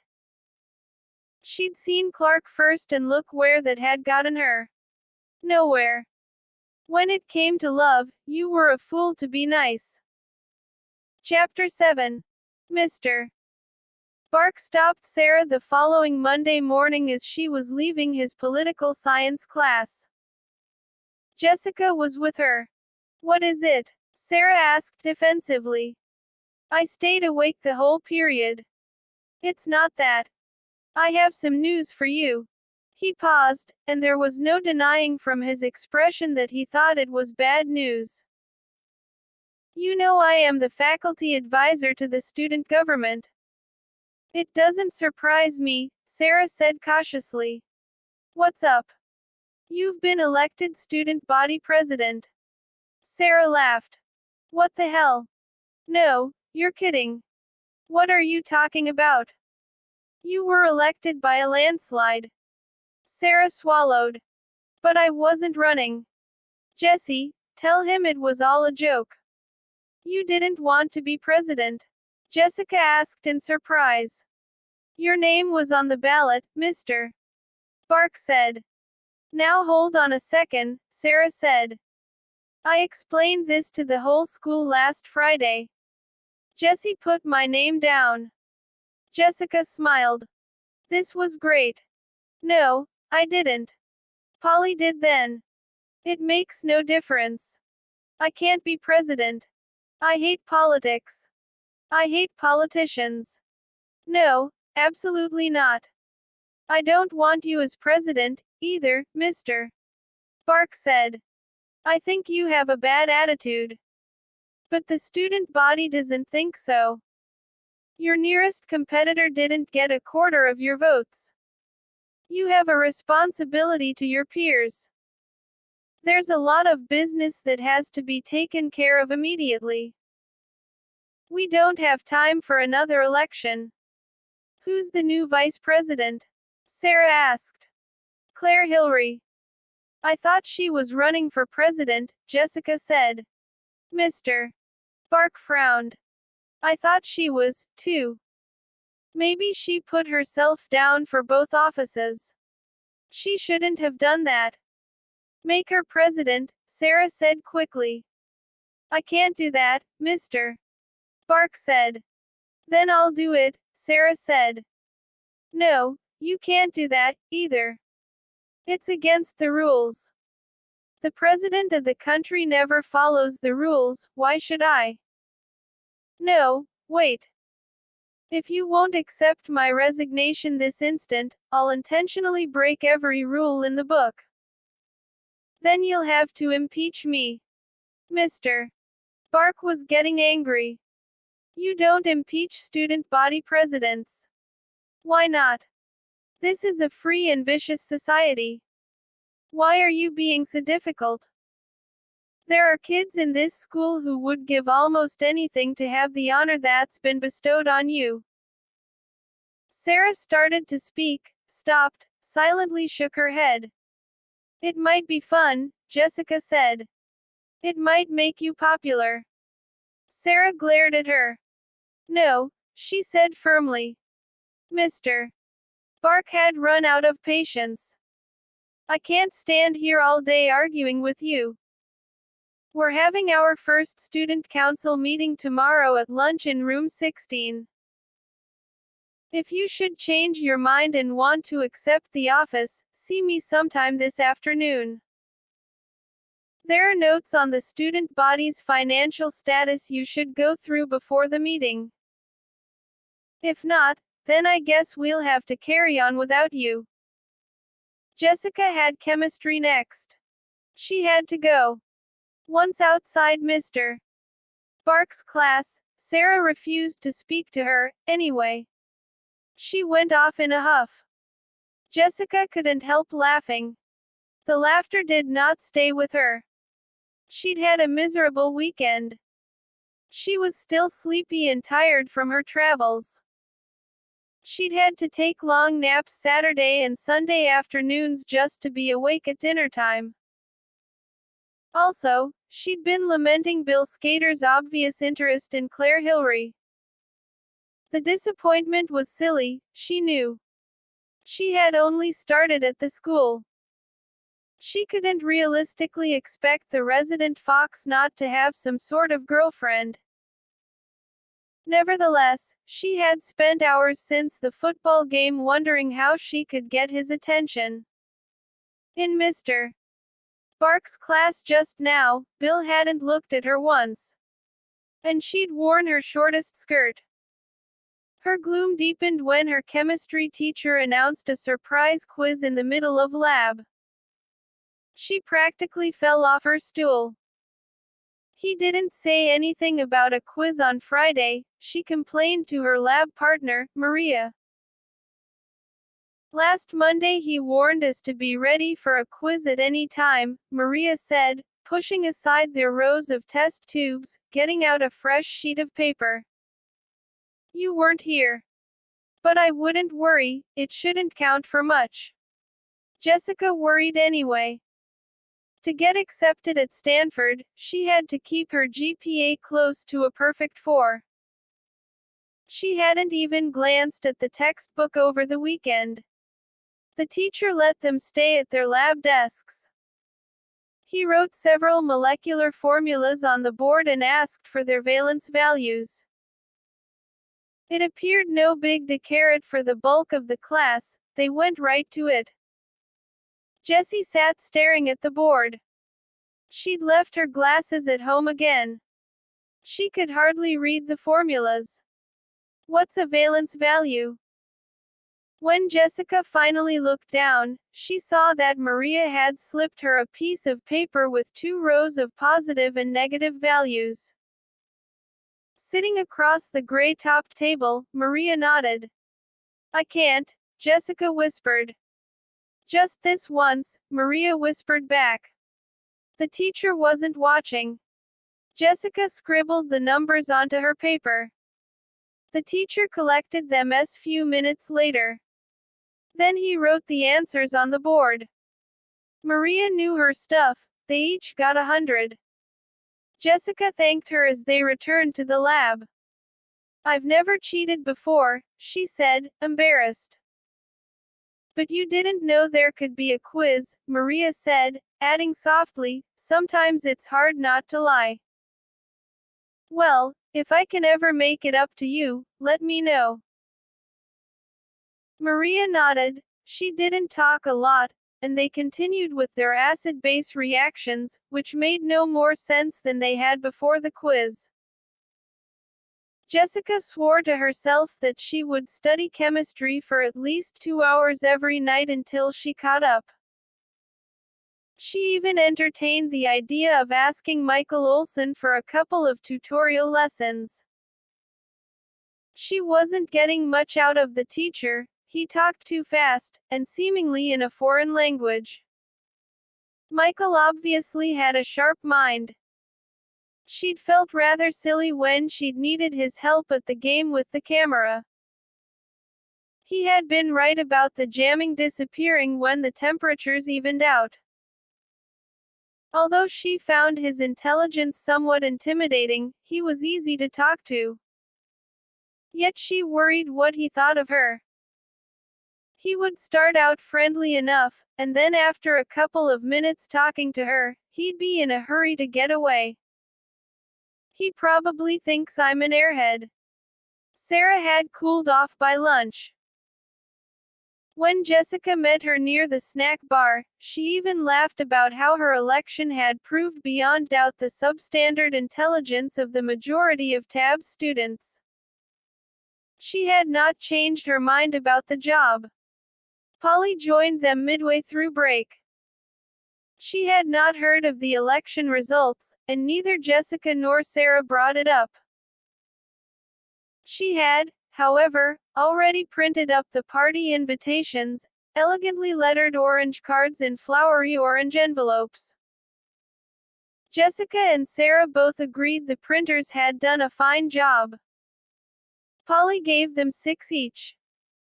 But don't invite anyone weird, she warned. You'll have to give one to Russ, Jessica told Sarah. She fingered the envelopes uneasily. I'll think about it. Are you talking about Russ Desmond? Polly asked suddenly. Yes, Sarah said warily. Polly giggled. You can't invite him. You're the one who got him kicked off the cross-country team. He hates you. Sarah didn't respond immediately, which surprised Jessica. What are you talking about? Jessica asked. Russ had to stop in the middle of his race last Friday to help Sarah up. She had jumped right in his way, and he accidentally knocked her down. He ended up losing the race, and the football coach got furious and kicked him off the team. How does the football coach have the authority to kick someone off the cross-country team? Jessica asked. Sarah had told her about the race incident, but from a slightly different perspective. He's also the athletic director, Polly said. An odd look had crossed Sarah's face. She was angry, certainly, but also, was it possible, upset. You lie, she said. I'm not, Polly said indignantly. The whole school knows about it. If that's true, then why did the whole school just nominate me president? Polly sneered. Since when are you president? I am president. Ain't I president, Jesse? Unquestionably. But why does Russ hate Sarah? He can't blame her for what happened. Polly shrugged. He does. How do you know? Sarah demanded. He told me so when I took him home Friday night. Sarah snorted. You took him home. Where did you take him home from? It's none of your business, Polly said. Sarah held up her finger. Polly, if you're lying to me, or even if you're telling me the truth, you're going to have a party at your house you're never going to forget 'cause I'm going to drown you in your goddamn swimming pool. And with that, Sarah whirled around and stalked off. What's gotten into her? Polly asked. I don't know, Jessica said. Maybe it's love. Polly departed to eat large quantities of sugar. Jessica was left holding her 6 invitations and wondering who to give them to. It took her all of a fraction of a second to realize she had to get one to Bill Skater. It didn't take her much longer to spot him. He was alone, walking toward the parking lot. She had never seen him alone before. He usually had a bunch of guys around him. This could be a rare opportunity. Quickly she strode toward the other exit. She should be able to circle around a portion of the lot and run into him coming the other way. Her plan worked better than she expected. She ended up coming up the aisle where he'd parked his car. He stopped when he saw her, nodded. Hi. She looked up, smiled. Hi. You look familiar. Do we share a class? He put the key to his red Corvette in the door, his eyes on her. They were as blue as the Bill in her fantasies. I don't think so, he said. What's your name? Mr. Bark. I mean, we're in Mr. Bark's class together. My name's Jessie. What's yours, Bill? Is your name Bill? He nodded. He did not appear to notice she was suffering from momentary brain damage. She was so nervous. I remember you, he said. You sit next to the girl who snores. What notoriety. That's me, she gushed. Right. He opened his car door. See you around, Joan. Jessie. Wait. He sat inside on the black leather upholstery. Yes. Ah, you were great last Friday, you know, in the game. I thought you were. Tab had lost 16-3. Bill had thrown only 1 interception and an equal number of completions. Thanks. Bye. Bye. Would you like to go to a party? He shut his car door, rolled down his window. What did you say? My friend's having a party. She gave me all these to pass out. Jessica waved her half-dozen invitations as if they might multiply into hundreds any second. Would you like come? It's not this Saturday, but next Saturday. In the evening. He took one of the envelopes, opened it, nodding as he read the contents. Are you going to be there? He asked. Sure, yeah. The whole time. He nodded again, tossing the card onto the passenger seat. I'll see you then. He drove away. Her approach had set women's lib back 20 years, she realized. But she didn't care. He had asked if she'd be there.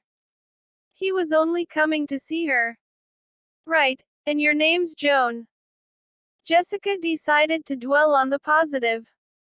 It didn't require much willpower. She floated back up the steps and into the courtyard.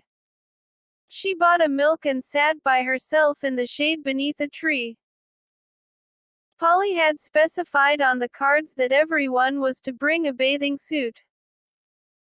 Jessica had a new bikini she could wear, blue with white polka dots. It left little to the imagination. Maybe he would bump up against her in the water. If she went in the water, she'd almost drowned as a child in a backyard pool. She didn't know how to swim. Jessica looked up. Michael Olsen was coming over to say hi. How sweet. They were in the computer room. Nick was listening. Bubba was talking. Michael wanted to get it over with. They had finally decided to do it, Nick and himself. They were going to ask the girls out. It's important you do everything in its proper order, Bubba was saying. Get her alone. Start a conversation. Bring up a movie. A movie doesn't sound as heavy as dinner.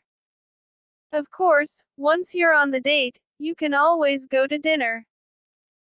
But it's easy to work a movie into the conversation. Do each of you know what's playing? Yes, Michael said. No, Nick said, hanging on to Bubba's every word. He had looked more relaxed during Katz's holdup. Then again, Michael wasn't exactly enjoying a period of low blood pressure. It struck him as ironic that the fear of one little word could have such an effect on two grown boys. Would you like to get together this weekend? No. A big little word. It doesn't matter, Bubba continued. She'll know what's playing. Then ask if she's busy this weekend. This is a better question than asking outright if she'd like to go out. It eliminates a possible objection before she can raise it. But you asked Claire outright, Michael said. Yes, but neither of you is Bubba. Now, after she has said no. What if she is busy? Nick interrupted. Then ask about another time. Don't be discouraged if this weekend is not good. Even teenage girls have other commitments. But if she puts you off twice, then back off. Keep your dignity. Go on, Nick said. Arrange the date. Set a definite time and get her phone number and address. Be sure to paint a picture that the whole thing is casual. That way she'll know how to dress without asking. Also, you don't want her to think she's overly important to you. Get off it, Michael said. Bubba spoke seriously. That may offend your romantic ideals, Mike, but it's a fact the human animal only desires what it can't have. Then, you have to make her feel wanted, but never loved.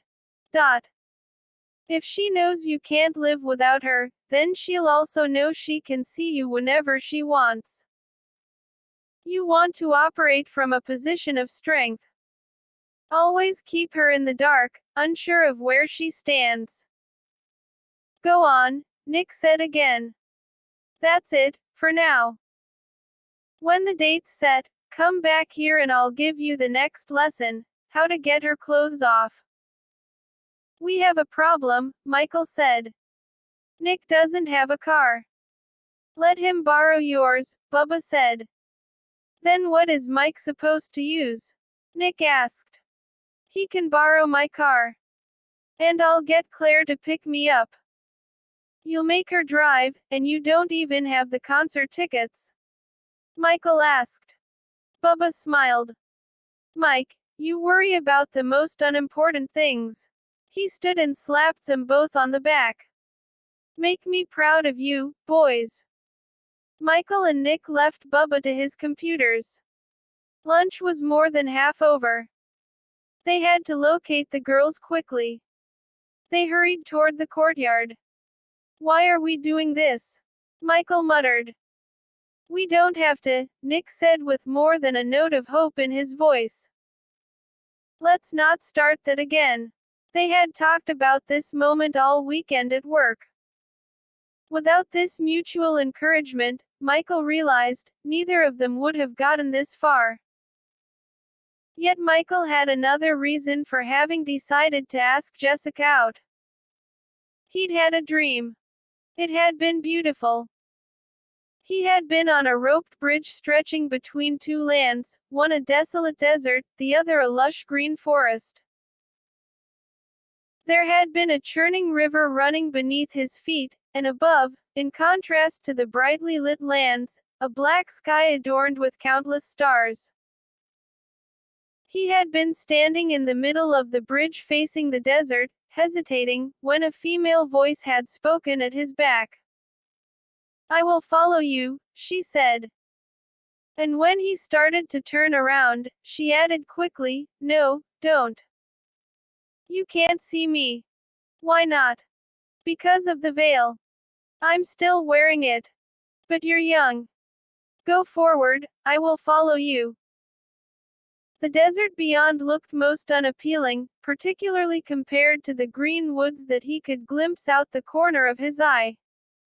"Who are you?" he asked. "You have forgotten." There was no censure in her voice, only mild amusement and a rich, enduring love. Michael could almost, but not quite, figure out who it was. "It happens sometimes. It doesn't matter. Just remember that I am behind you. That you can't fall. No, don't look down, either. Go forward. Then can I see you?" "Yes, but not today. Later, another time. I will see you first, and then we will meet again, like we always do. Go now, and don't be afraid. You are my love, Michael Olson." And then he had woken up, and the stars outside were fading with the approaching dawn. He hadn't gone back to sleep. He had just lain there feeling content. That had been Saturday morning. The dream had left him with a measure of courage. Enough to risk the big no. Walking beside Nick, he continued to wonder who the girl had been. They split up when they reached the center of campus. Nick had spotted Maria. She was by herself, next to the low adobe wall that surrounded Tab. Michael wished him luck. He had to chuckle when Nick crossed himself. Michael sighted Jessica minutes later. She was sitting alone beneath a tree, drinking a milk. And he had thought Nick superstitious. He would have recited a Hail Mary on the spot had he been able to remember the opening line. Jessica waved to him. He was trapped. "How are you doing?" she asked as he approached. She looked positively radiant. Could she be this happy to see him? "Fine. How about you?" "Fantastic." She patted the grass beside her. "Have a seat. I was just thinking about you today, in chemistry class." He sat down. The ground felt solid, better than his feet. "Really? I thought they only studied guys like me in psychology." She laughed, and he secretly congratulated himself on his witty remark. "No, I was the lab manual they use." Michael almost gagged. "Who told you that?" She paused. "It's not true." "No. All I did last year was discover a couple of procedural errors in the manual. I didn't write it." He smiled. "I am still in high school, after all." She laughed. "With your reputation, it's hard to remember that." Michael had never thought of himself as having a reputation. "Are you having trouble in the class?" he asked. She set down her milk, folded her hands between her bare legs. He couldn't help noticing how much of her legs there was to notice. "Nice skirt. Nice legs." "Yes," she admitted quietly. "I think missing the first week has thrown me off. We had a quiz today, and I didn't even know what the questions meant." "Did you flunk it?" She giggled. "No, I got an A." She continued in a serious voice, "No, I really am confused. And I was wondering if maybe you could possibly tutor me a tiny bit. I could pay you for your time and all." She looked at him with her big brown eyes. I really need the grade, Michael. My parents are on top of me all the time about my GPA. He couldn't believe his luck. It almost seemed unnatural. A corner of his mind wondered if Bubba had not somehow set it up. Sure, I could help you. But you wouldn't have to pay me. I think you'll catch on quickly, once you get used to the chemical language. Physics, calculus, chemistry, they all have a jargon that can be frightening at first. I sometimes think scientists keep it that way to make themselves look smart. Honestly, chemistry is as easy as basic math. I have a lot of trouble with that, too. When do you want to start? I want to do something for you first. She brightened. I know what. I'll take you to a movie. Yeah, that would be fair. I pay for the movie and you teach me about valence values. How does that sound? Michael had to take a breath. Very unnatural, this whole conversation. I have some free time this Saturday. Can you get by in class until then? Yeah, we won't have another quiz that soon. She pulled a pen from her purse, began to write on one of the funny orange envelopes by her side. I'll give you my number and address, and you give me yours. If you want, I can drive. No, that's okay, I have a car. He would have a Jaguar Saturday night. He began to feel rather happy about the whole dating business. All these lonely years he had suffered in silence. There was nothing to it. All you had to do was decide to ask them out and then they asked you. Sure. This won't happen again in another 300 years. They exchanged the vital information. He noticed she lived in Lemon Grove. Big bucks. Maybe he wouldn't tell her he had borrowed the Jag. He nodded to the orange envelope in his hand. What is this? Oh, an invitation to a party my friend's having. Alice McCoy, I told you about her at the game. You're welcome to come. His heart skipped as it had last Friday when she had mentioned Alice's name. But this time the reasons were different. This time there was no reason at all, only the voice in the dream. Quote. I will follow you. Quote. Why would Alice have been standing behind him, covered in a veil? Even his subconscious should have a purpose in putting her there. Thanks. He began to get up. He didn't think he would go to the party. He would have to be Mr. Fantastic again. For now, he was doing all right as Michael Olson. He hadn't seen Alice at school today. He hoped she wasn't sick. I've got to go, he said. Jessica looked up, surprised, got slowly to her feet, brushing off her bottom. I didn't mean to keep you. You haven't. I'm not that busy. I'll give you a call. She smiled. Or leave me a note in our locker. I seem to keep missing you between classes.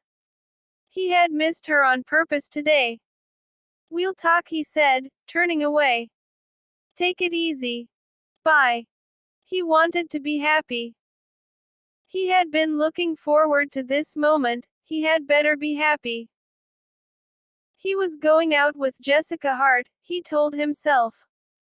She was sweet, beautiful, charming. He had her number. She needed him. Bubba would be proud of him. Do you want her to need you? Or to care about you? He decided, as long as he got to see her, he didn't care. He hoped Nick was all right. Hello, Nick, Maria said. How's your head? My head. It's okay.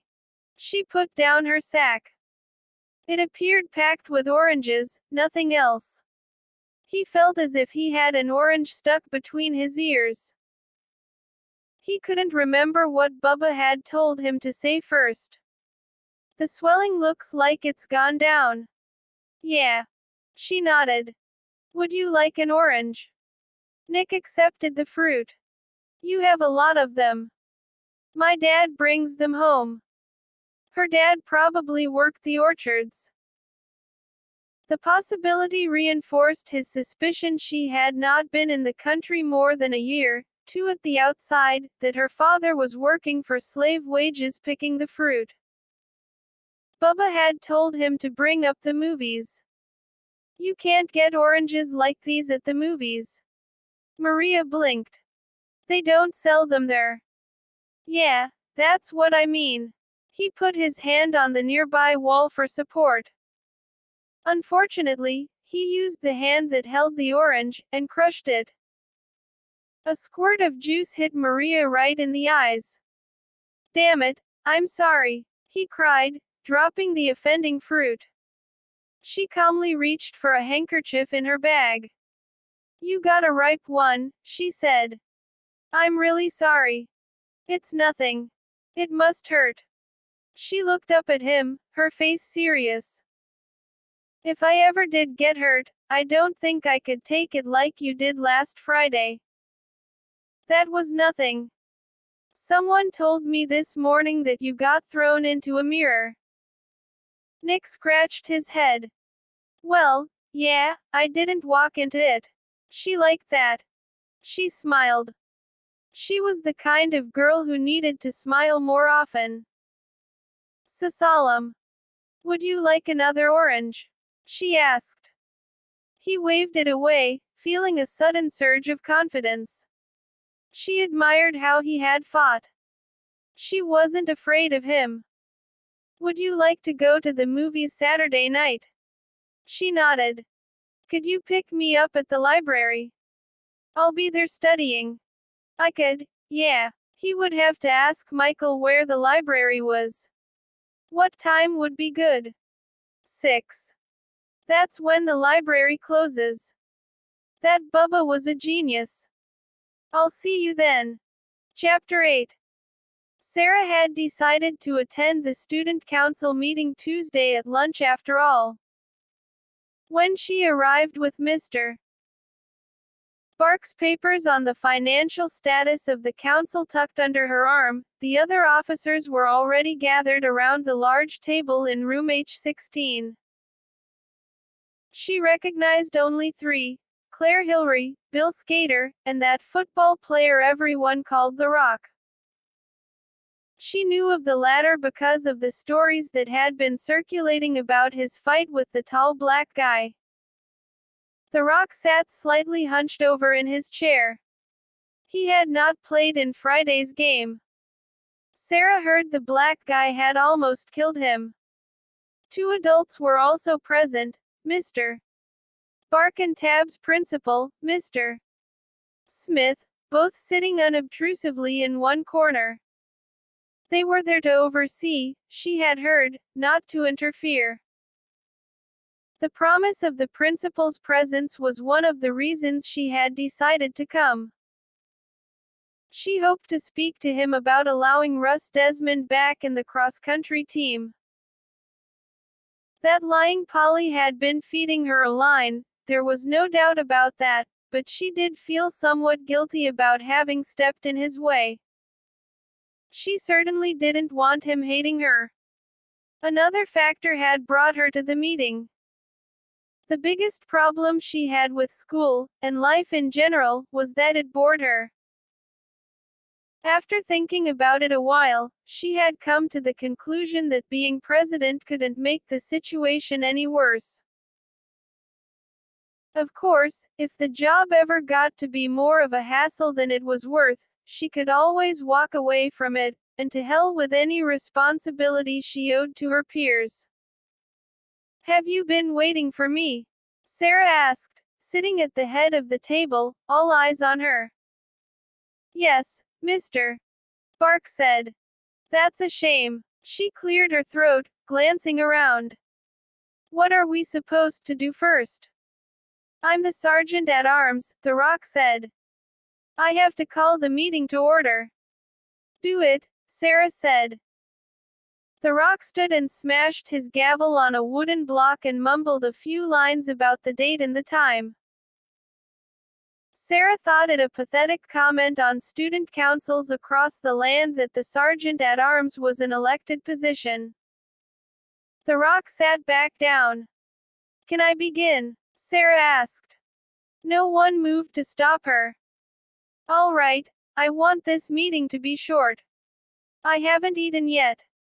I want all our meetings to be short, no longer than 10 minutes. Sarah, Mr. Bark said, interrupting. That is ridiculous. A lot has to be accomplished during these meetings. 10 minutes is not enough time. But we don't want to keep you from eating. We offer a class here at Tab called Leadership. All the students in this room, except you, are in that class. Of course, we understand you did not expect to be nominated. For that reason, the faculty would be happy to rearrange your schedule so that you may join the class. That way we can take care of business during leadership and you can have the majority of your lunches free. Does leadership replace political science as a requirement? Sarah asked. No, it doesn't, Mr. Bark said. Then I don't want my schedule rearranged. Be serious, Mr. Bark began. Rocky, Sarah interrupted. I'm called the Rock. Whatever. Don't I have to recognize someone before they can speak? The Rock nodded. It's in the bylaws. Mr. Bark, Sarah said. I don't recognize you. I'll tell you when I do. She glanced at her notes on the financial papers Mr. Bark had given her to review. Let's get going. First, we're broke. We have a sum total of $1,962.13 in our activities account.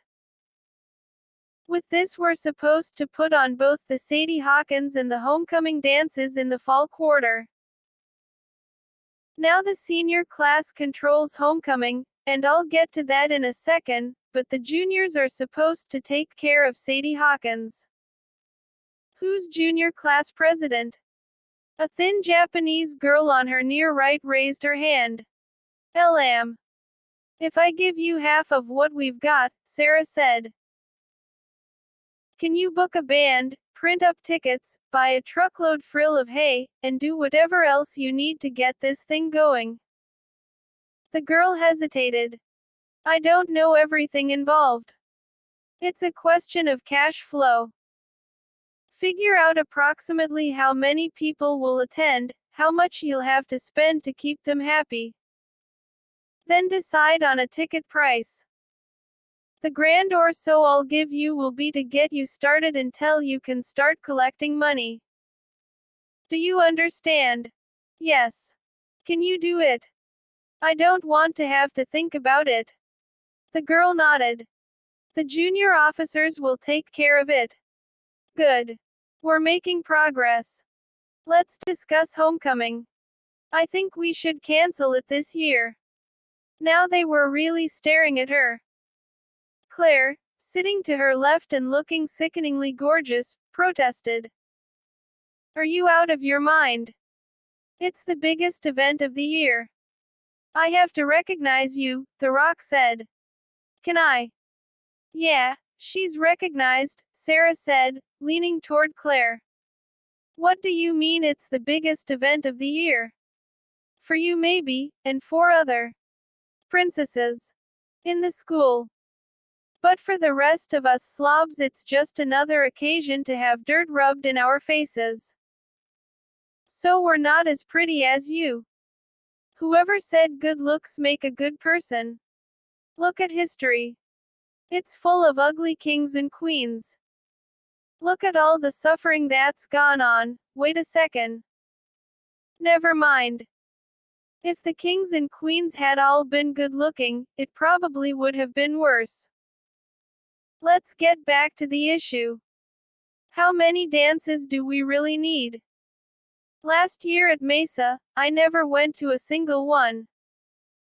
We already have Sadie Hawkins. I say that's enough. The alumni won't be coming back, anyway. I went to the game last Friday. I felt like leaving after the first quarter. What a bunch of clods. Bill Skater raised his hand. Can I speak? Sarah sat back. Rocky, recognize our quarterback. The Rock did so. Bill stood, and Sarah had to admit he had an imposing physique. She could see Jessica's reasons for wanting to get him alone in a dark and secluded spot. She wondered if perhaps she should have skipped the clods part. I don't think you have any right to knock our football team, he said. One game doesn't mean nothing. Last year, the Super Bowl champs lost their first 4 games. And they ended up with the gold ring. Yeah, The Rock said. But that's not what I want to talk about, Bill went on. I'm the treasurer. I've looked at our books, too, and I think we can afford homecoming. How much money do we need, anyway? It doesn't have to be that fancy. Homecoming is a tradition. Traditions are important. They're what makes this country great. He sat down. Yeah, Claire said. Just because no one's going to vote you onto the homecoming court doesn't mean you've got to spoil it for the rest of us. What officer are you? Sarah asked. I'm vice president, Claire said proudly. You were running for president. How did you get nominated for vice president? Claire frowned. I don't know. Sarah sighed. I should have you all shot. The whole gang went to protest. Sarah raised her hand. All right, we'll keep homecoming. But we can't have it in the next few weeks, and I don't care what our treasurer says. We simply don't have the money. We're going to have to raise it somehow, and to do that, we need time. Let's have it during basketball season. That's absurd, Claire exploded. Homecoming is always during football season. You can't change that. Why not? Because you can't, that's why. Sarah strummed her fingers on top of the table. I will give you another reason why it must be postponed. If the elections are held in the next couple of weeks, the girls from Mesa won't stand a chance of being nominated to the court. Transfers from Mesa like myself make up only a quarter of the student body. Hardly anyone who was originally from Tab knows us. It wouldn't be fair. Claire grinned. Does Mesa have anyone we would vote for if we knew them 10 years? The group giggled. Sarah leaned toward Claire again. Jessica Hart, remember that name. When the final count comes in, Pimple Brain, you won't be smiling. Uncertain, Claire turned to Bill.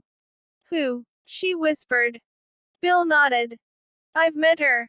She's pretty. How pretty? Bill shrugged. Rocky, Sarah said. He pounded his gavel. Order in the council. Mr. Smith, the principal, raised his hand. May I speak? I recognize you myself, Sarah said. He stood. An older man close to retirement, he always wore, no matter what the weather, tailored three-piece suits. He had a faint English accent and was known for his exquisite manners. What you people decide is, of course, strictly up to you, he began. But I would like to say that, in my opinion, Sarah has made a persuasive argument for a postponement. This is, however, not the reason for my interruption. I was curious, Sarah, how you plan on raising funds for homecoming outside of ticket sales and the like. I don't know, maybe we can have a raffle. Claire scowled. This isn't a church. What are we going to raffle? A new TV set. Sarah smiled faintly. Maybe your body. There followed cries of outrage and protest, plus plenty of good laughter.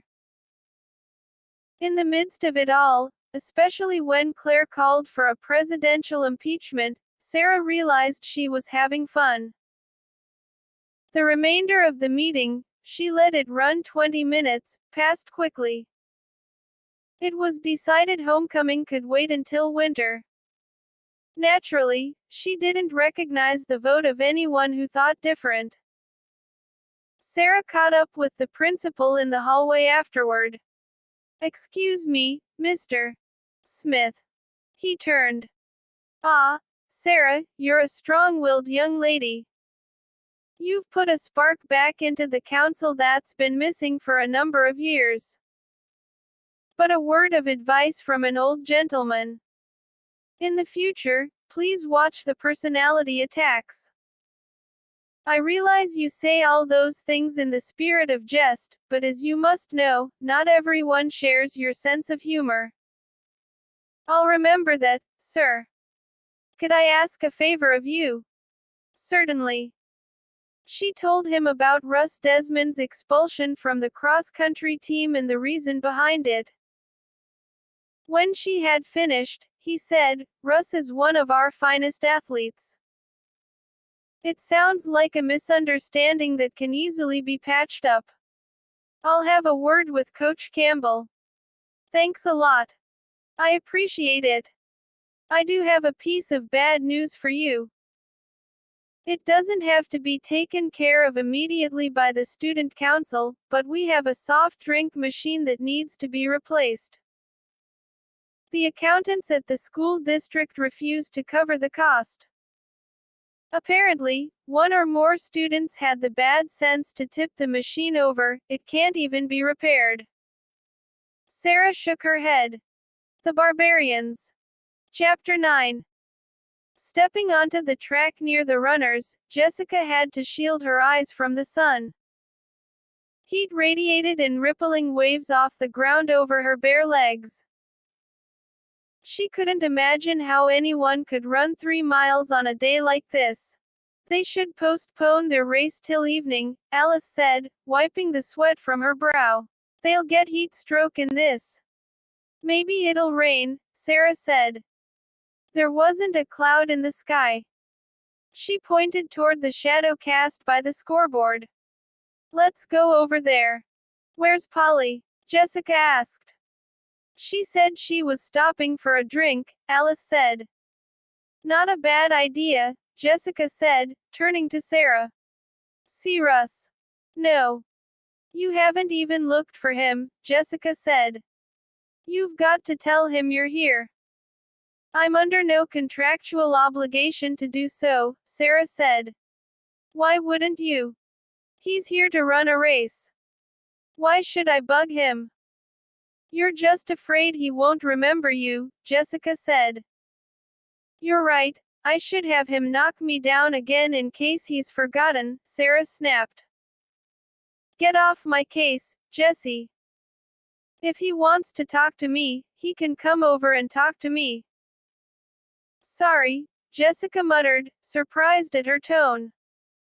Sarah was usually about as sensitive to personal remarks as a brick wall. They reached the shade and sat down. The grass tickled Jessica's legs. Alice continued to wipe at her head, the sweat literally pouring off her. "Are you all right?" Jessie asked. Alice smiled quickly.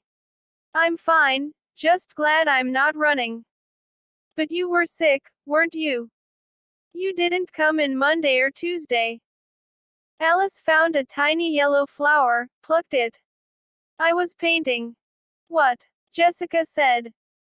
Alice threw her flower into the air, watched it fall directly to the ground. "No breeze. The blue wind. Really? Sounds interesting," Jessica said. "You'll have to show me." "Hey, what are you doing this weekend? Want to go to the beach?" "I'm painting." "Couldn't you set it aside for a few hours?" "I've got to finish it." "That's too bad." Jessica paused. I'm going to the movies Saturday night. You won't believe it, I asked the guy. His name's Michael Olson. Alice nodded slowly, leaning back, looking up into the clear sky. Polly told me. That's neat that you found someone you like. We're just friends. He's going to help me with chemistry. That reminds me, where's that fantasy guy you were going to introduce me to? Alice lay down, closed her eyes. Ask me after your date. She yawned. I could go to sleep here and never wake up. Jessica patted her arm. You go ahead and rest. Polly reappeared a few minutes later. Seconds before she reached them, however, Sarah nodded in the direction of the stadium ramp. That's him over there with the shaggy brown hair, the muscles, she said. Jessica cupped her hand over her eyes again. He looks tough. You don't like him. I didn't say that. He's very attractive. He belonged in a black leather jacket on the back of motorcycle. He's the one who stopped that black guy from killing that football player. Yeah, Sarah said. So what do you think? I just told you, Jessica said. He's attractive. Attractive. Phonies on TV are attractive. Do you like him? Yes, I really like him. He's totally bitchin', Jessica said. Shut up. I was only asking. Polly waved. What are you guys doing over here? They start and finish by the bleachers. Come on. Let move. What's Alice doing? Dreaming, Alice whispered, her eyes still closed. She's taking a nap, Jessica said. Sarah wants to stay here in the shade. Polly plopped down beside them, her face flushed with blood. You won't believe who I was just talking to. Russ Desmond.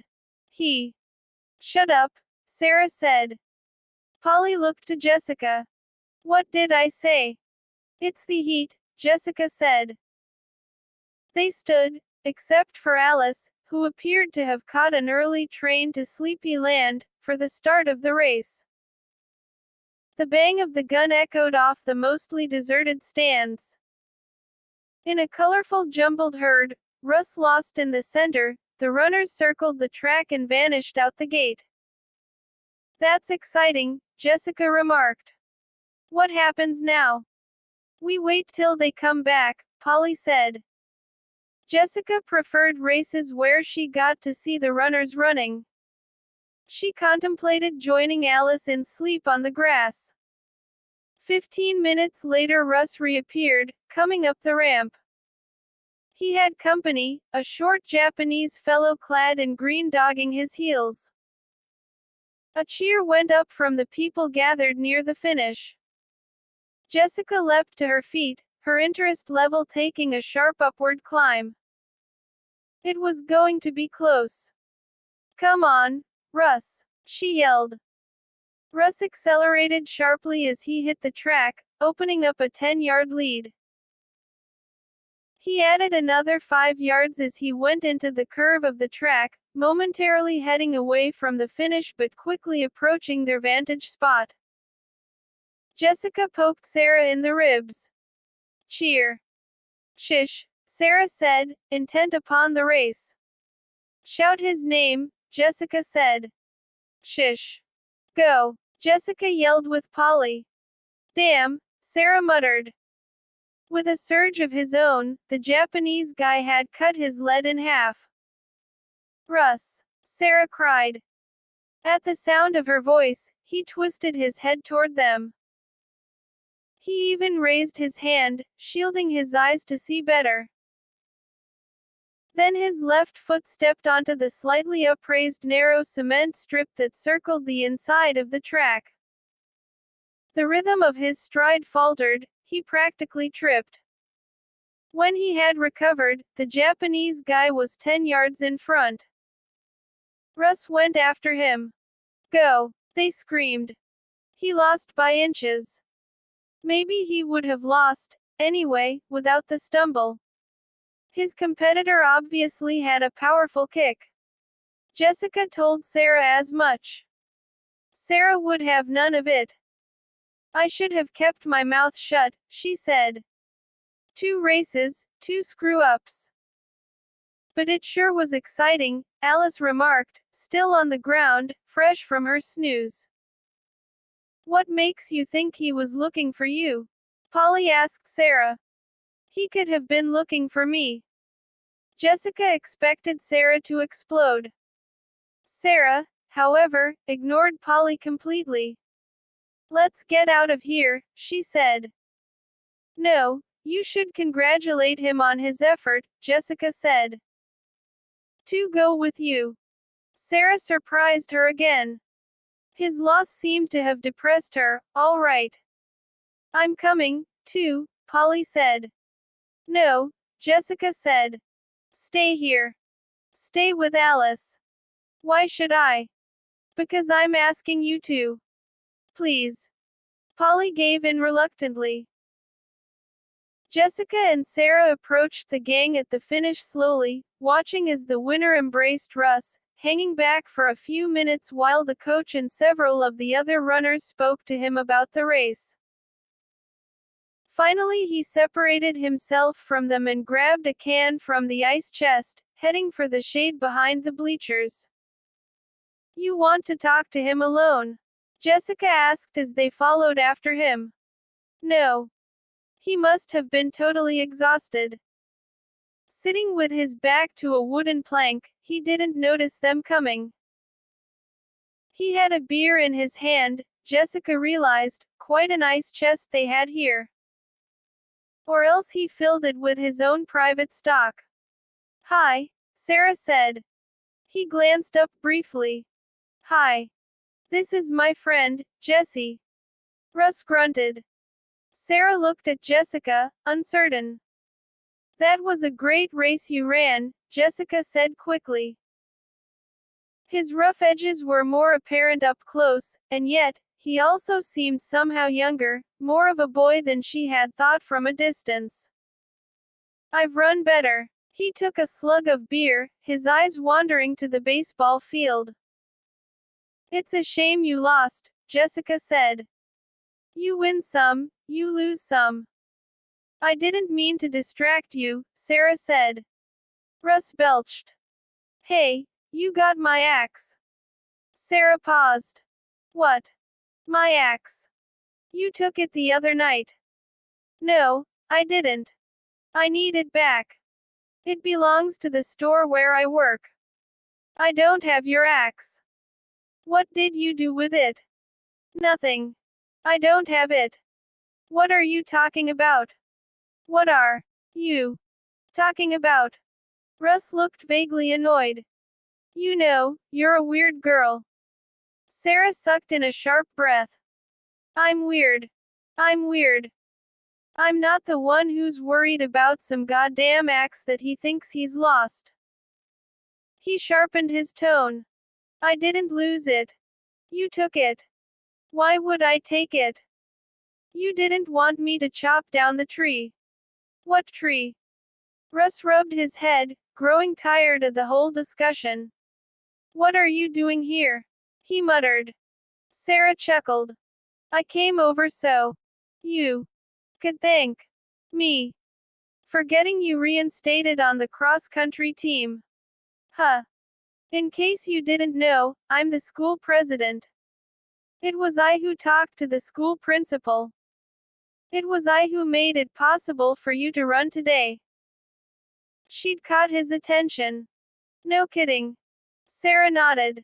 You better believe it. He had a short attention span.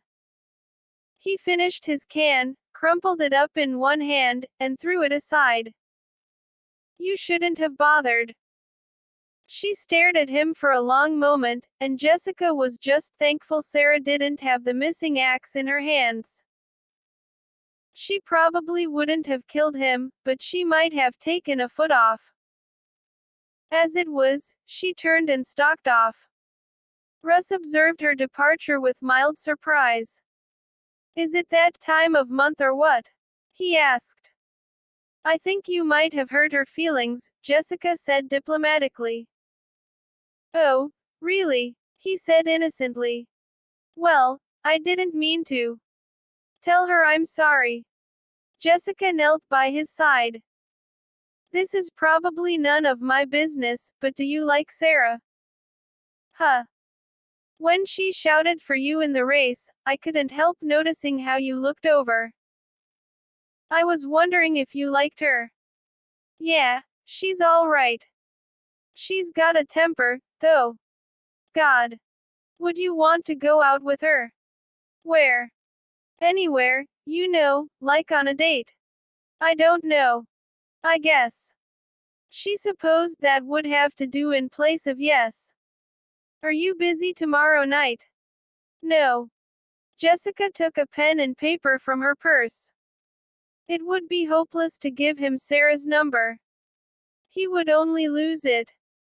I'll tell you what. Come over to my house tomorrow at 6. Sarah will be there. You can pick her up and the two of you can go out to dinner. How's that sound? I don't know where you live. I'll draw you a map. Will you? All right. As long as she gives me back my axe. Chapter 10. Michael was no expert when it came to dressing for a date. Part of the reason, he supposed, was he had never gone on a date before. The other problem was his lack of nice clothes. He finally settled on a pair of gray slacks and a white shirt. He figured he was playing it safe. Bubba said he looked like an altar boy. The three of them, Michael, Bubba, and Nick, were spending the last minutes before the big night in Michael's house. Bubba only lived around the block, and of course Nick had to come over for the car. Michael's mom had already left for the weekend. Her current boyfriend, Daniel Stevens, owned a condo by the beach. Michael liked the man. Mr. Stevens taught music at Irvine. He had an easygoing manner and treated his mother like gold. Michael suspected his mom liked him, too. Maybe this one would work out. She deserved someone nice. Did any of you go to the game last night? Michael asked, sitting on his bed, sipping a lemonade. Nick, he couldn't seem to relax, had glued himself to the far wall. And Bubba was at the desk in front of the mirror, trying on a bag full of garish 40s ties his gangster uncle had left him in a will. I didn't, Nick said. We got stomped. 37-14, Bubba said. There's a rumor circulating that Bill Skater's quarterback days are over. Did you start the rumor? Michael asked. I did, but it's gathering momentum. I've also started a draft Russ Desmond campaign, whether he wants to play or not. He turned away from the mirror.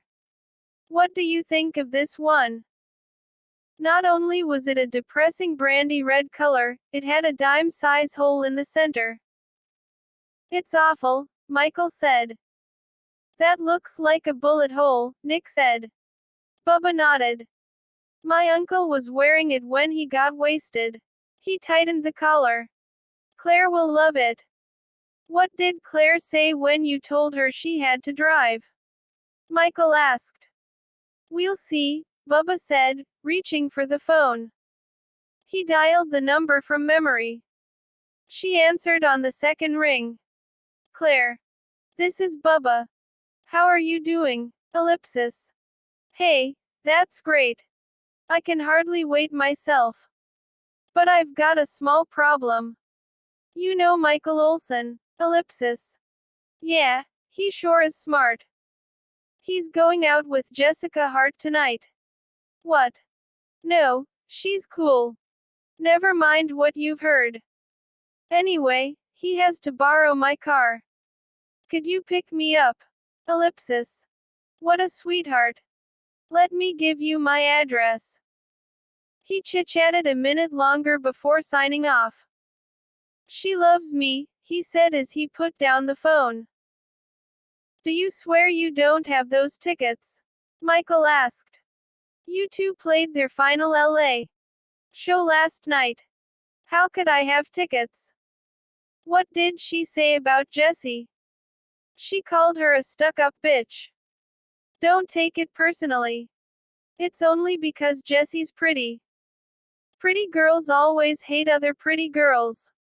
It's biological. Nick ventured away from the wall. I better get going. He had a long face. Hey, loosen up, Nick, Bubba said. You're just going out with her. You don't have to kill her afterward. Michael stood, setting down his lemonade. Are you worried because she's having you pick her up at the library? Nick looked at the floor. I don't know, when I think about it, maybe she's ashamed of me. She's probably just worried her dad will blow your head off when he sees how dark you are, Bubba said sympathetically. Nick smiled faintly. Yeah, that must be it. Michael escorted Nick to the front door. I filled the car with gas this afternoon, he said. The air conditioner works, but the window's usually a better bet. And forget about the radio. It only gets AM. Thanks, Mike. The car's 10 years old. It's no big favor. Nick went to touch his shoulder, hesitated. I mean, thanks for everything. You're a real friend. Where I come from, you learn to appreciate your friends. Anytime you need a favor, no matter what it is, I'll be there for you. Michael was touched by the sentiment. You just have yourself a good time. Nick promised him he would. Michael watched him drive off, and was heading back to his room when Katz pulled up. Katz drove an old Mustang that never needed an oil change, it leaked a quart a week. Don't park that thing in the driveway, Michael called. You let that black dude take your car? Katz asked a minute later, after having stowed his Jeep out of sight around the corner. He had obviously just come from work. He needed a bath. You must be out of your mind, Mike. Michael ignored the comment. People did that all the time with Katz, fetched him a glass of lemonade, and told him not to sit on anything. Bubba came out of the bedroom with a box of condoms in his hands. You sure you don't want at least one of these? He asked. That's all right, you might need the whole box, Michael said. Bubba nodded. I did use a whole box once. Lost 3 pounds that night. Gained it right back, though. It was mostly water. Michael groaned. If you're going to talk like that, we better go in the bathroom. Don't be a prude. They advertise condoms on national television. Safe sex, all that stuff. Bubba pulled one from the box, offered it to him. Come on, she'll thank you for it afterward. Give it to Katz. Katz was excited. How many of those have you got to wear? Bubba glanced at Katz's filthy fingernails. 11. Michael pointed to the orange envelope with Jessica's address on it. Katz, hand me that paper on the oven, would you? Katz picked the invitation up, stopped to read it. He was nosy on top of everything else. His grin widened. Polly and Alice McCoy. They come into the station all the time. Always pay with a gold credit card. You know them, Mike. Are they having a party? I'd like to go to that. Woo, that Alice sure is a tasty number. Michael took a step forward, snapped the invitation from Katz's hand. Shut up. You have to be invited. You can't come. Hey, Mike, Bubba said. Cool down. Michael realized he was overreacting. Sorry. Kat stared at him a moment, his black eyes strangely flat. Then he grinned again. I bet you were just afraid I'd break in carrying my gun. Hey, Mike.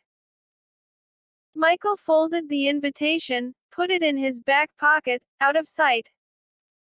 He remembered that gun all too well. Yeah, I guess, something like that. He had asked Jessica yesterday if she'd like to get a bite to eat before the movie. She had said sure. He was supposed to pick her up at 6:30. He would be early if he left now, but suddenly he wanted to get out of the house, get away from the others. He told them he had to hit the road. Bubba left with Cats in the dripping Mustang. Michael was familiar with Jessica's neighborhood. And although he had never been to the McCoy residence, he knew Alice lived around the block from Jessica. He had both addresses on the invitation. Cruising down the road in Bubba's Jaguar, he decided to swing by and say hello to his favorite artist. He had expected a huge house. He wasn't disappointed. You could use up a lot of gas, he thought, going up a driveway like this every day. It was as long as a football field. He parked beside a silver-gray Mercedes, climbed out. An elderly lady answered the door. He assumed she was the guardian Aunt Alice talked about.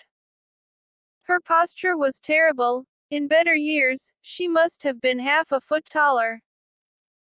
She was one of those old ladies it was hard to imagine had ever been young. She had a sweet smile, however, which reminded him of Alice's. Parents and relatives always smiled when they saw him. As Bubba had observed, he had that altar boy aura. Is Alice here? She's around back. Are you a friend from school? Yeah, I'm Michael Olson. He offered his hand. She shook it feebly. Alice has told me about you. Please come in. They had cream-colored carpet, deep and soft. The living room cathedral ceiling went way up. Twin-tinted skylights spread a faint rainbow of color over the elegant contemporary furniture and towering fireplace. The place was spotless. They'd better lay down protective sheets for the party, he thought. The aunt pointed toward a sliding glass door. You'll find her near the rose bushes. Thank you. Is Polly here? She's at a friend's. The pool was large even for a house as big as this one. It was not, however, exotically shaped, simply rectangular. Mr. or Mrs. McCoy had probably enjoyed swimming laps. Alice had set up her easel in the corner of the yard, between the wall of the house and the beginnings of an exotic garden of flowers, bushes, and trees that stretched perhaps 50 yards to a tall adobe brick wall. The McCoys could do all the shouting they liked and their neighbors wouldn't even know about it. An overhang from the second-story roof cast a shadow over her spot. She had compensated by erecting a silver-dished lamp behind her right shoulder. He thought the arrangement unusual since she could have painted practically anywhere else in the yard and enjoyed direct sunlight. Perhaps the strange mixture of artificial and natural lighting was what suited her mood best. Although he could scarcely see the painting, her work in progress appeared, from the colors, to have a distinct surreal quality. He thought how content she seemed with a brush in her left hand, a song on her lips. Maybe she was in the middle of a creative high. He decided not to interrupt her, after all. He circled around to the other side of the house and climbed back in the Jaguar. The aunt would probably wonder what had become of him. It hit him then, hard as a rock, that he was going to pick up Jessica. Jessie. The nervousness came quick, but also, an exhilarating joy. This could be the start of something. She could fall in love with him. It was theoretically possible. He drove around the block, parked in the street in front of her house. Ringing the doorbell and waiting for her to answer, he aged 5 years. When the doorbell rang, Jessica was upstairs in her bedroom with Sarah and Polly, trying on earrings. She sent Polly down to answer it. If it's Michael, tell him I'll be down in a minute. Offer him a Coke. What if it's Russ? Polly asked. Jessica glanced at Sarah. Give him a beer, she said. When Polly had left, Sarah went to the bedroom door and peeked out. It's Mike, she said a moment later, disappointed. He'll be here, Sarah. He's only a few minutes late. 32 minutes is not a few. Guys have a different sense of time than girls. Are you absolutely positively sure it was his idea to go out? Yes. You're lying. You talked him into it. He likes you. He told me so. Did he say that? What were his exact words? He said you were an all-right girl. She decided against any earrings at all. They were just going out for fun, after all. She turned to Sarah. Look, why don't you call him? He may have gotten lost. Right, it'll be a snap reaching him on his car phone. You've got a point there. Maybe you could talk to his mom. I'm sure their number is listed. She could tell you when he left. Sarah folded her arms across her chest. She'd broken from tradition and put on a beautiful white dress. I'm not talking to his mom. Jessica squeezed Sarah's arm. Be patient. He'll be here. Now, I've got to go. Wish me a good time. Have a good time, Sarah grumbled. Don't you want to come down and say hi to Michael? Sarah plopped on the bed. No. I hate men. All of them. Michael was sitting on the couch with Polly when Jessica entered the living room. He stood up quickly when he saw her and smiled. His gray slacks and white shirt looked a bit plain next to her bright yellow pants and silky green blouse, but who gave a damn? The degree of her pleasure at seeing him again surprised her. He had such lovely black eyes. You look nice, he said casually, stepping toward her. On impulse, she gave him a quick hug. Thanks, so do you. His arms felt strong beneath his shirt. She took a step back. Did you have any trouble finding the place? No. Where are my manners? Have you met Polly? I met Mike last year, Polly said. He's a good friend of Alice's. Jessica stopped, frowned. You're. Alice didn't tell me that. Michael was watching her. She's a nice girl. Alice. She's a doll. Jessica picked her purse off the TV. I'd introduce you to my parents, but they went out for dinner. Which reminds me, where do you want to eat? Remember, I'm paying. He mentioned a local restaurant, one of her favorites, but insisted it would be his treat. She told him they could argue about it when the bill came. As she was leaving, she remembered that Maria would be coming over later to spend the night. All this last week, since Maria had helped her on the quiz, they had begun to talk more, outside of class as well as during chemistry lab. Maria was a different sort of friend for Jessica. She was serious, someone who weighed every word before speaking it. She appeared totally uninterested in local gossip, and yet she was fun to be around. She had a quiet dignity that Jessica found inspiring. On Thursday, Maria had admitted she had a problem. Nick Grutler, the tall black guy, had asked her out. She wanted to go, she had, in fact, told him she would. But her parents would kill her if they found out. They weren't prejudiced, she said, just extremely conservative. She had told Nick to pick her up at the library, but she knew that when he dropped her off at home, her parents would be awake and waiting. She didn't know what to do. To Jessica, the solution was obvious. Spend the night at her house. The offer had delighted Maria. To further ensure that Maria's parents did not learn of the date, Jessica had called Friday afternoon after the cross-country race and had casually spoken to Mrs. Gonzalez about Maria's coming over. The lady had sounded pleased her daughter had made such an upstanding friend.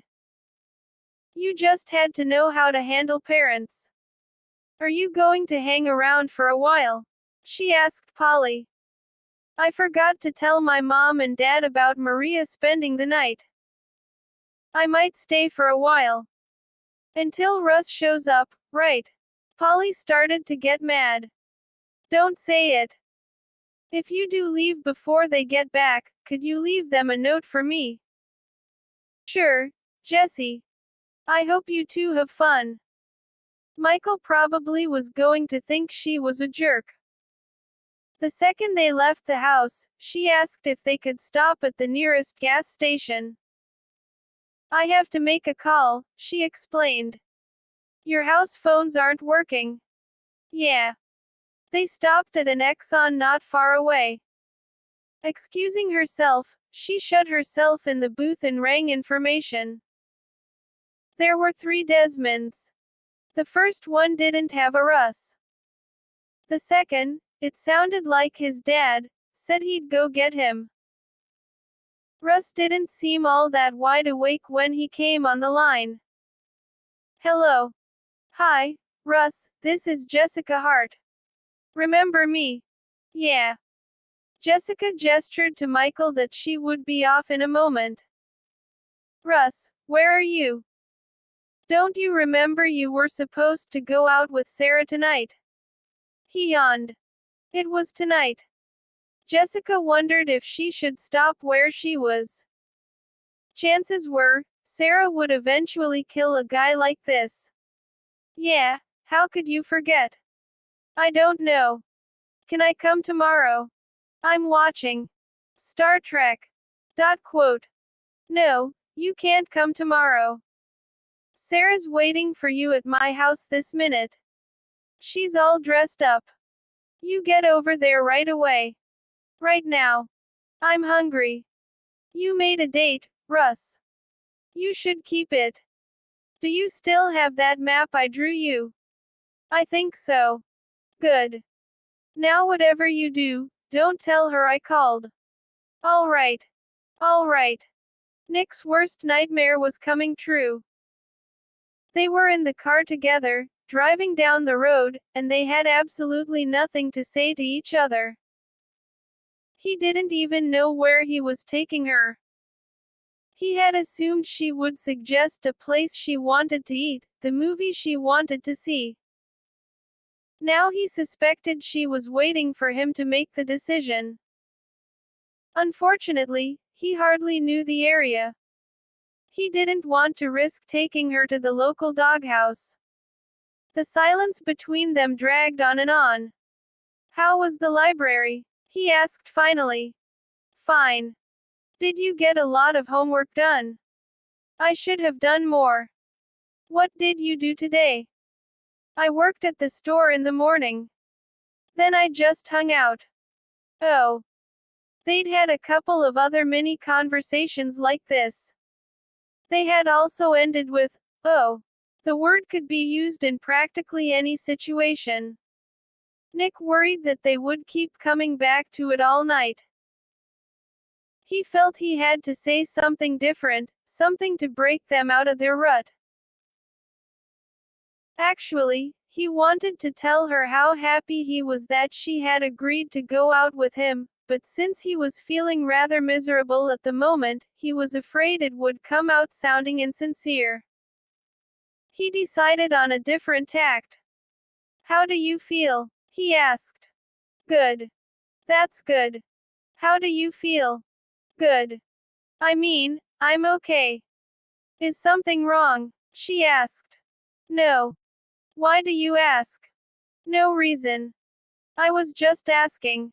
Oh. See, now he had said it. He was seriously debating whether he should give up right then and there and take her home when he noticed her staring at him. What is it? He asked. You're mad at me, aren't you? Why would I be mad? I'm not mad. I didn't invite you to my house. That's all right. You were working at the library. That didn't fool you, Nick. Her saying his name, on top of her confession, seemed to loosen something in the air. At home, he seldom heard his name. He didn't think his dad had said it in the last 5 years. Is it your parents? He asked. She nodded. They don't know I'm out with you. They don't let you date. She hesitated. Not exactly. Oh, the light turned red. Stopping, he rolled down the window. The outside air had cooled significantly. They must be getting close to the beach. Naturally, what she said did not surprise him. That was the thing about being one of the few blacks in the neighborhood, you got used to everything. Do you feel guilty? No. I'm not doing anything wrong. But I could be getting you into trouble. You won't. I'm spending the night at a friend's. It stung to hear how she'd had to set everything up beforehand. Maybe he was mad at her, a little. Does this friend have parents? He asked. You know, they might see me accidentally. She turned toward him. I'm sorry. The regret came swift. No, Maria, I shouldn't have said that. My parents are good people. They just feel they have to be cautious. They haven't had easy lives. He waited till the light turned green, then drove across the street and parked near the curve. Behind Maria, through a patch in the bushes along the sidewalk, he saw a blue slice of ocean, the warm brown of sand. He turned off the engine. And you feel you have to be cautious, too, right? She nodded, watching him. Why? I just have to be. Then what are you doing with me? She didn't answer, but continued to stare.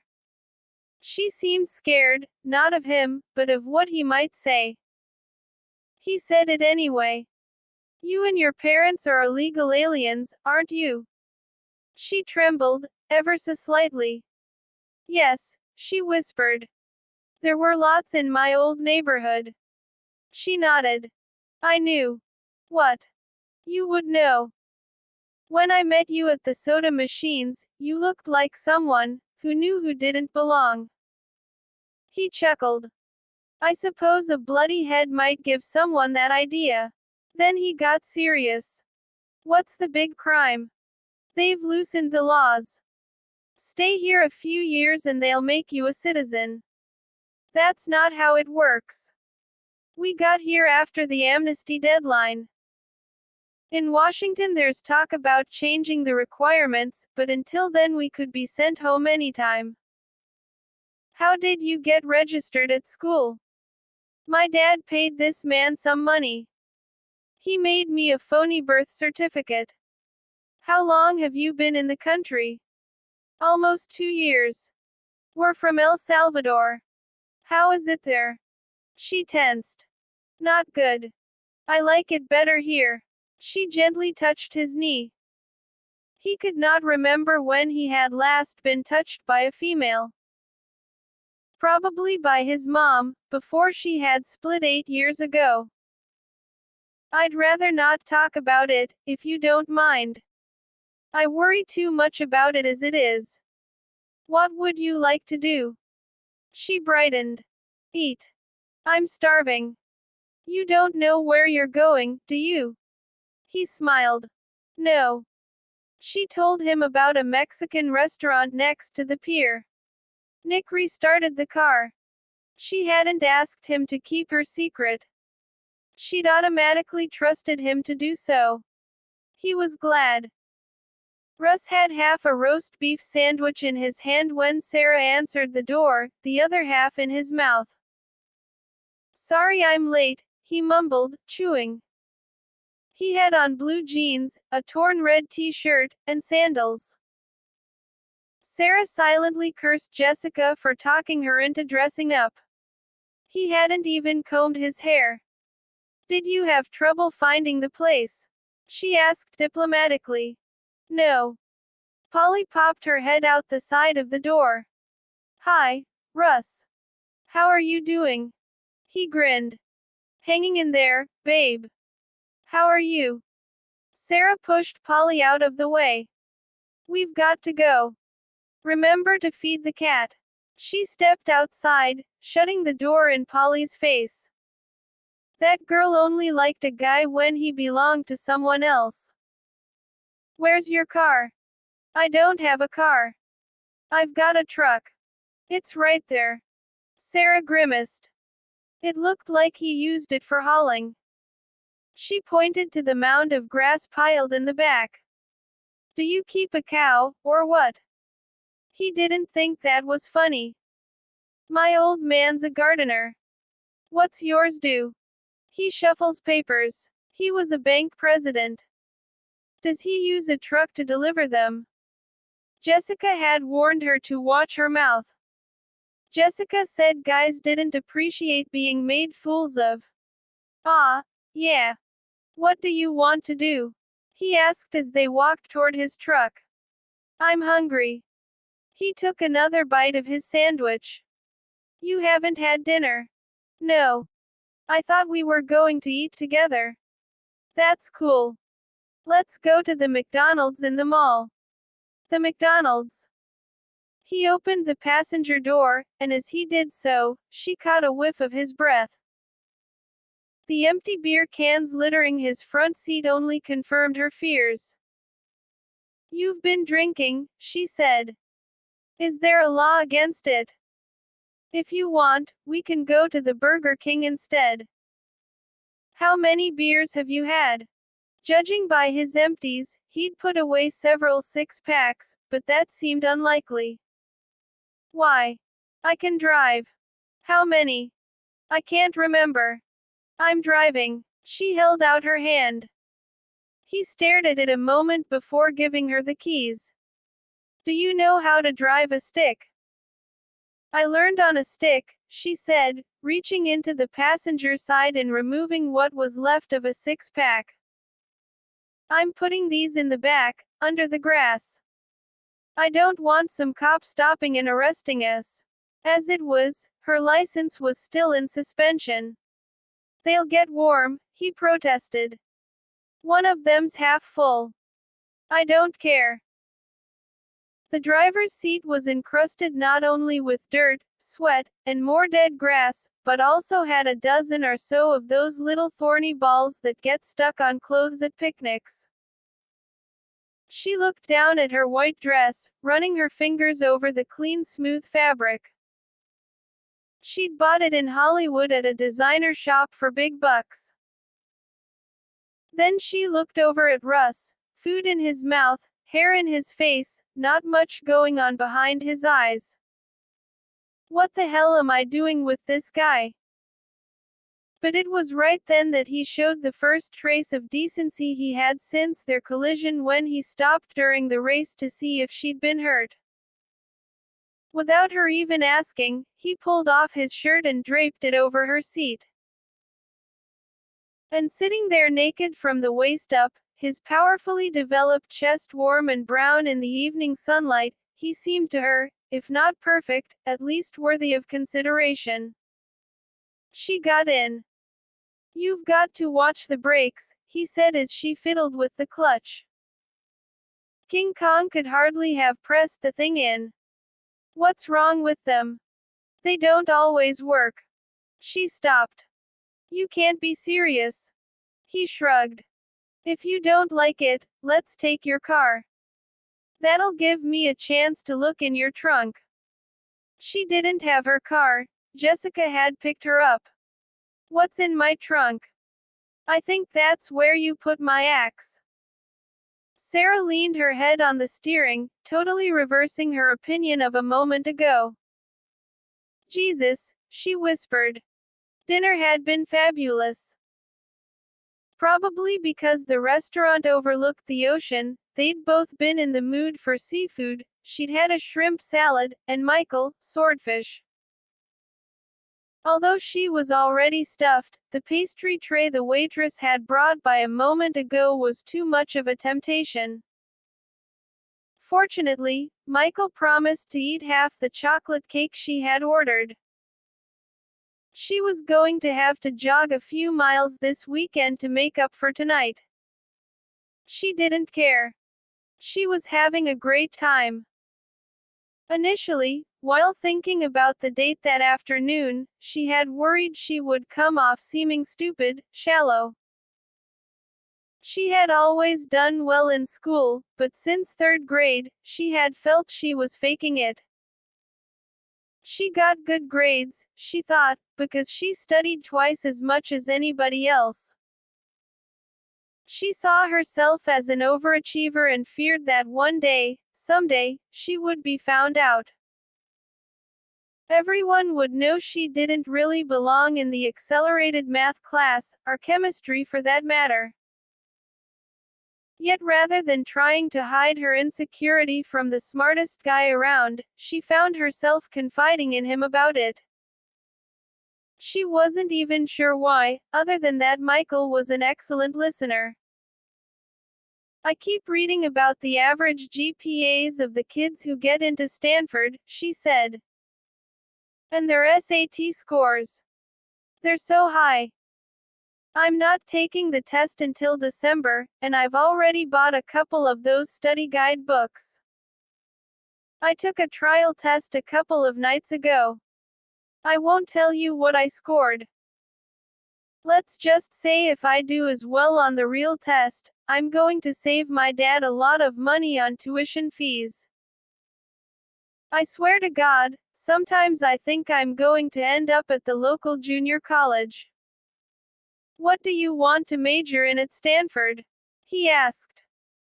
He had taken a fancy to the candle on their table and was playfully running his fingers above the flame.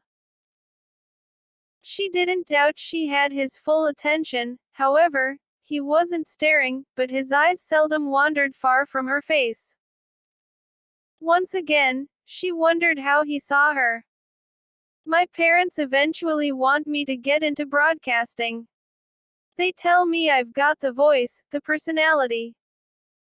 They think a major in journalism, with a minor in communications, would give me a solid background. I know some of those girls on the news make a lot of money. What do you think?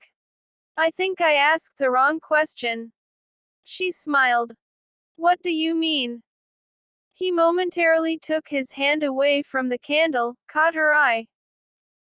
You keep telling me what your parents want. She started to answer, stopped. He'd hit pretty close to home with that one.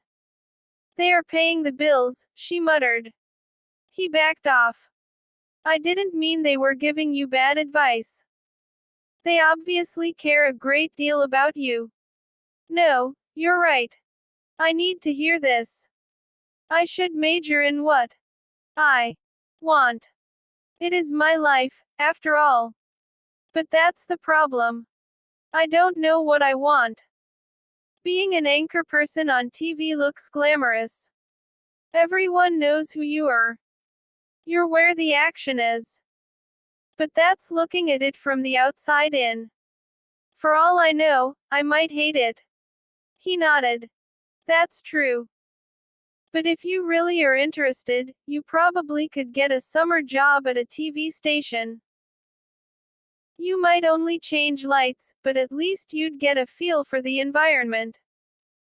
That's an idea. She made a mental note to check on that. What about Stanford? What about it? Don't you think it's a good school? It's one of the best. Is that why you've chosen it? He'd caught her again. My dad went to Stanford, she admitted. I grew up browsing through his college yearbooks. I know all the sororities on campus, even the Stanford school song. I don't know, it's so hard to get into. I've always felt that if you graduated from Stanford, you would be one of the elite. She leaned forward. She really wanted his approval. Does that sound like too snobbish a reason? He chuckled. I'm the last person to ask. Why? 'Cause I'm jealous. I won't be going to Stanford. Why not? You've got the grades. You'll probably get super high SAT scores. He looked down. I can't afford it. She had to remember that not everybody's dad made 6 figures a year. He must have borrowed the Jaguar for their date. Couldn't you get a scholarship? He shrugged. She may have been embarrassing him. It's a possibility, but I'd hate to be that far away from my mom. She sort of likes having me around. He'd said nothing about his family. Is your mom divorced? Yeah. You don't have any brothers or sisters, do you? No. Neither do I. I wish I did. I sort of envy Polly sometimes. She's got Alice. He glanced up suddenly. What is it? Nothing, he said. It really surprised me that you knew her. She never told me. When did you meet? Last Christmas. Really? Where? At the store where I work. The 7-Eleven on Western. I've been in there a couple of times. I never saw you. Is it a part-time job? 50 hours a week. Wow. He lived in a different world, she realized. He made money, carried his own weight. She charged everything, ran up the phone bill.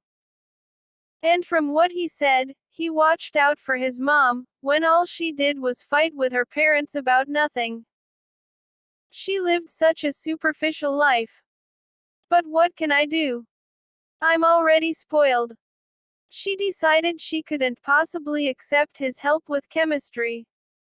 He undoubtedly had little time to himself. She leaned over, blew out the candle beneath his hand. Come on, Michael. We don't need the cake. I'm taking you to that movie I promised. They called for the check. She put up a fight, but he insisted on paying. Out in the car, they checked a paper he'd brought. They couldn't make up their minds what to see and decided to head back to the mall near campus where they would have 6 shows to choose from. Driving along Pacific Coast Highway, the salty air pouring in through the open windows, the sun setting over the water, they slipped into a quiet spell. Relaxing into the seat, she glanced over, studying his profile. For a moment she wished that it had been he who had asked her out, that this was a real date. He didn't have Bill Skater's startling blue eyes, his strong jaw. But his face was appealing, particularly now, with his dark eyes intent upon the road, his thoughts seemingly far away. And he had something else she liked. He was kind.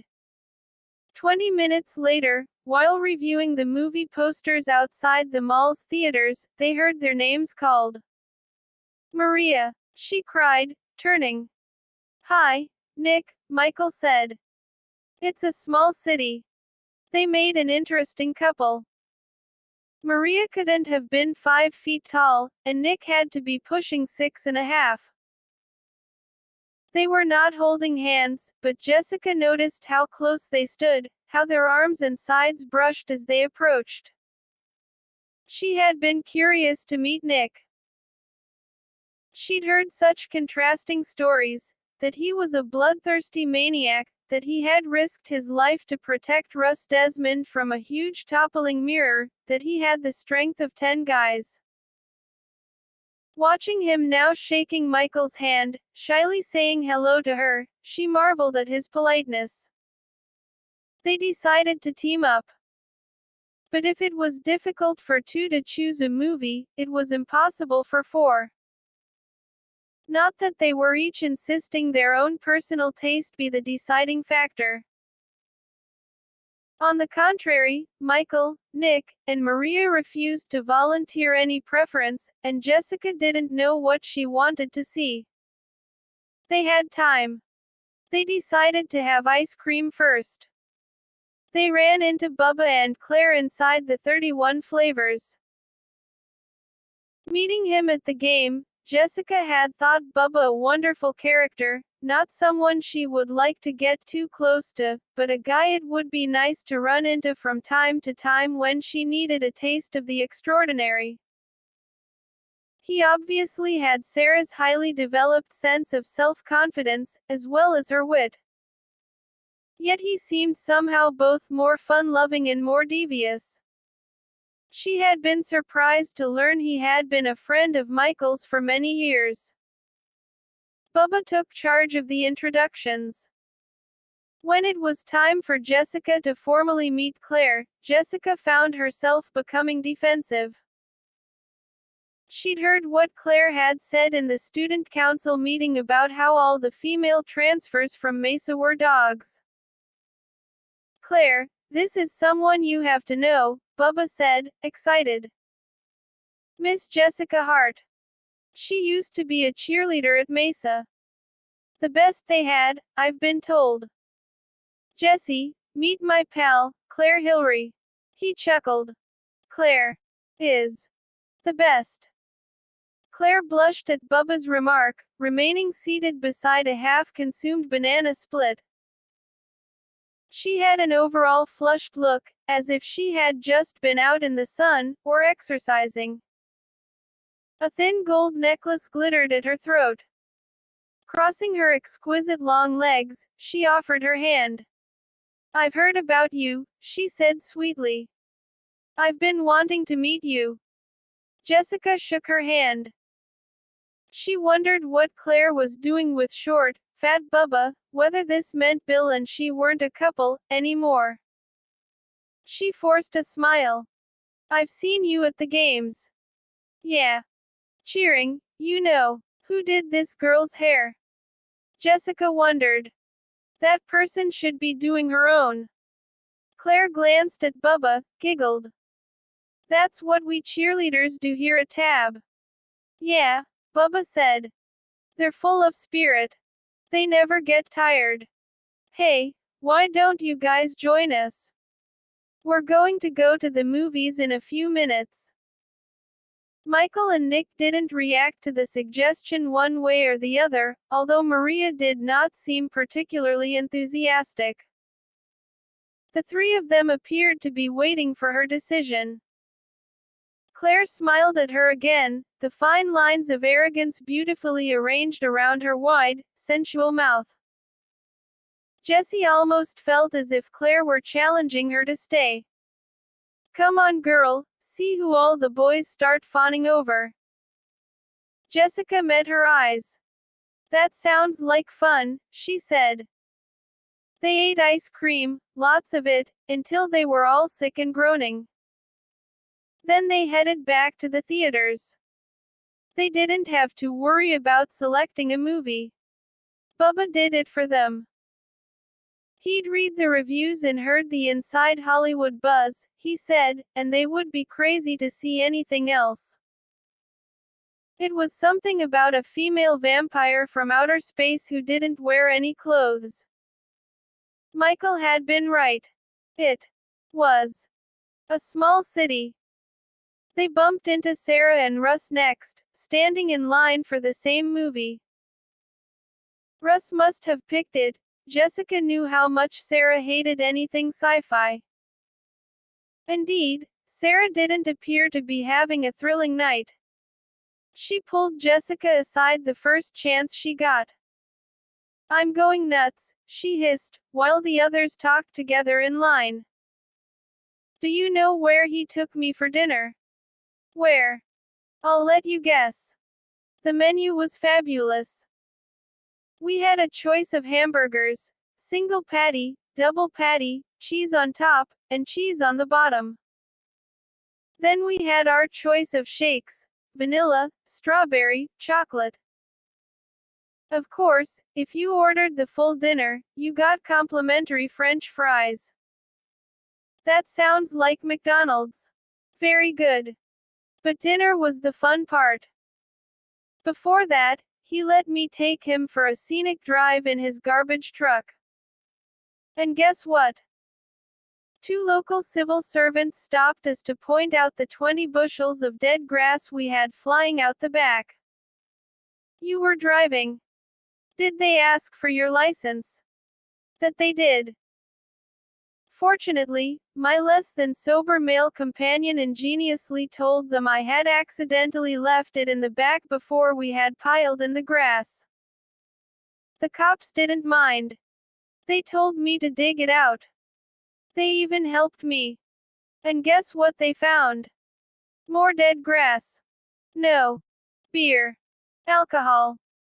That stuff they sell to people after they are 21 years of age. They found 3 cans, and one of them was open. That's against the law, in case you didn't know. Did you get a ticket? Sarah's license was already in suspension, another ticket and they would probably tear it up. No, I got arrested. No. I had to take a sobriety test. I had to walk in a straight line and breathe in a bag. And get this, all the while Russ, drunk out of his gourd, got to sit there and watch. Did you get a ticket? She repeated. Sarah had not been arrested. No, I got humiliated. Then I had to eat a greasy hamburger, which gave me indigestion. And now I've got to watch some goddamn flick about a blood-sucking pinup. She glared in the direction of her date, fuming.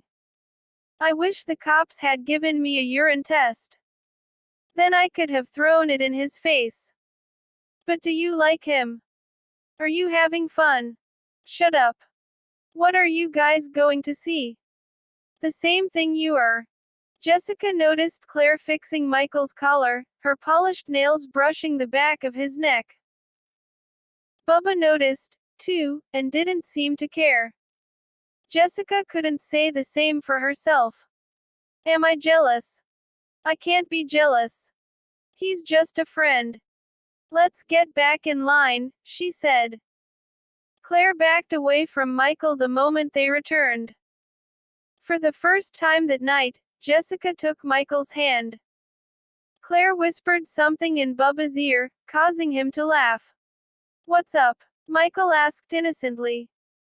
Jessica pulled him close, squeezed the top of his arm, smiled. I am. Maybe, just maybe, he would be more than a friend. The fireworks between Sarah and Russ were not over. When Russ reached the ticket window, he discovered he didn't have enough money for 2 admissions. He asked Sarah if she could spring for a few dollars. Sarah stared at him for a long time before responding. Jessica silently hoped Sarah was using the time to calm herself. She might just as well have been hoping for a gallon of gasoline to put out a fire. What? Sarah asked softly. Quote. You want money from me? Question mark.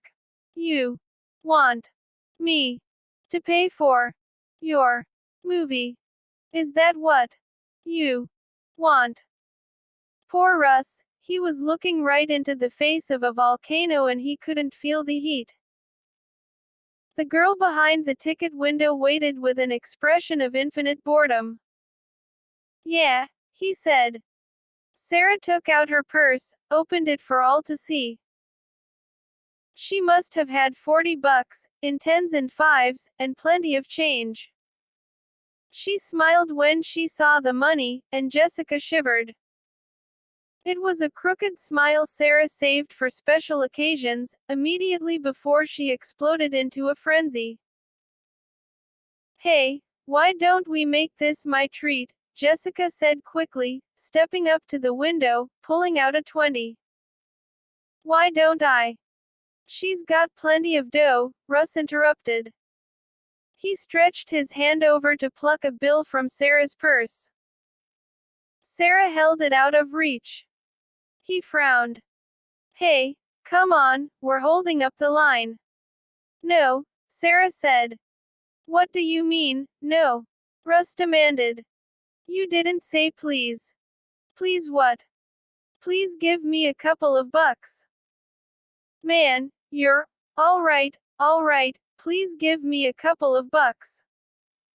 Sarah stopped smiling. No. What do y'all want to see? The chick in the window finally asked. The people behind them began to stir. Michael took out his wallet. Russ, I could lend you a 10 if you need. No, Sarah interrupted, her eyes fixed on Russ. No one's loaning this buffoon a red penny. Russ shook his head, disgusted. You know what your problem is, girl. You're spoiled. You get everything handed to you on a platter. You've got no class. Sarah started to laugh, loud and high, like a hyena. She did this for maybe 3 seconds, then suddenly cut it off and poked a sharp finger into Russ's chest. I have no class, she screamed. You're an hour late. Your truck smells like a cow stall. You practically get me thrown in jail, and now you're pinching money out of my purse. That's telling him, Bubba said, enjoying the exchange. The others held back. It was too late, Jessica knew, to go back. My truck doesn't stink, Russ said indignantly. And I'm not pinching your money. I'm just short is all. I didn't know I was going to have to pay for all this tonight. Sarah went to snap at him, stopped. Jessica began to feel faint. What do you mean? Sarah asked quietly. I didn't know we were going out until your friend called me. If I'd known, I would have went. Stop, Sarah said. She glanced at her, spoke to Russ. Jessie called you. When did Jessie call you? Russ lowered his head, realizing his mistake. I don't know. Sarah nodded. Jessie set this all up, didn't she? Yeah, that makes sense. You're being a jerk 'cause you don't want to be here. Well, I can understand that. She took a breath. I'm sorry. What do y'all want to see? The girl asked again. She had the line down pat. Sarah reached into her purse, threw all her money under the window. The vamp flick, she told her, glancing at the rest of them. It's on me. Then she left, in a hurry, and Jessica was not able to catch up to her until they were halfway across the mall, near the central fountain. Fortunately, none of the others followed. Sarah was crying. Jessica would not have thought it possible. I didn't know this would happen, Jessica said. I didn't know. Sarah didn't tell her to go away, didn't blame her. Removing a handkerchief from her bag, she slowly wiped away her tears, blew her nose. Jessica watched with a mixture of guilt and amazement. Who was this fragile creature? It couldn't be her best friend. That girl never cried, not in the 12 years she had known her. Sarah looked at her with red eyes. I would call a cab, but I spent all my money, she said. I'll go get Michael. We'll give you a ride home. You stay here until I get back. She put her arm around her. I really am sorry. Sarah smiled faintly, embarrassed. This is stupid. Jessica hugged her. No, this just means you like him. Michael met her midway between the theaters and the fountain. She explained how Sarah would rather not have to see the others anymore tonight. He understood immediately. He went for the car. They drove to Jessica's house. Sarah had planned to spend the night, anyway, and Jessica wanted to talk to her. Sarah didn't say a word, except to thank Michael when she got out of the car. Jessica watched her hurry to the front door, disappear inside. She turned to Michael. "I guess I still owe you a movie," she said. "That's okay. You know, you're being awfully cool about all this. I think I would feel better if you were a little put out or something." He played with the keys in the ignition. Now he wouldn't look at her, and for a moment she wondered if he was nervous. But he hadn't asked her out. He couldn't be thinking of kissing her goodnight. What if I kissed him? Sarah seemed pretty upset, he said, rolling down his window and placing his left elbow halfway outside. In the confines of the front seat, he had placed himself as far away from her as possible. She decided to take the hint. He didn't want her kisses. He probably just wanted to get back to see the movie. She couldn't blame him. "Yeah, she is. I better go see her." "Okay." He glanced up the street. "I have some free time tomorrow evening, if you still need help with chemistry." He probably had to work all day, and would be exhausted when he got home. She would be stealing his own study time. "Oh, never mind. I've been reading the textbook like mad the last few days. I think I've caught up on my own." "Are you sure?" "It's no bother. I'm sure." She reached over, touched his arm. "Thanks." Now he turned his keen dark eyes on her. "For everything." He remembered. She smiled. "What else?" "A sweet note to finish the evening."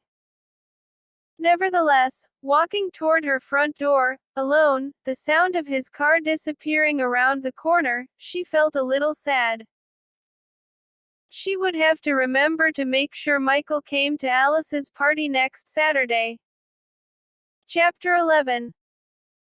A week later, riding to the party in the Jaguar with Bubba and Nick, Michael was still thinking of Jessica's goodnight, and feeling bad. A couple of hours alone with him and she decides she doesn't even want his help with her homework. Hell of an impression he must have made. Yet for a few happy minutes here and there, over dinner and standing in line for the tickets before the Sarah Russ blow-up, he had actually believed she liked him. He'd caught her staring at him a couple of times, watching him, thinking, he had imagined, how far out he just might be. She had probably been wondering when the night would be over. Since then he had spoken to Jessica only in passing. He had taken to timing his trips to their locker so he would avoid her. He did so not because he was angry with her, but because he didn't want to bother her. She was so sweet, she might feel obligated to be nice to him even if she didn't feel like it. And he had another reason. She'd been spending a lot of time with Bill Skater the past week, at lunch and during break. Beyond their mutual great looks, Michael couldn't imagine what those two had in common. Of course, from their point of view, that was probably more than enough. "You're awfully quiet back there, Mike," Bubba said, driving. Nick sat to his right in the passenger seat. After dropping Sarah and Jessica off the last Saturday, Michael had gone straight home. He had, however, seen Nick the next day at work and heard how well things had gone with Maria. But he had not spoken to Bubba about the big night. About Claire or Jessica. After all these years, Bubba usually knew when to leave him alone. Then again, it was Bubba who was dragging him to this party. If it hadn't been for him, and a fear of offending Alice, he would be at home now reading a book. That happens to me when I don't talk. You make a left here, in case you didn't know. Bubba took one look down the road and drove past it without turning. Michael quickly saw his reason. The street was jammed, with cars everywhere. Though a quarter of a mile away from Polly and Alice's house, he could clearly hear the rhythm of the music, the sound of people laughing and carrying on. Your babe's going to be here, isn't she? Bubba asked Nick. Yeah, Jessie invited her. And me, I guess. It doesn't look like they're turning away anyone, Michael said. Bubba couldn't find a spot anywhere. Is Claire coming? Nick asked Bubba. Yeah. Wait till you see her in this new bikini I bought her. For all the material they used, it could have been cut from a red handkerchief. How did you keep her from exploding when she found out you weren't going to the concert? Nick asked. Bubba looked over at him. Do you consider yourself a gentleman? I suppose. Bubba pointed to the glove compartment. Open that, take the box out. Nick did as he was told. Bubba was referring to the box of condoms he had been showing off last week. There are only 2 left, Nick said, peering inside. That's why, Bubba said simply. Michael snorted. You didn't have sex with her 8 times before ice cream in the movies. 4 times before, 3.5 times after, Bubba said. I don't believe it, Michael said. I bet you didn't even kiss her goodnight. Maybe I didn't kiss her goodnight. I don't remember. She fell asleep in my arms. That's BS, Michael said. How could you get her in bed? For the faithful romantic, no explanation is necessary. For the unbeliever, no explanation is possible. You probably got her loaded. I confessed to offering her a couple of drinks. I bet she was unconscious the whole time, Michael said. He didn't know whether to believe him or not. In either case, he realized he was jealous. What was the halftime like? Nick asked, curious. Bubba smiled. And you said you were a gentleman. They ended up parking 2 blocks away. Climbing out of the car, Bubba donned a pair of sunglasses and a hat even though the sun had set 2 hours earlier. He already had on a flowery Hawaiian shirt and a pair of brilliant red baggy swimming trunks Nick offered to carry the case of Heineken Bubba had purchased, with the help of a phony L.D. Michael tucked his trunks in his towel, lagging behind his friends as they walked toward the huge, brightly lit house. A number of people were gathered on the long steep front lawn. Michael thought he saw Dale Jensen, his main competitor for valedictorian honors, sucking on a joint. Neither of them let on he had seen the other. Loud and crowded, the beautiful living room had changed from the last time he'd been there. Furniture had been cleared away from the center of the floor, a thick clear plastic laid down. The dancers could have used a referee. You couldn't even hear yourself talking. Nick deposited the beer in an ice chest in the kitchen, then he and Michael followed Bubba down the hall to a relatively quiet game room. The main attractions here were a pool table and 3 separate video games. Michael searched for Jessica, hoping to find her so he could avoid her. Russ had planted himself in the corner in front of the full-color graphics Demon Death. He had a joystick, a full pitcher of beer, and Polly to help him back to safety from the realm of the dead. She was all over him. Sarah mustn't be around. On the other side of the room, on a low couch behind a table covered with snack bowls, sat Bill Skater, Claire Hillary, and The Rock. The latter glanced up the instant Nick entered, leaned over, and whispered something to his quarterback. The team had lost the previous night, 17-7. Bill had thrown 2 interceptions and had spent the entire second half on the bench, when Tab had scored its only touchdown. The Rock had played the whole game and had sacked the opposing quarterback 4 times. He was a strong sob. Maria might be outside, Michael said to Nick. She might be in this room, Nick said. He had gained a measure of self-confidence in the last 2 weeks. She's not in this room, Michael said. And there's no sense looking for trouble. All right, Nick said, turning to leave. But I can't keep avoiding him. You know that. We'll see. Nick left. Apparently Bubba saw trouble, too. He didn't approach Claire right off the bat. He waited till Bill and the Rock were distracted, caught her eye, gesturing for her to meet him outside. Claire shook her head. She didn't mind hanging on to Bubba as long as no jocks were around. Yet Bubba persisted with his gestures, and finally she stood, excusing herself and silently passing within inches of Bubba as she left the room. There's a girl in love, Michael observed. Even the best of them suffer from guilt now and then, Bubba responded, not worried. Face it, she doesn't want to be seen with you when all her friends are around. Bubba didn't appreciate the remark. I didn't see Jesse running to welcome you with open arms at the door. He went after Claire. Sorry, Michael called after him. He was off to a great start. He noticed a ping-pong table set up in the garage off the game room. He often played against his mom at home, they were both good. He went and got in line for the next game. He was a point away from being handed the paddle when he saw Jessica enter the game room and sit down beside Bill on the couch. They seemed happy to see each other. Bill handed her his drink. She offered him a pretzel.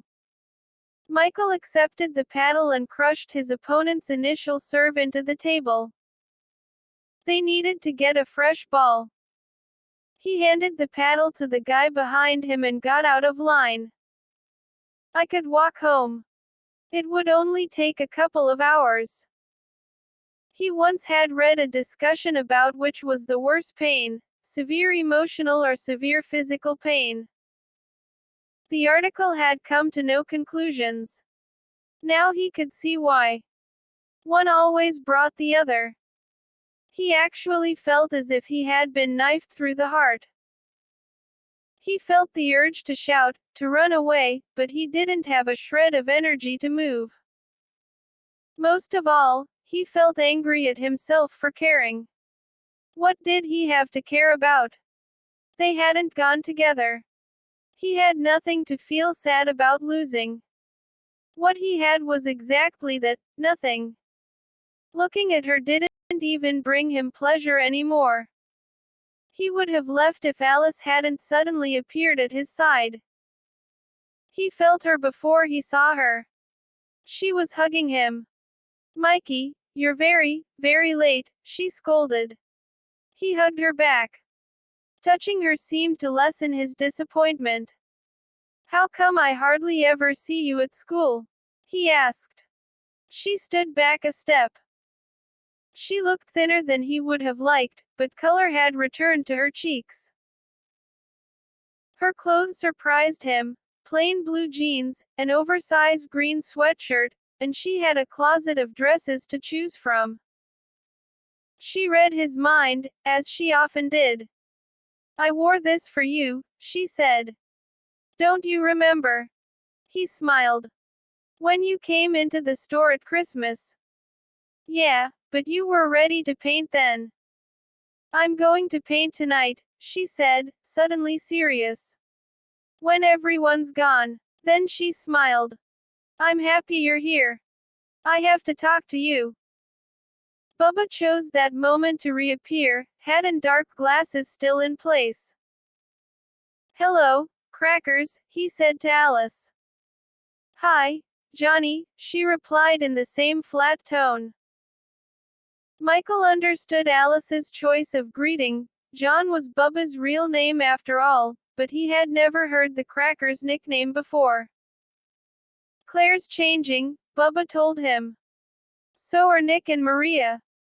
It's time for a little dip." Alice warmed at the suggestion. "Yeah, Mike, let's go in the pool. Polly's been on me all night about playing the hostess, and I'm getting sick of it. I'll dump a half-gallon of bubble bath in the filter. It'll be great. You dive off the board, and you don't know what you're going to land on. Isn't that dangerous?" Michael asked. He supposed he couldn't leave now. "No, that's a great idea," Bubba said. "With the bubbles, we can all go skinny dipping." He glanced at Alice.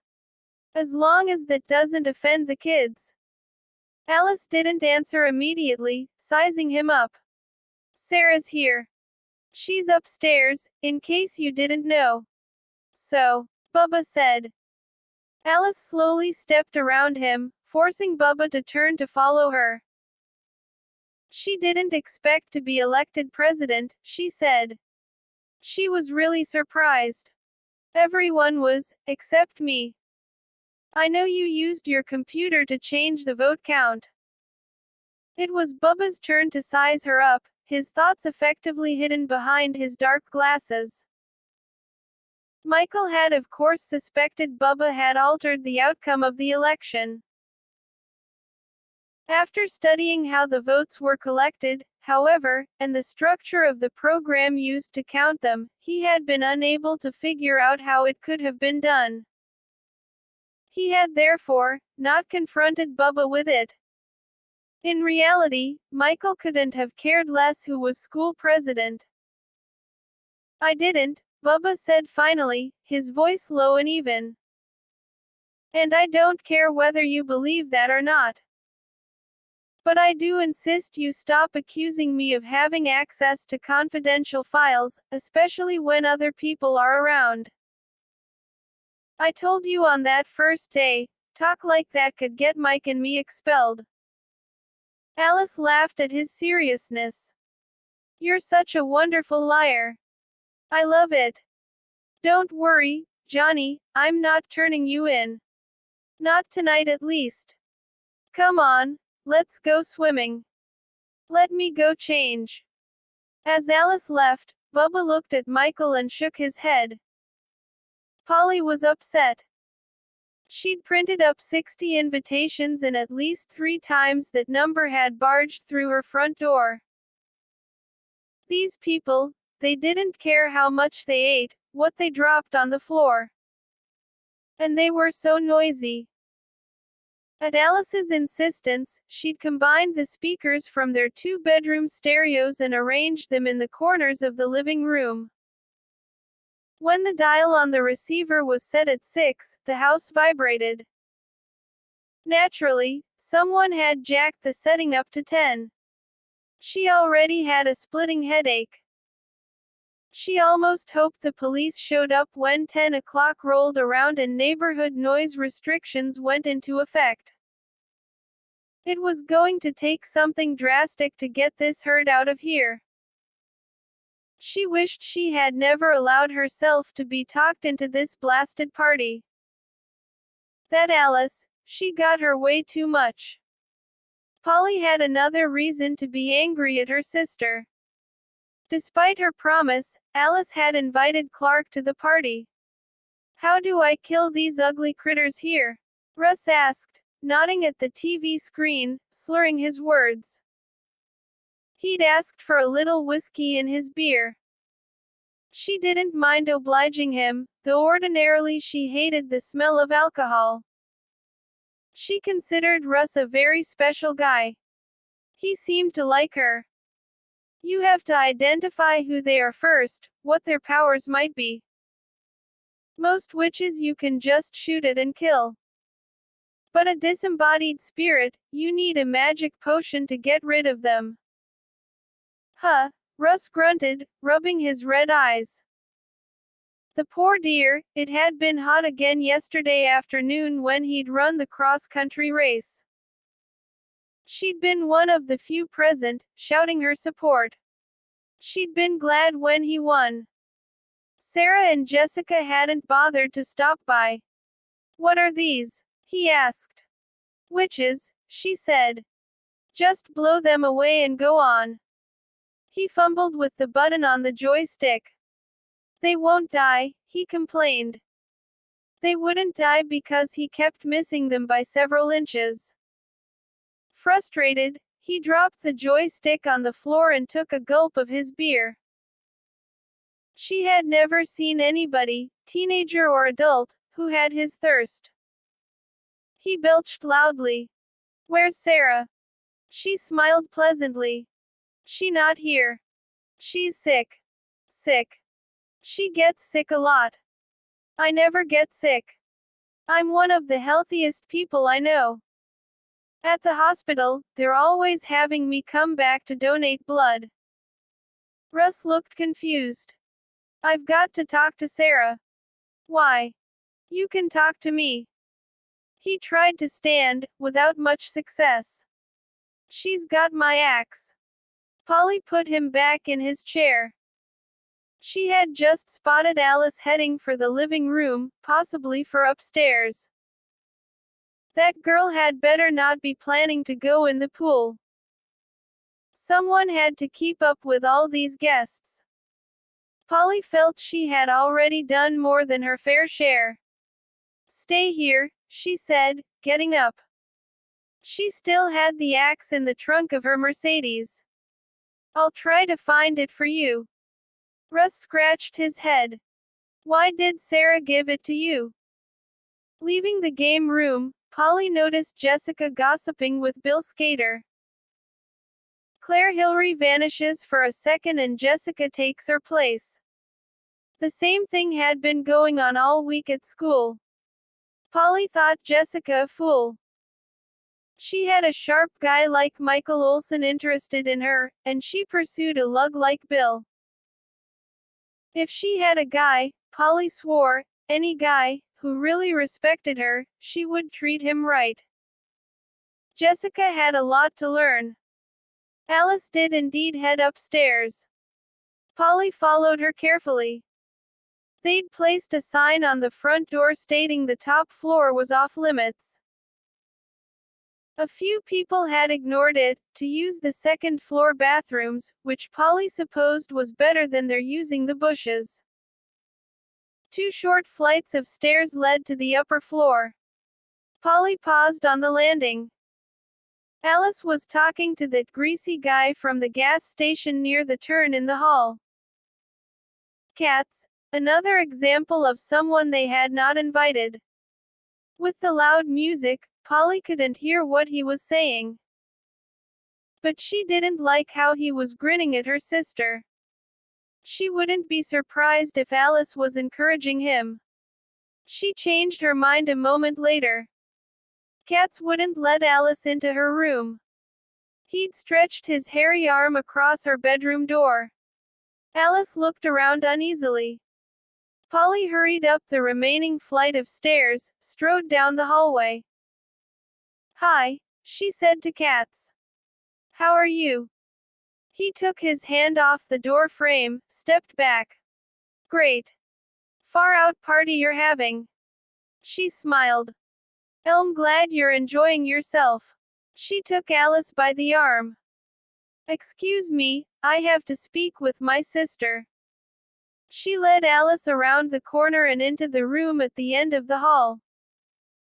It used to be their parents' bedroom years ago. Polly opened the door, turned on the light. A sudden flash dazzled her eyes. The light died. Old bulb, burned out. She stumbled forward, searching for the lamp on the nightstand in the corner. They were the only 2 pieces of furniture in the room. There wasn't even a rug. What was that all about? She asked, turning on the lamp. Nothing, Alice said, closing the door behind her.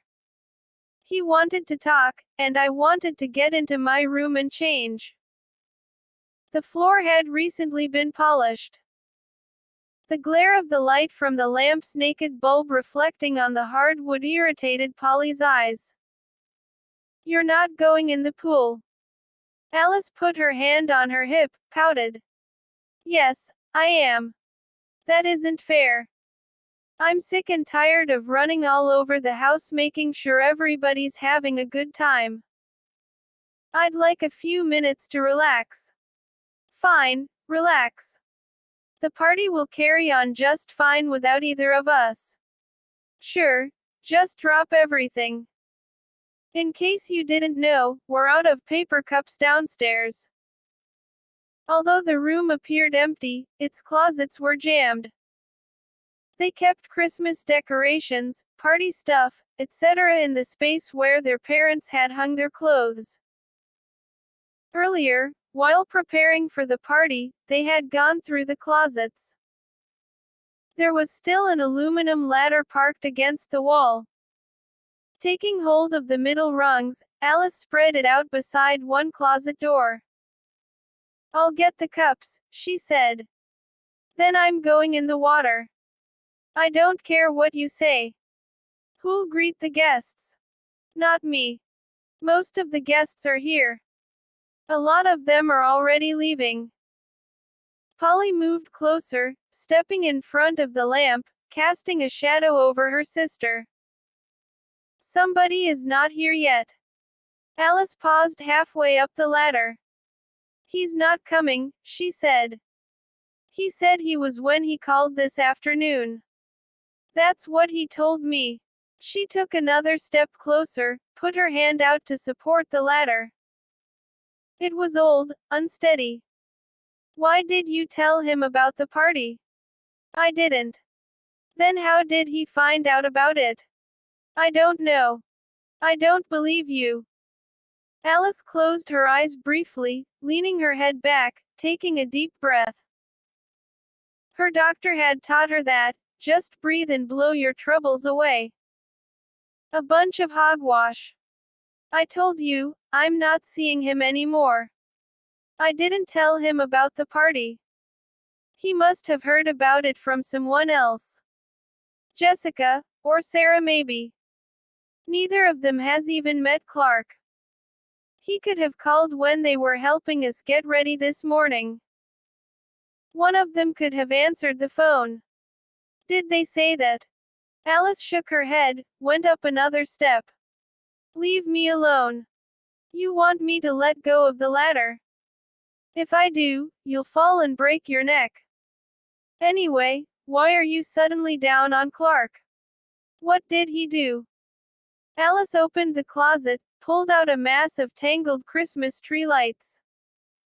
Nothing. Did he say something about me? No. What would he say about you? Oh, excuse me, I guess you've forgotten I used to go out with him.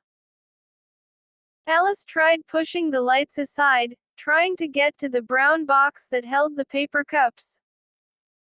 The Christmas lights kept tangling in her hands. I know who told him about the party, she said softly. Who? You. Polly let go of the ladder, chuckled. What? Alice glared at her. Admit it, you wanted him to come tonight. I've broken up with him, and you want to see if you can get him back. Well, he's not coming. I called him not 3 hours ago and told him he wasn't welcome. Why, you little. Listen to me, Polly. Stay away from him. He doesn't just have weird ideas, he does weird stuff. He's dangerous. Polly found herself trembling. How dare her sister, her baby sister, talk to her this way? Such filthy lies. Yet she didn't yell at her. The top of a ladder was no place to fight. There could be an accident, somebody might get hurt. She knew about that sort of thing. She tried to calm herself. Besides, she was curious. What sort of weird stuff? She asked. Shaking her head, Alice climbed down. I'm going. Goodbye. She opened the door. What about the cups? Polly cried. I'll get them later, Alice called over her shoulder, slamming the door behind her. Polly stood for a moment staring at the bright bulb, even though it hurt her eyes and made her headache worse. She hadn't invited Clark. Why would Alice say that? She was pretty sure she hadn't invited him. And she had a good memory for such things. Polly resolved not to get the cups no matter who complained. Alice had said she would take care of it, and Alice had to learn to be responsible. But while the ladder was out, she figured she might as well change the overhead bulb. The lamp didn't go on when you threw the switch by the door. She didn't want someone looking for the bathroom stumbling and breaking a leg. Polly found a package of 100-watt bulbs beside the Christmas lights. Holding the replacements in one hand, she scooted the ladder to the center of the room with the other. Climbing the ladder, she reached around the shade and began to fiddle with the old bulb. She couldn't see it, but she could feel it, dusty and delicate beneath her damp fingers. All of a sudden, she realized exactly how wet her hands were.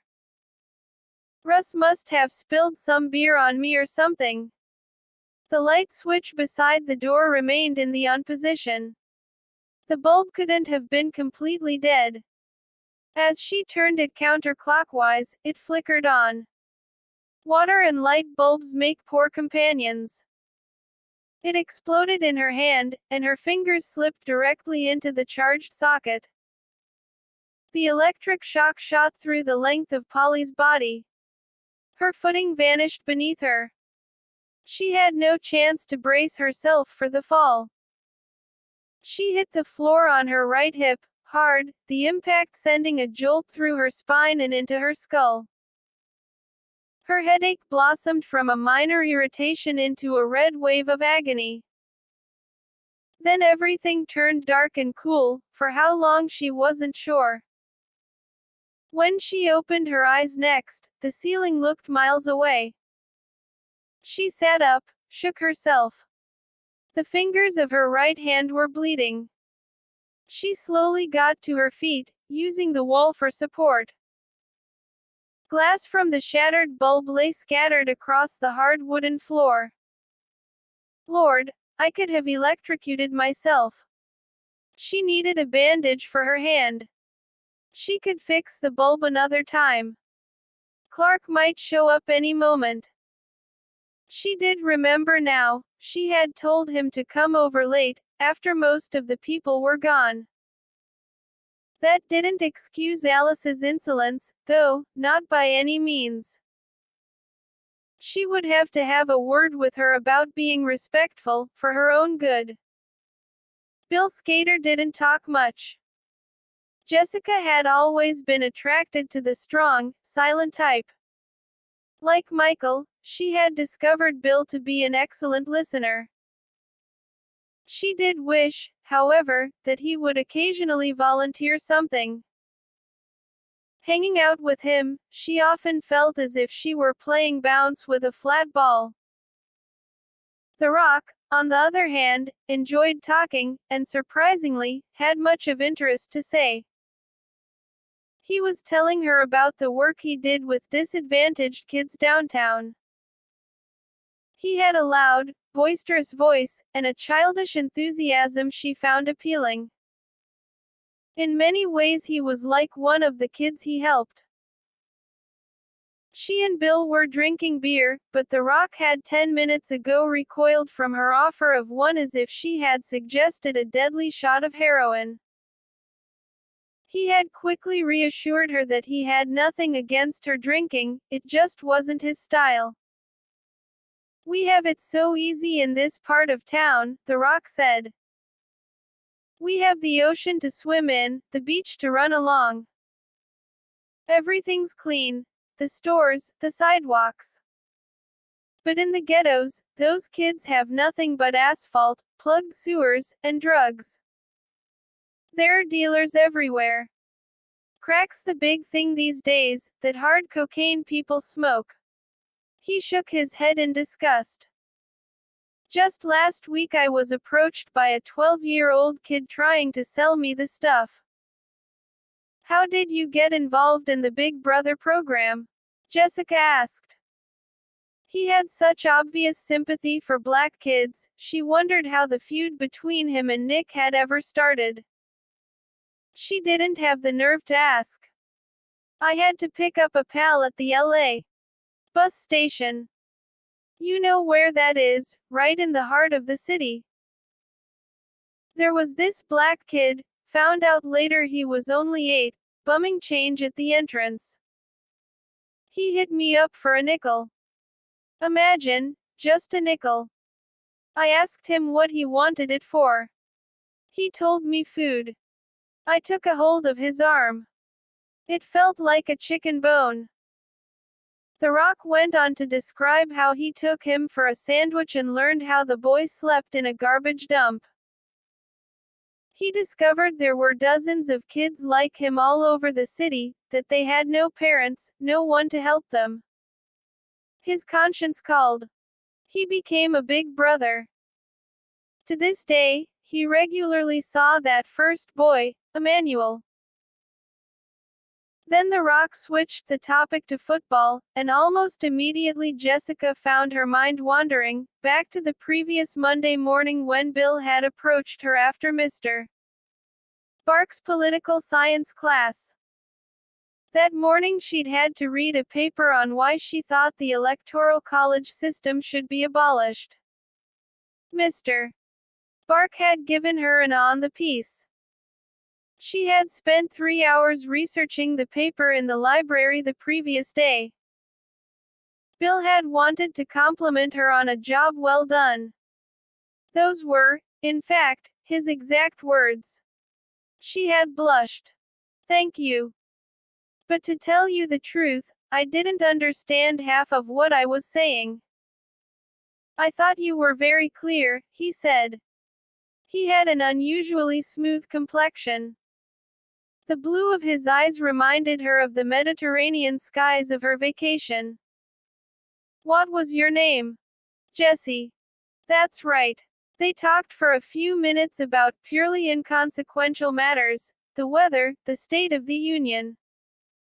Finally the question came. What are you doing for lunch, Jessie? Life was good.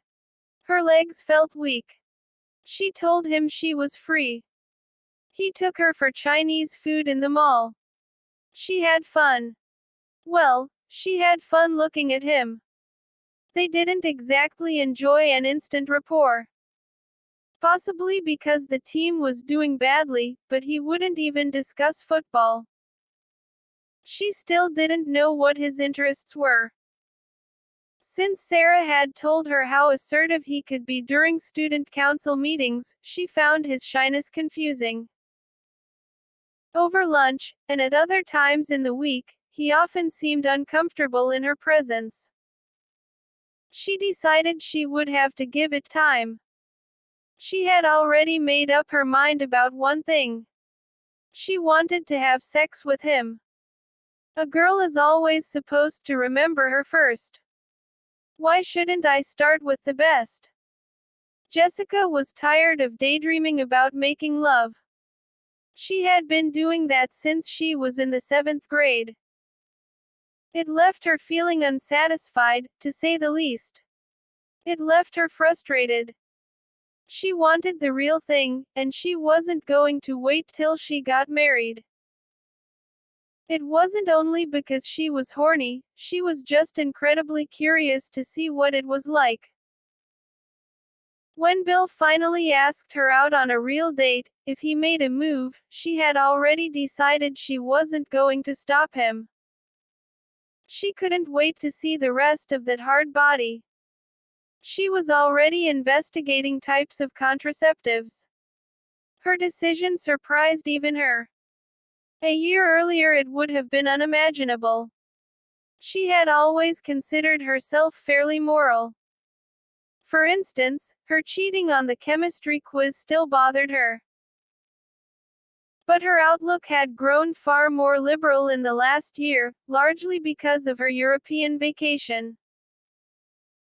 When she had first arrived on the beaches of southern France, and seen people nude sunbathing, it had been a shock. But by the end of the week, when her parents weren't around, of course, she had joined the crowd. But there was still that big question. When? Bill asked her out. When was that going to be? Claire had to be the reason for the delay. Jessica had never spoken to him when she was around. The one time she had broached the topic of his involvement with her, he had changed the subject. The Rock wrapped up a story about some opposing lineman whose knee he had cracked in a dozen places and went off to change into his swimming trunks. Left alone with Bill, Jessica racked her brain for something to talk about. Bill continued to sip his beer, watching things go on about him. Suddenly Claire swept back into the room in an unfastened beach cover-up and red bikini. In a cheerleader uniform, Claire projected a certain sex appeal. In this reasonable excuse for total nudity, she looked positively nasty. All legs, chest, enough clear brown flesh to exhaust any red-blooded American boy's fantasy reserve. Bill started to stand up. Claire grabbed his hands and pulled him into her arms. "Let's go, big boy," she said. "Time to get wet." She glanced up. "Time to get down." "All right, I'll be there in a minute." Claire grinned and asked what on the surface appeared to be a redundant question. "In the pool." "Yeah," Bill said. She patted his rump.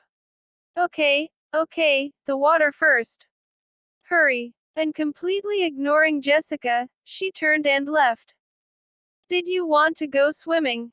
Bill asked uneasily, setting down his beer. Why buy contraceptives when I might be able to borrow Claire's? She had bought a new bathing suit for the party. To compete with Claire, however, she should have purchased breast implants. She smiled, although it hurt to do so. She wouldn't ask what the deal was, not yet. "Another time, maybe," she said. Alone, she started to search for Michael. She'd seen him come in. She just wanted someone to talk to. Summer had come to an end. Feeling the chill of the nighttime air as he huddled his shoulders beneath the warm water and fluffy bubbles, Michael felt autumn inside. He always mourned the summer's passing and instantly began waiting for it to return. Somehow, this year, he could tell, it was going to be a long wait. He continued to think of Jessica and Bill together on the couch. "Marco," Bubba called, paddling through a bank of foam in the deep end, his eyes tightly clenched, playing the blind man in the oldest pool game ever invented. "Polo." 36 people replied. Marco Polo in a pool as crowded as this was a joke. You just had to launch yourself in practically any direction and you were bound to tag somebody. Naturally, Bubba had been it for the last 20 minutes. Michael suspected he was slyly opening his eyes so he could stay it until he could accidentally rip the top off a girl of his own choosing. "Marco." Maria and Nick swam to Michael's side. "You two look like you're having fun," he said. "The water feels great after working all day," Nick agreed. "I think we should get out," Maria said, glancing toward the diving board where several of the football players had gathered to taunt Bubba into coming their way. "You might," Michael said. Nick shook his head. "I feel just fine where I am. Anyway, what can they do to me in front of all these people?" They could drown you, Maria said unhappily. The boys on the team did not try to drown Nick. But they did pull a rather unpleasant stunt. Much to Bubba's obvious displeasure, he bumped into the rock, and was no longer it. As the center of attention, the rock, with supposedly closed eyes, wasted no time in heading straight for Nick, who made the mistake of moving away from the side of the pool. Several guys on the team suddenly popped to the surface behind Nick. He saw them at the same time Michael did. It did neither of them any good. One grabbed Nick's right arm, the other his left. His head got pushed under and the rock went diving. They all reappeared a few seconds later, with Nick thrashing wildly and the rock laughing heartily. The rock had torn off Nick's trunks. "Come get me, boy," he taunted, moving into the shallow end where Nick would have to stay low. Real low, if he didn't want to be the talk of the school on Monday. Yet Michael felt more afraid for the rock than he did for his friend. The guys who had pinned Nick's arms seemed to have reassessed Nick's strength in the short time they'd had a hold of him. They backed off, gingerly rubbing their sides, as the other guys on the team watched from a respectful distance. For the moment Nick had the rock to himself, and Michael could not have imagined such fury in Nick's face. It was out of a similar expression the many ugly rumors concerning his deadly rage must have sprung. But Nick couldn't move, except on his knees. Bubba clearly recognized the problem, and Bubba loved to watch a good fight. "Hey, Nick," he called from the deep end, his hands out of sight beneath the water and bubbles. "Take these." He didn't toss him a sword or a knife. Bubba threw Nick a pair of trunks. His own shorts. Nick caught them, put them on. The rock backed into the side of the shallow end, stopped his taunting. "Nowhere to go." "Hey," he said. Nick launched himself at the rock, who had decided a fraction of a second too late that the water was not a safe place to be. Nick caught the rock by the right arm and the back of the neck just as the rock put one foot on the deck. The rock started a cry that ended in a strangled gargle. Nick had shoved him under. The festive atmosphere hushed into a tense silence. It was a struggle for Nick. The rock's feet and hands kept thrashing to the surface, but it was clear he could hold his pre's head under as long as he pleased. "Stop," Maria cried. "No," Nick said. "You'll kill him," she pleaded. "Yeah," Bubba cheered. Nick smiled grimly, tightening his grip. "Not yet." Maria dived toward Nick and pounded him on the back. "Let him go now." Nick looked at her strangely for a moment. Then he held his hands up, as if he were displaying his innocence. The rock broke the surface, his choking gasps material for pity. He lay bent over the steps, sobbing in recovery. "We can't do this," Maria said wearily. She could have been talking about more than the rock's dunking. "He started it," Nick protested. Maria shook her head sadly. To her, it didn't matter. Michael watched the next few minutes with a calm fascination. To a casual spectator, the hostilities appeared to be over. The usual chatter resumed across the pool. Yet Michael knew they had merely passed into the eye of the hurricane.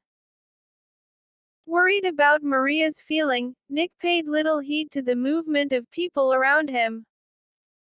The rock was making a swift recovery. He had moved from the steps and now was sitting on the side near the diving board. One by one, his teammates, swam to his dangling feet, conferring with him. "Nick," Michael said. "Nick." His friend didn't hear, preoccupied as he was with convincing Maria that he hadn't intended to drown the fat slob. Perhaps it didn't matter, Michael thought. Help was on the way. Seconds before the rock jumped Nick, Alice had been testing the pool's chlorine level.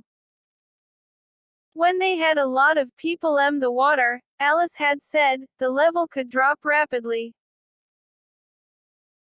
When the rock had attacked Nick, Alice had dashed into the house, the pail of powdered chlorine in her hand. Now she reappeared with her sister holding the chlorine, just as the rock re-entered the water with 11 backups, and began to swim toward Nick. Nick!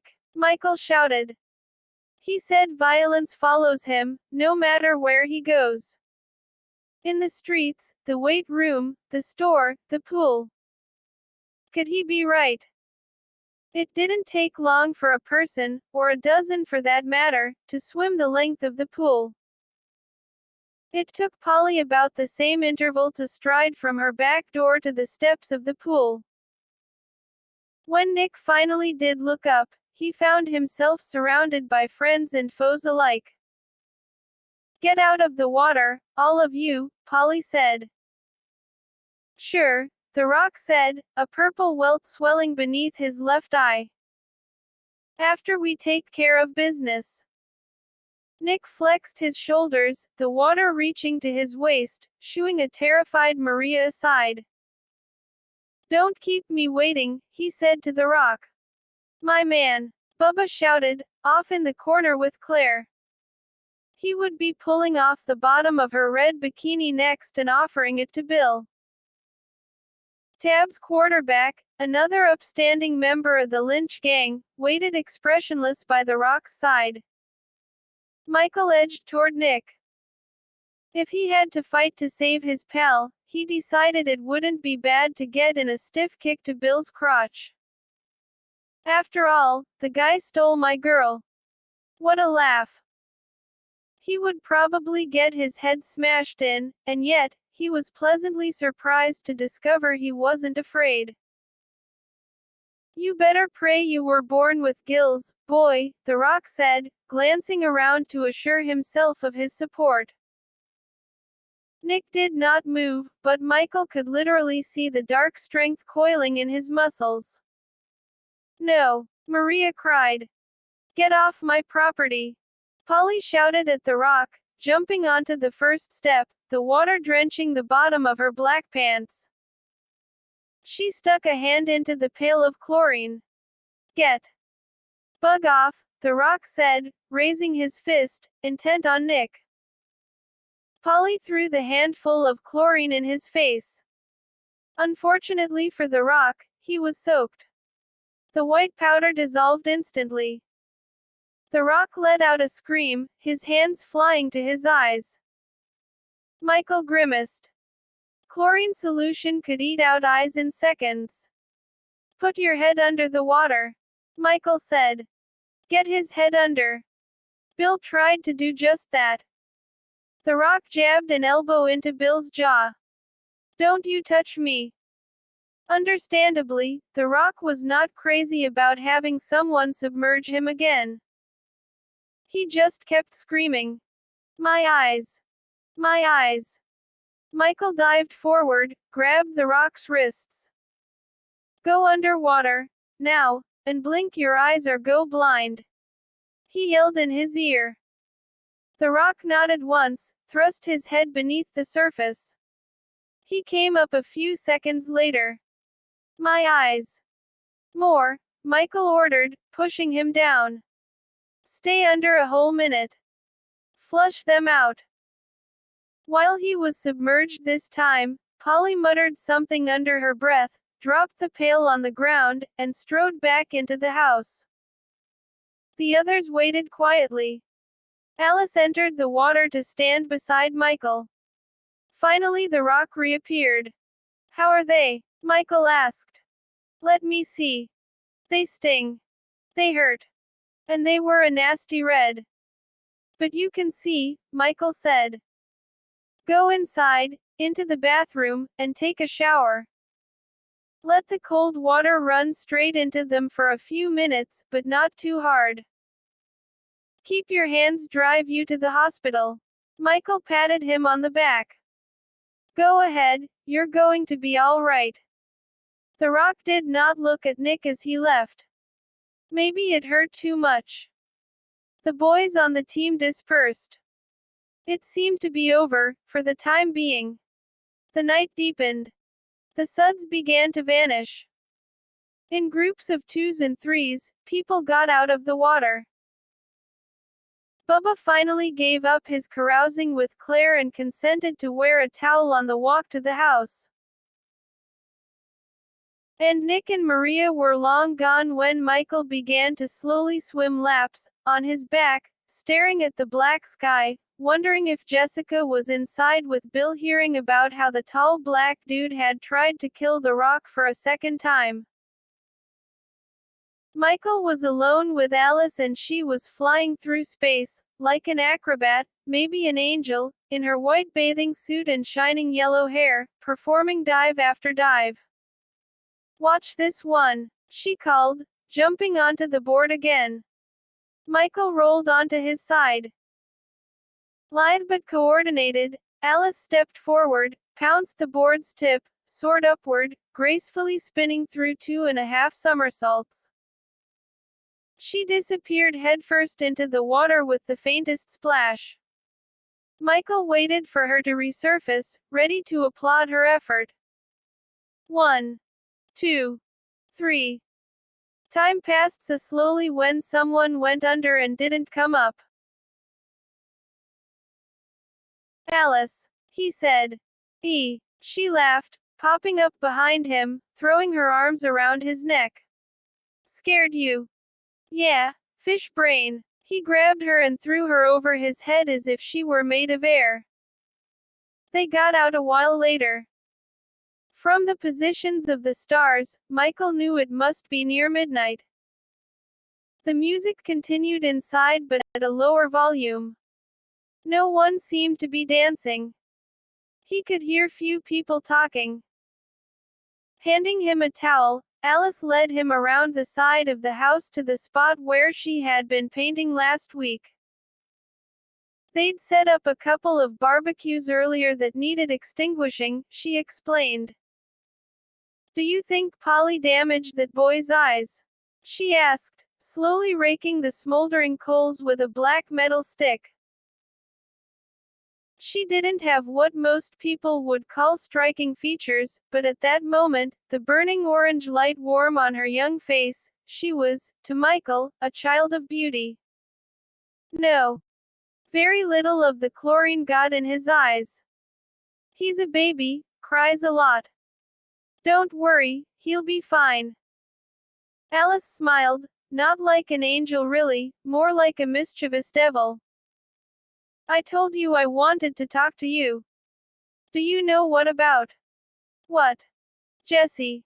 Oh. Alice stopped, watching him over the heat radiating from the flaked charcoal. The front of his body was burning, but goose flesh was forming on his back from a breeze that had begun to blow out of the east. He hugged his towel tighter. The tall silhouette of a two-armed cactus stood behind Alice in the garden like a prickly ghost. You knew she was the one I told you about, she said. Not at first. Not until the football game. Why didn't you tell me, after hurt? There was no accusation in her voice, simply curiosity. Why didn't you tell her when you found out we were going out? He said. Alice nodded, as if to say well answered. Neither of us told her. What a coincidence. Or do you think the decision passed and spoken between us? Before he could respond, she continued, yeah, I think so. But I was still disappointed I didn't get to introduce you two, that you found each other without me. Why? Alice returned to scattering the ashes. Jessie's always taken care of me. When my parents died, and Polly was in the hospital, she became like another sister to me. No, More like a new mom. I don't think I would have survived without her.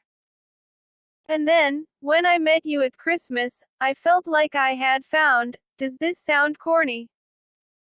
Not at all, Alice. She smiled shyly. I love you, Michael. You know that. You've always been like the other half for me. Jesse and you, I had this dream for a long time. I was saving each of you for the other, for the right time. Then when our schools got put together, I knew that time had come. Do you understand what I mean? Maybe it was selfish, but I thought that you would come together through me, and then it would be beautiful. Alice stopped. You love her, don't you? I hardly know her. But you still love her. I can see that. Don't worry, no one else can. I knew you'd love her. She lowered her head, suddenly frowned. I hope everything will be all right. He chuckled. Everything's going to be fine. Why wouldn't it be? He was glad she had not asked him to verify the truth of her statement. Her certainty, her insight, intrigued him, frightened him. She didn't even care how their date had gone. It was immaterial to her, or rather, it was simply material, and she was talking about something bordering on a spiritual bond. She stood on an edge where she could see in directions others couldn't. He'd known that from their first meeting, and it had drawn him to her. But how fine an edge? He worried for her. Because I wasn't there, she said, vaguely confused. And in my dream, I was always there. When Jesse and I met. Yes. She shook herself. I probably dreamed too much. That's what my doctor says. She glanced up to the dimly lit second-story window above them. That used to be my parents' bedroom. Polly cleaned it out a few years ago. Gave away all the furniture. You must miss them a lot. She laughed suddenly. That's what I'm trying to tell you. I don't. When I'm awake, I have you two wonderful friends, and then, when I sleep, I walk in the forest with my mom and dad. I honestly do. A spark flared between them, distracting her. She wrinkled her nose at the black and burning cinders. This is something Clark would paint. Looks like hell. But then, he's a weird guy. She set aside her stick and slowly moved her hand inches above the center of the barbecue. Careful, you'll burn yourself. I'm wet, I can't get hurt. He had doubts about that. He wished she would stop. Who was this doctor she had mentioned? Tell me about your dreams. She nodded at his question. I bet you dream, too. I do. I knew it. I'll have to show mine. We can compare them. I'm going to finish my painting tonight. Tonight. You should go to bed. She took her hand back.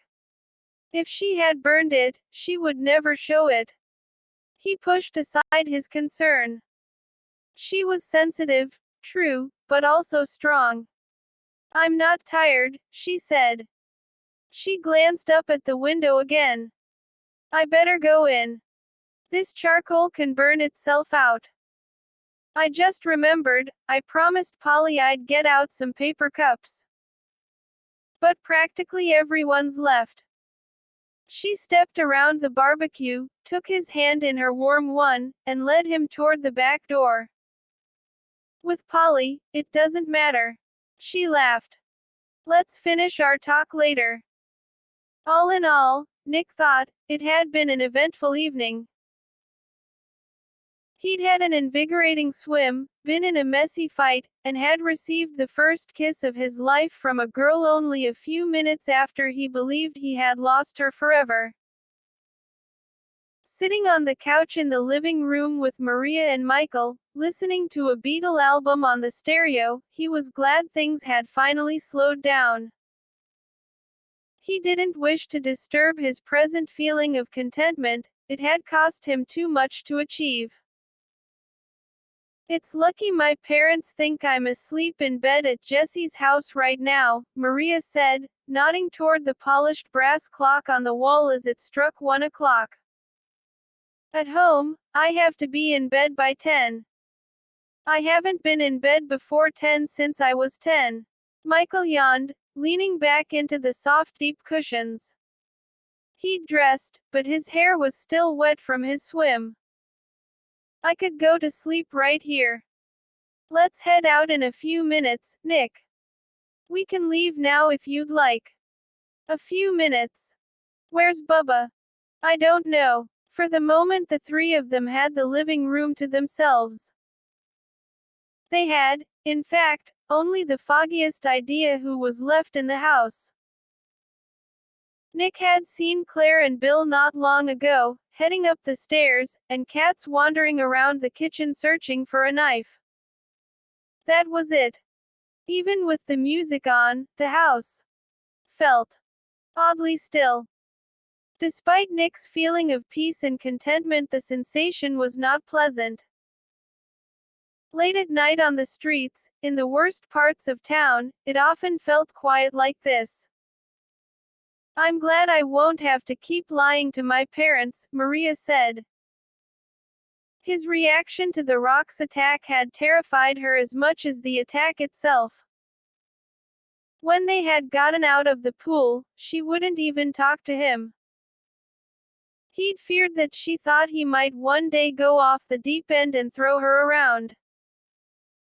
But then, after she had changed into her clothes, her viewpoint shifted completely. The initial shock must have worn off. She told him how brave he had been. Then she had kissed him, briefly, but on the lips. What do you mean? He asked. You're going to meet them, she said.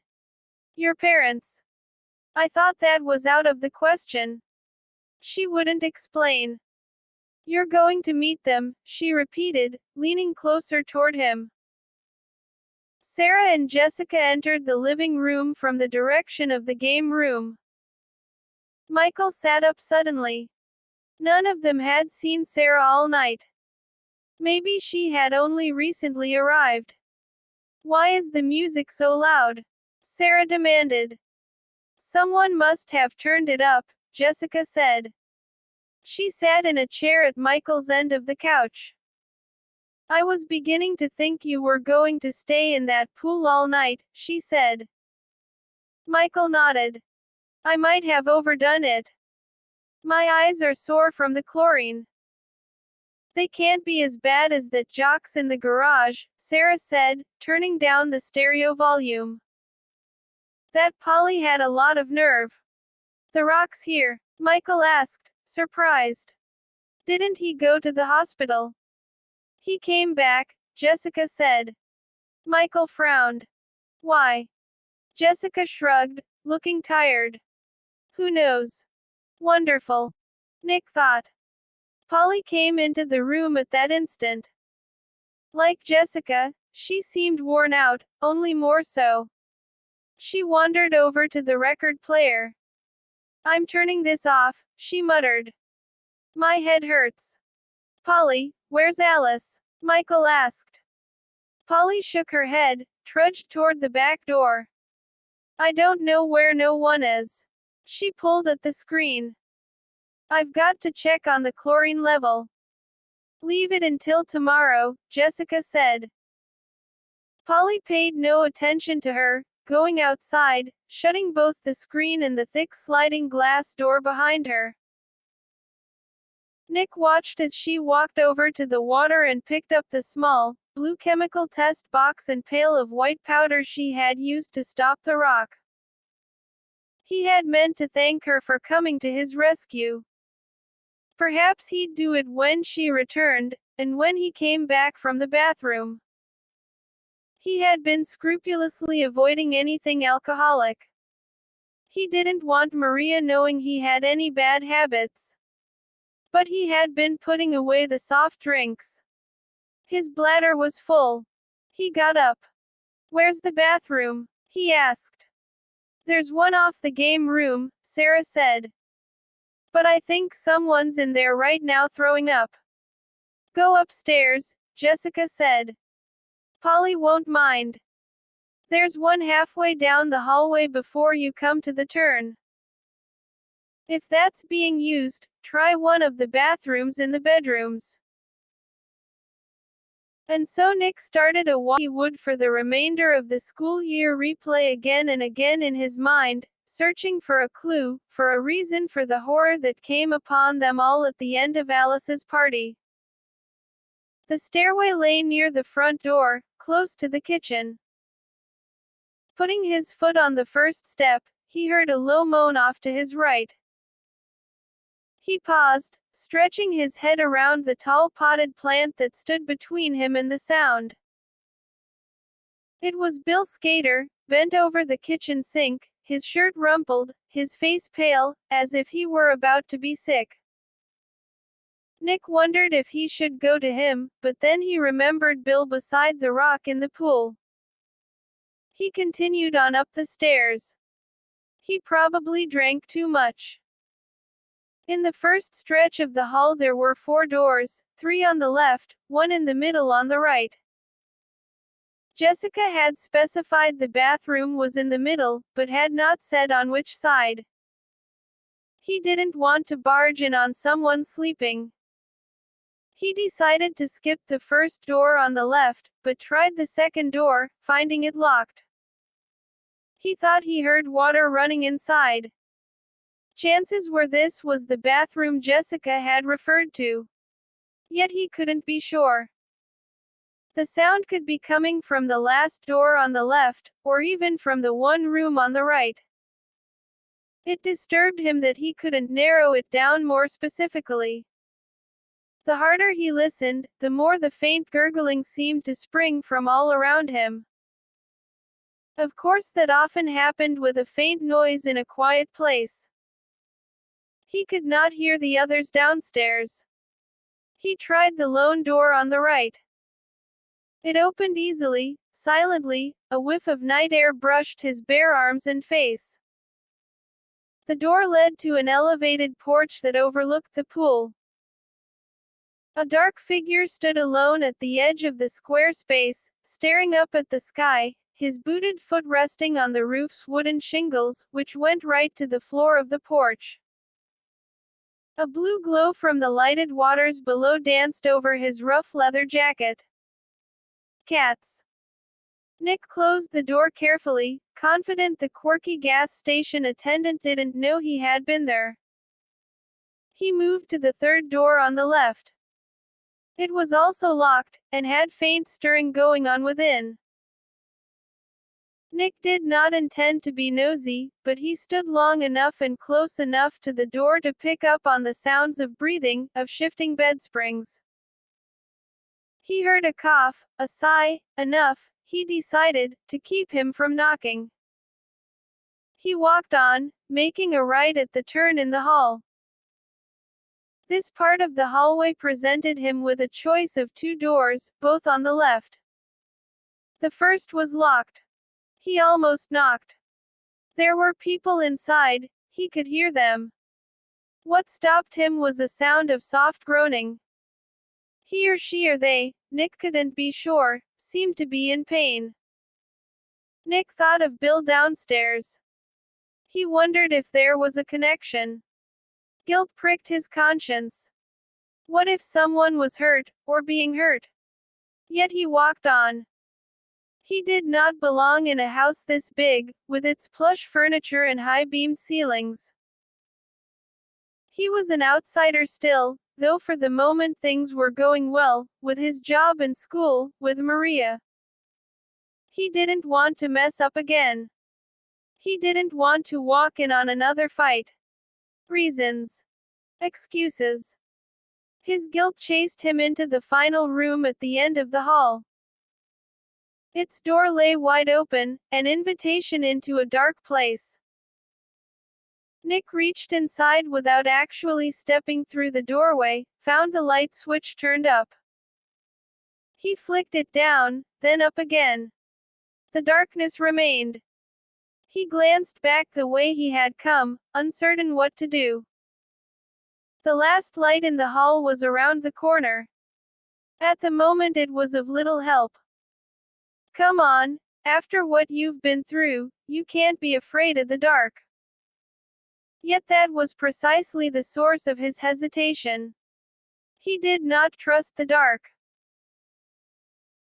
It robbed him of his keenest sense, his first line of defense, and if the rock really had returned to the party, as Sarah suggested, maybe he was waiting inside this room with God knew how many of his buddies, waiting eagerly to pay Nick back for a near drowning and a pair of burned eyes. At the last moment Nick almost turned and walked away. The reason he didn't was purely physical. Testing every upstairs door had consumed time. Now he either had to get to a place to pee immediately or he was going to have to run outside and find a bush. The rock was only a possibility, his discomfort, a certainty. He stepped into the room. It appeared empty, although he couldn't be sure. The illumination through the open windows, they faced east, away from the pool, couldn't have been more meager. Yet the draft pouring in from the outside sent a chill through him. Polly and Alice must love the fresh air. His eyes adjusted to the gloom. He noted the outline of another set of windows on the right wall, their shades down, and a second doorway off to the left, with a tiny room beyond. He felt his way forward. Inside the small room, his fingers found another light switch. Yet he chose to leave this one off. He had definitely reached a bathroom, he could see the outline of the sink and the toilet. If he put on the light he'd only startle his eyes, and then he'd have to exit into the dark room completely blind. Nick moved inside, closed the door. He took care of business quickly, flushed the toilet, and reopened the door. He was still in the bedroom, heading for the hall, when he suddenly paused in mid-stride. Tommy.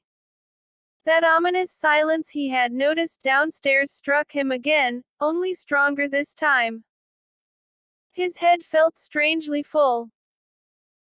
He wondered for a moment if he hadn't accidentally drunk something alcoholic after all, even though he knew his uneasiness had nothing to do with booze. My blood brother.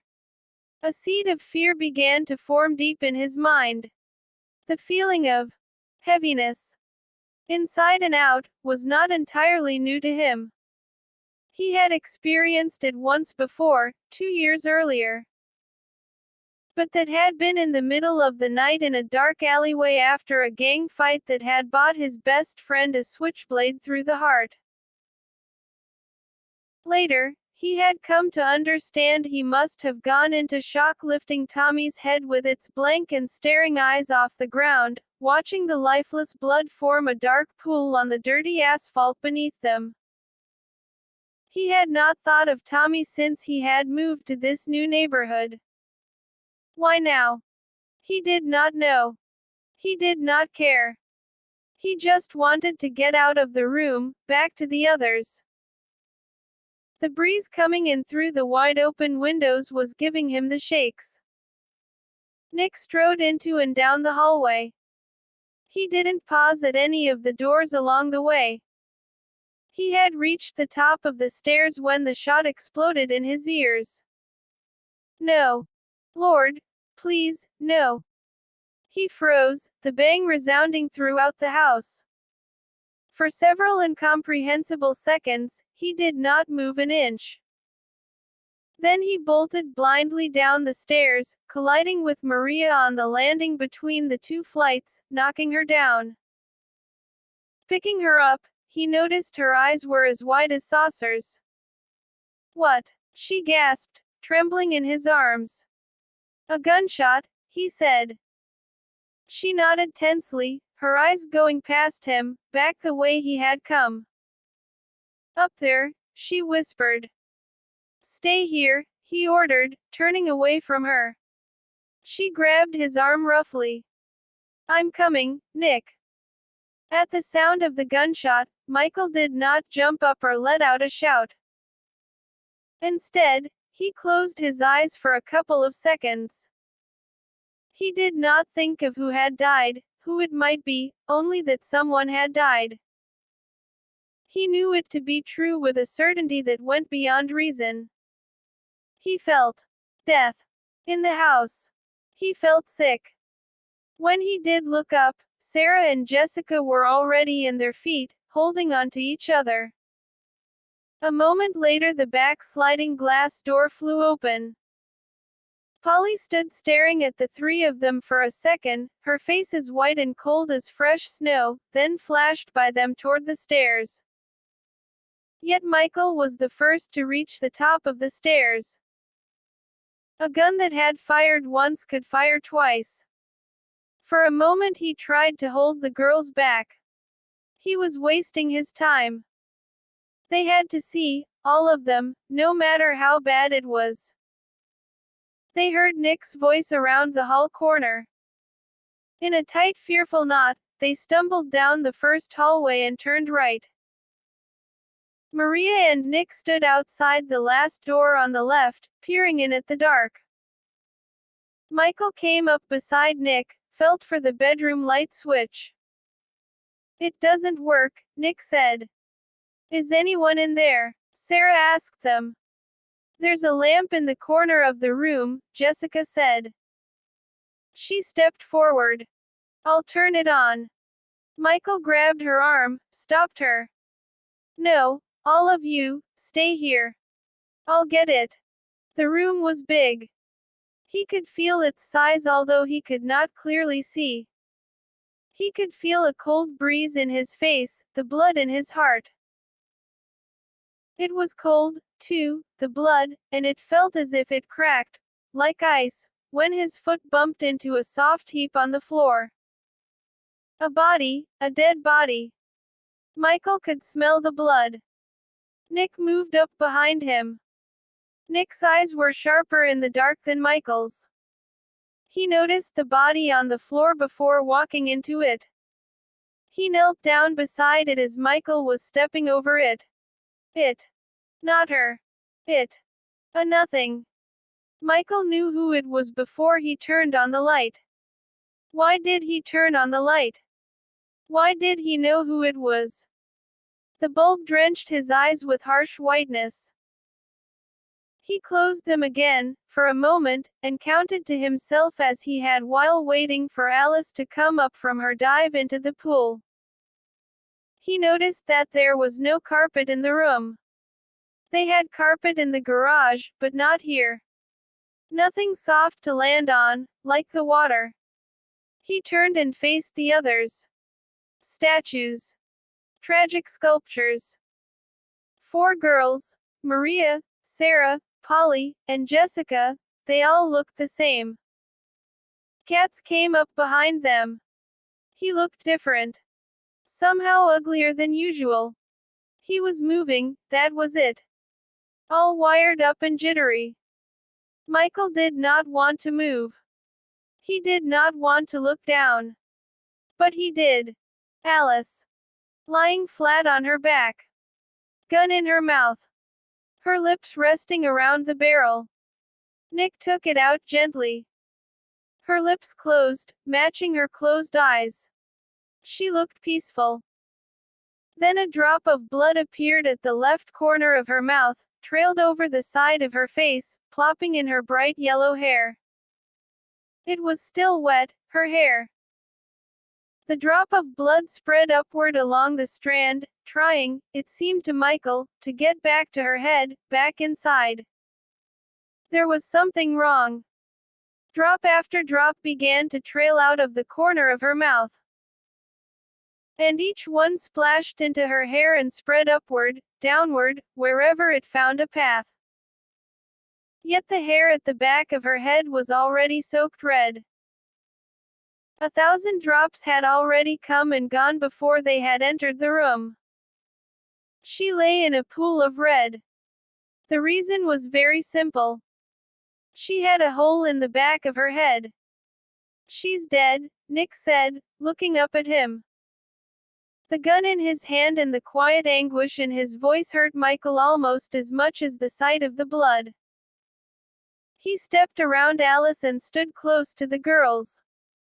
Out of the corner of his eye, he saw Polly faint, Sarah catch her. The others appeared, Bill, Bubba, Claire, and The Rock, in that order. And he felt Jessica holding onto him, her face buried in his shoulder, the warmth of her tears seeping through his shirt. Quote, I hope everything will be all right. Quote, Michael didn't know these people. He didn't care about these people. Suddenly he saw and felt nothing that had to do with any of them. There were only the stars that had shone above him while he had swum on his back in the pool, the surprise touch of Alice's wet arms that had wrapped around his neck when he had begun to fear for her well-being. Quote, I love you, Michael. You know that. Quote, the yellow hair, the red blood, the repose of her sweet face, they all blurred into one ghostly form and began to move upward toward the stars, faster and faster. He chased after her, as best he could, but her arms began to slip away. The spirit began to fade, to fail. The stars went out. She had put on the veil of his dream. She was gone. Epilogue. The funeral for 15-year-old Alice McCoy was held on the Thursday following her Saturday night party, at 12 o'clock in the afternoon. The McCoy family, though rich, was not large. And despite the many friends Alice had made during her short days on Earth, few came to the funeral. People mourn easily the victim, the unfortunate, but seldom the suicide. A notice in the local paper had listed the cause of death as a self-inflicted gunshot wound to the head. Standing beside the coffin above the open grave, a yellow rose in his hand, Michael looked around and counted, including the black-robed minister, only 28 people. There should be thousands. He was in a tunnel. There was a dim glow up ahead, twilight behind, black enveloping walls all around. He had not slept since the party, nor had he been properly awake. Unfortunately, he wasn't in shock. He had been crying too much for that. But only when he was alone. That was how he wanted to be from now on, alone, always alone until the day he died. He listened to the last words. Old written words, it didn't matter whether they were true or not, he thought, the lines about life everlasting, and the valley of the shadow of death. They were still just words. It was foolhardy to believe they could bring any real comfort. They brought him none. It was ridiculous they even had funerals. He was glad when everyone began to leave. He sat down beside the coffin, near the mound of brown dirt that would cover it. Clouds came and went overhead, and with them, the sun. He couldn't decide whether it was hot or cold. One minute he was sweating, the next, shivering. He still had his flower in his hand. He tried planting it in the dirt but it kept falling over. He couldn't imagine he was never going to see her again. Time passed, a long time. Someone finally came up behind him. He assumed it was a grave digger, come to shoo him away. You have to go, Bud, we have to stick her in the ground now. But whoever it was said nothing, and finally Michael turned around. Hi, Nick, he said. Were you at the funeral? He honestly didn't know. When Nick had come into the store that first day, he had had trouble saying 2 words. Then he had gone out with a girl and stood off whole mobs. Now he seemed to be back where he had started. He bowed his head, mumbled his words. I'm sorry I was late. They just let me out of jail. Lieutenant Keller let you out. Yeah. That jackass, Michael muttered. He had no right holding you. I wasn't alone. Michael nodded. The lieutenant had detained the Rock, Russ, and Katz. Michael had spoken to Keller last night on the phone. Katz was the only one he was holding, he said, and that was only because they had discovered a number of unregistered firearms back at the hole Katz called his apartment. Keller did not feel Katz was guilty of murder. It was a suicide, Mike. None of those kids killed that girl. She put the gun in her mouth and pulled the trigger. Simple as that. Let it go. Ass. I want to talk to you about a few things, Michael said. He hardly recognized the sound of his own voice. His vocal cords felt as if they had been scratched with sandpaper. Could I see you down by the parking lot in a few minutes? Sure. Nick glanced nervously at the coffin, with its shiny azure-colored paint and inlaid gold flowers. As far as boxes went, it was nice. But who wanted to be in a box? I didn't bring any flowers, he said apologetically. It doesn't matter. Nick swallowed. I'll wait for you. When Nick left, Michael knelt by the coffin, touching it. A final that's what he wanted to say. He thought about it a minute, but nothing came. And he knew why. She wasn't here, in this dead body. She had left that night. He had seen her leave. Nevertheless, he suddenly wrapped his arms around the box as if he were hugging a flesh and blood person. He couldn't help himself. He cried as though she had just died in his arms. Nick was sitting on the curb, next to his bike, when Michael, calm and composed, finally descended from the rows of tombstones. Nick had bought the bike with his first, and last, paycheck from the store. I have some bad news for you, Michael said. While you were in jail, you got fired. I told the bosses you had nothing to do with what happened. They didn't care. He shrugged. If you'd like, I can quit and protest. No, don't do that. Nick did not seem surprised, nor did he seem to care. It's always been this way in the ghetto. Go in the slammer, lose it all. Everything. Maria. Nick nodded. She doesn't think you did it, for God's sake. Nick winced, turning away. His voice came out small and hurt. I don't know. She won't talk to me. Well, to hell with her then. He went and sat beside Nick on the curb. He had a bad taste in his mouth. He hadn't eaten that morning. He could taste only his bitterness. Did you want to ask me something? Nick said hesitantly. Yeah, who killed Alice? That surprised him. I don't know. Michael sighed. I'm sorry. I know you don't know. And I'm sorry about Maria. And your job. But I'll speak to some people around town I have connections with.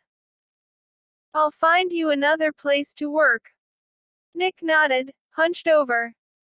I'd appreciate that. He paused. I'll tell you everything I know. Okay. Nick spoke as if he were repeating something he had repeated endlessly at the police station.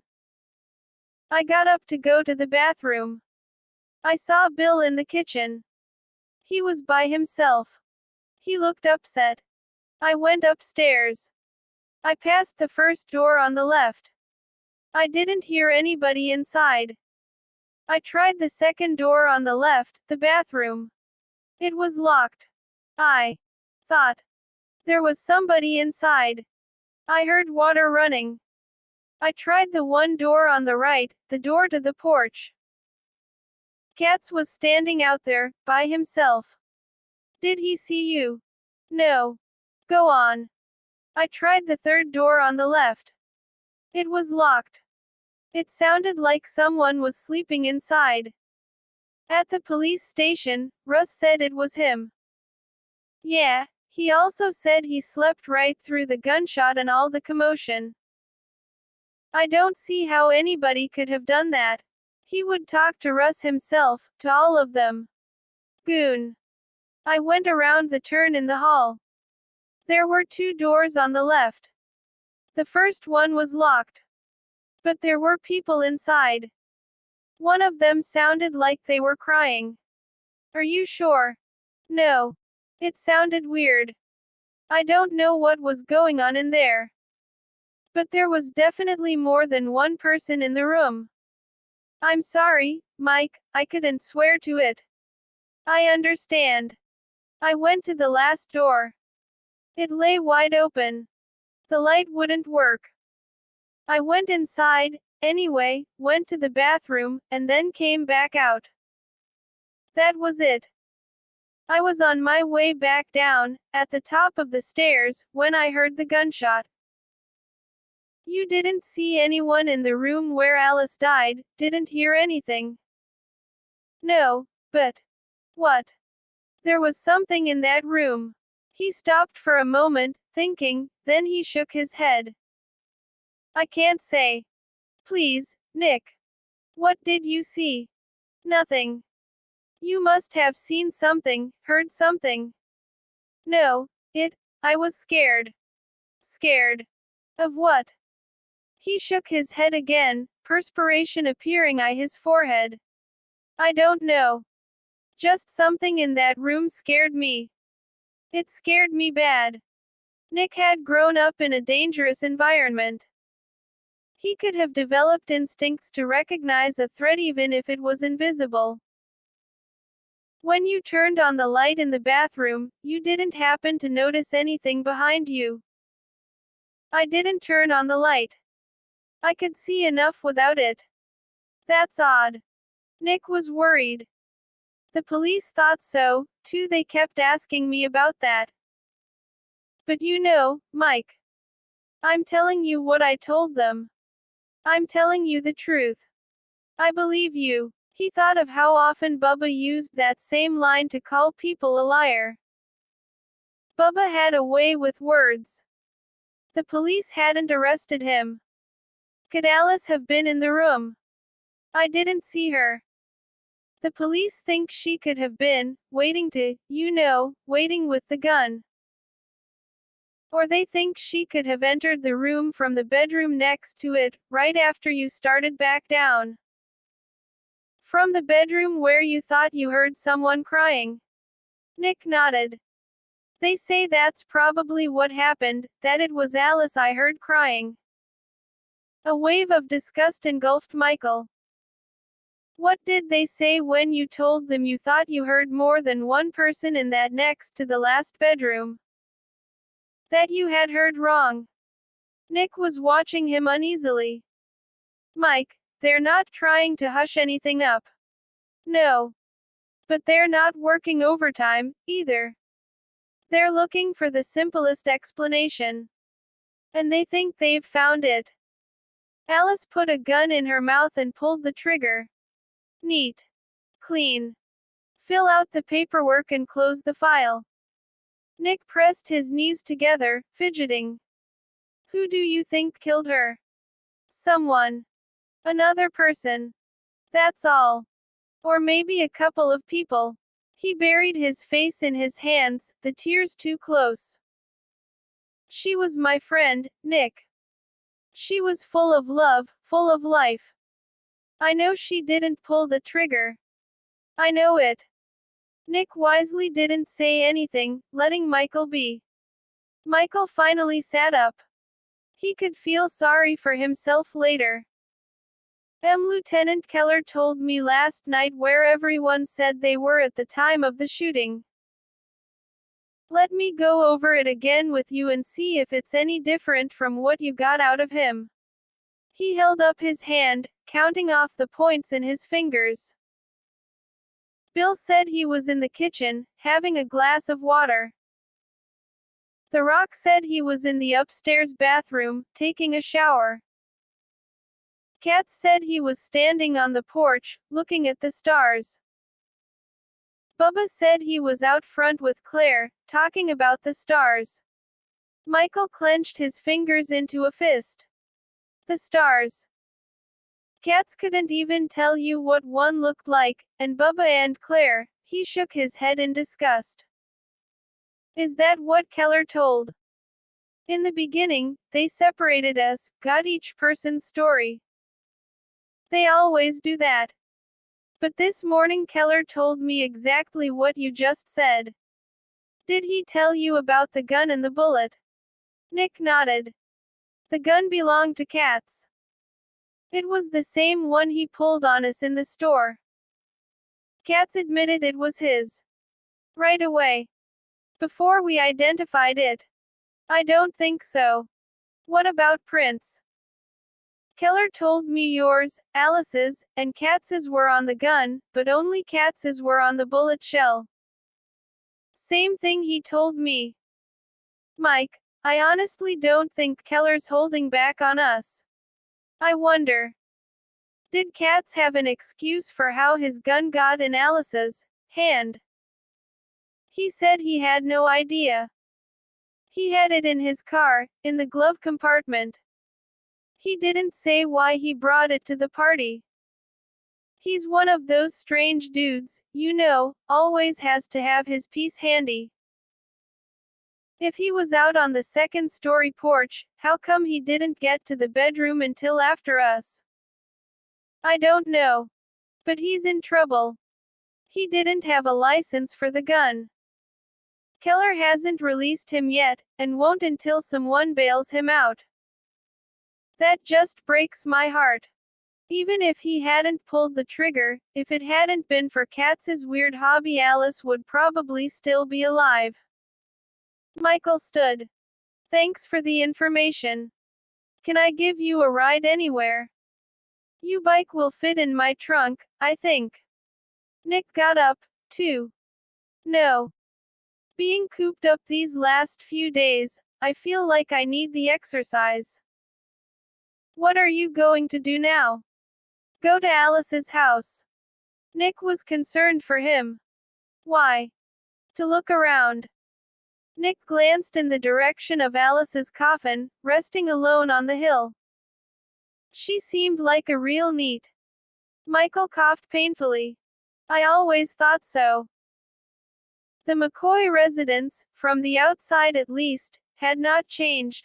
High roof, long driveway, steep front lawn, all that money, and what difference did it make in the end? The red sedan parked out front, however, was something new. Michael stopped his car beside it, got out warily. The front door opened before he could knock. The Honorable Lieutenant Keller himself. They'd met the night of the party. He was nothing to look at. Although a trim 6'2" and less than 40 years of age, he struck Michael as soft, someone on the physical road downhill. He didn't know how to dress. He favored plaids, but the squares in his sports coat were much too big. He had a bald spot he tried to hide by parting his hair low and combing the thin brown strands over it. It only made his head look lopsided. And he had that grayish skin so often seen on the movie Sleazeball. Michael disliked shaking his hand. On the other hand, Michael realized, his appearance probably had nothing to do with the dislike. When Keller had arrived at the scene of the crime approximately half an hour after the shooting, he had failed to take charge. True, as Nick said, he did separate them and, along with his fellow officers, had taken down their accounts of the events. But Michael had watched him the whole time, and he never saw the sharp eye, the attention to detail he would expect from a good detective. Also, the lieutenant had appeared to decide right from the start what had happened. To Michael, that showed an unforgivable lack of professionalism. Yet it would be unfair to discard his positive qualities. He had proven himself sensitive to the stress they were under.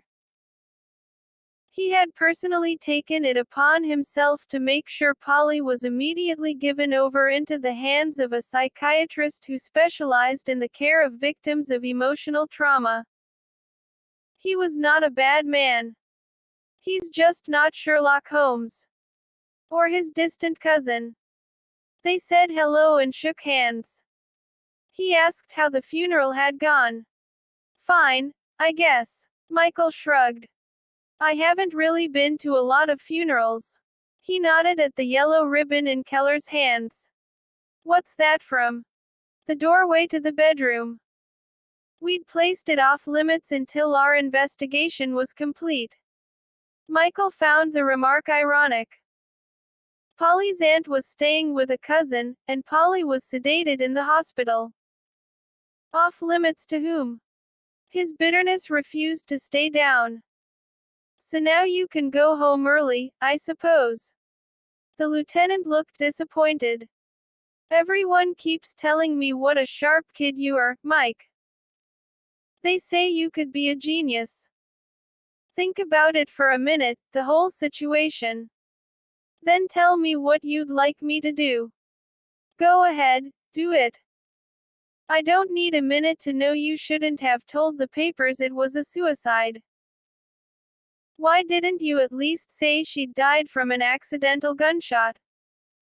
Keller sighed. Mike, she had the gun stuck right in her mouth.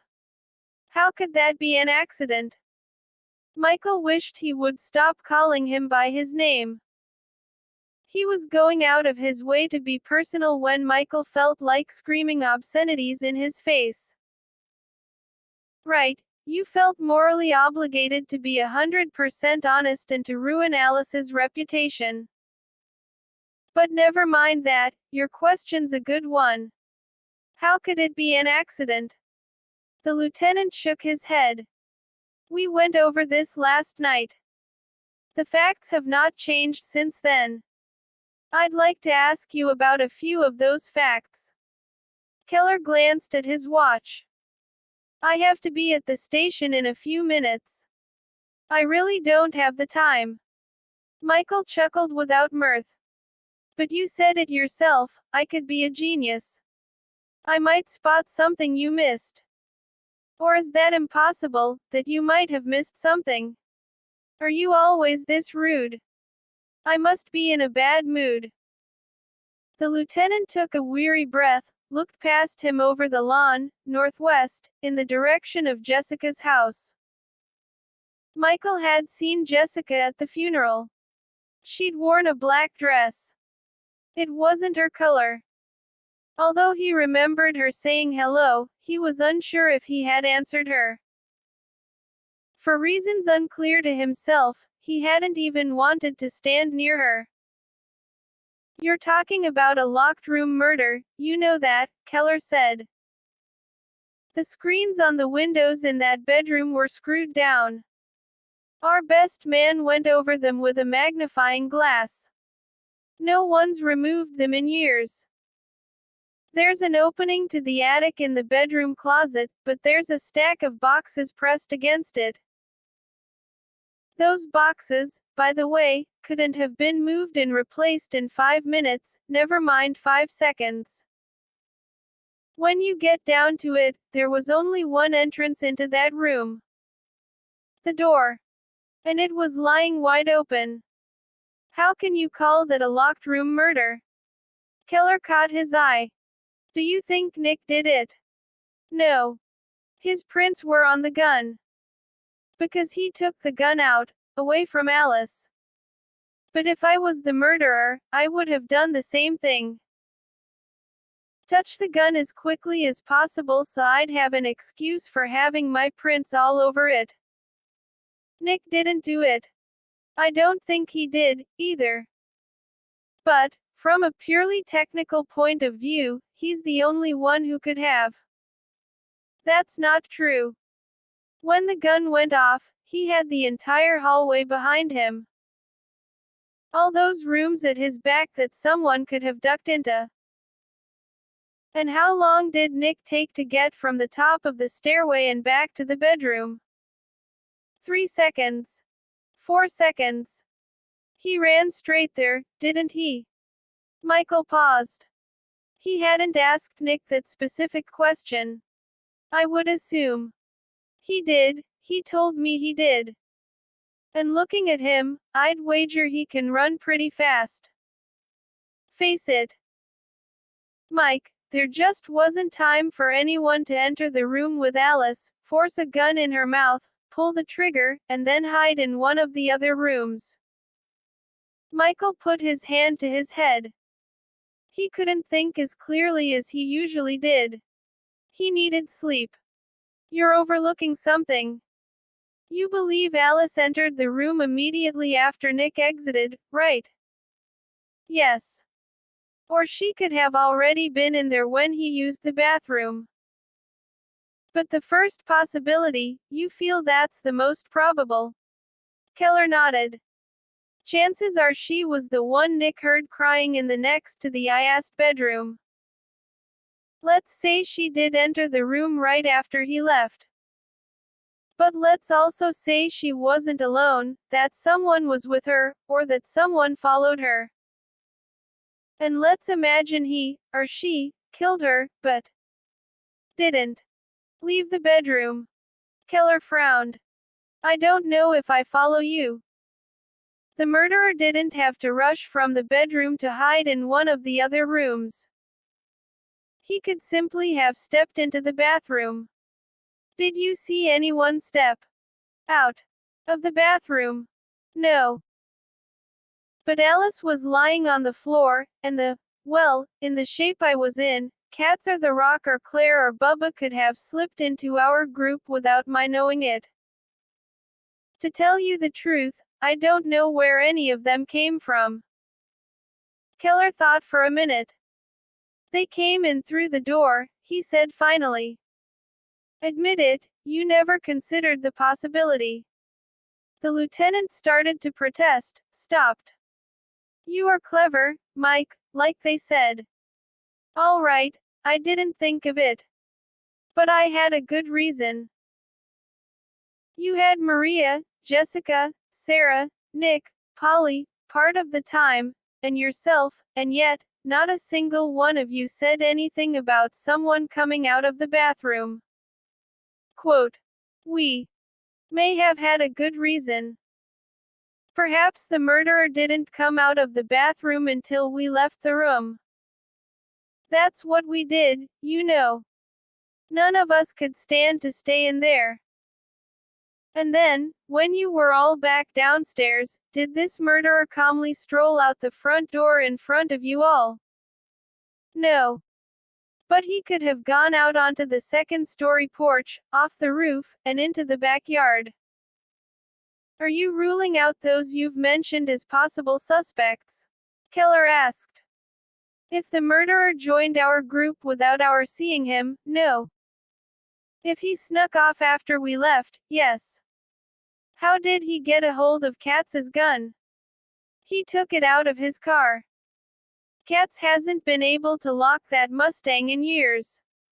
Keller thought some more. This time he ended up nodding. There is merit in what you say. But it doesn't explain how he was able to get the gun into Alice's mouth and her fingers wrapped around the trigger.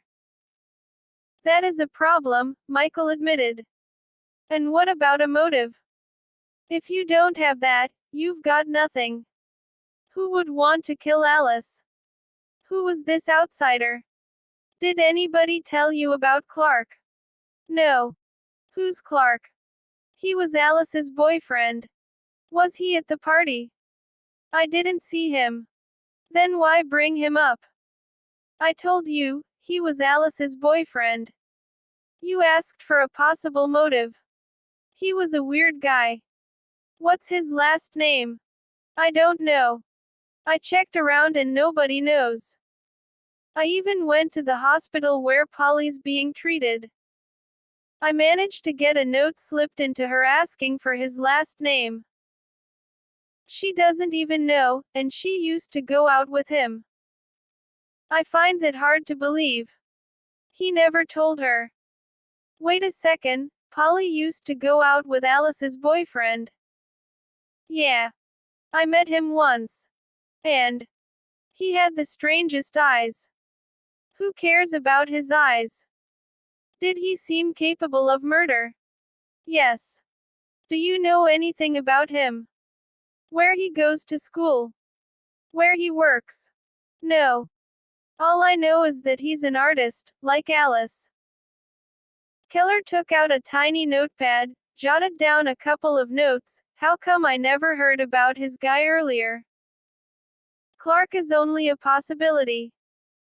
The others, they could have motives of their own. Such as. Michael shook his head. Not right now. I need to think about it longer. But you could do me a favor. I want to look at the autopsy report. What for? She was killed by the bullet that out of the gun. It's cut and dry. I'd still like to see it. I appreciate your desire to clear your friend name. But you are only that, a friend. You're not family. I can't turn over that report to you without permission from Alice's aunt. If I get permission, will you give it to me? What do you want it for? You're not going to discover something the coroner missed. I like to be thorough. What was the name of the coroner? I'd have to look it up. He glanced at his watch again. I really have to go now. If you want to talk more, Mike, call me at the station in a few days. Try to get me Clark's full name. I'll do my best. Keller went to close the front door. I don't have to tell you that what you've suggested is a long shot. From what Jessica Hart said, Alice sounded like a very unhappy girl. Michael found every muscle in his body suddenly tense. When he tried to speak, he distinctly heard his jawbone crack. What did she say? He whispered. How Alice still hadn't gotten over her parents' death. In fact, it was Jessica who gave me the name and number of Alice's psychiatrist. Keller consulted his notepad. Dr. Kirby. I have a call into her, but she hasn't called me back. She wasn't seeing a psychiatrist, he said indignantly. I knew her as well as anybody and she never said a word about. Quote. I probably dream too much. That's what my doctor says. Quote. He lowered his head. It changed nothing. Lots of people saw psychiatrists and didn't kill themselves.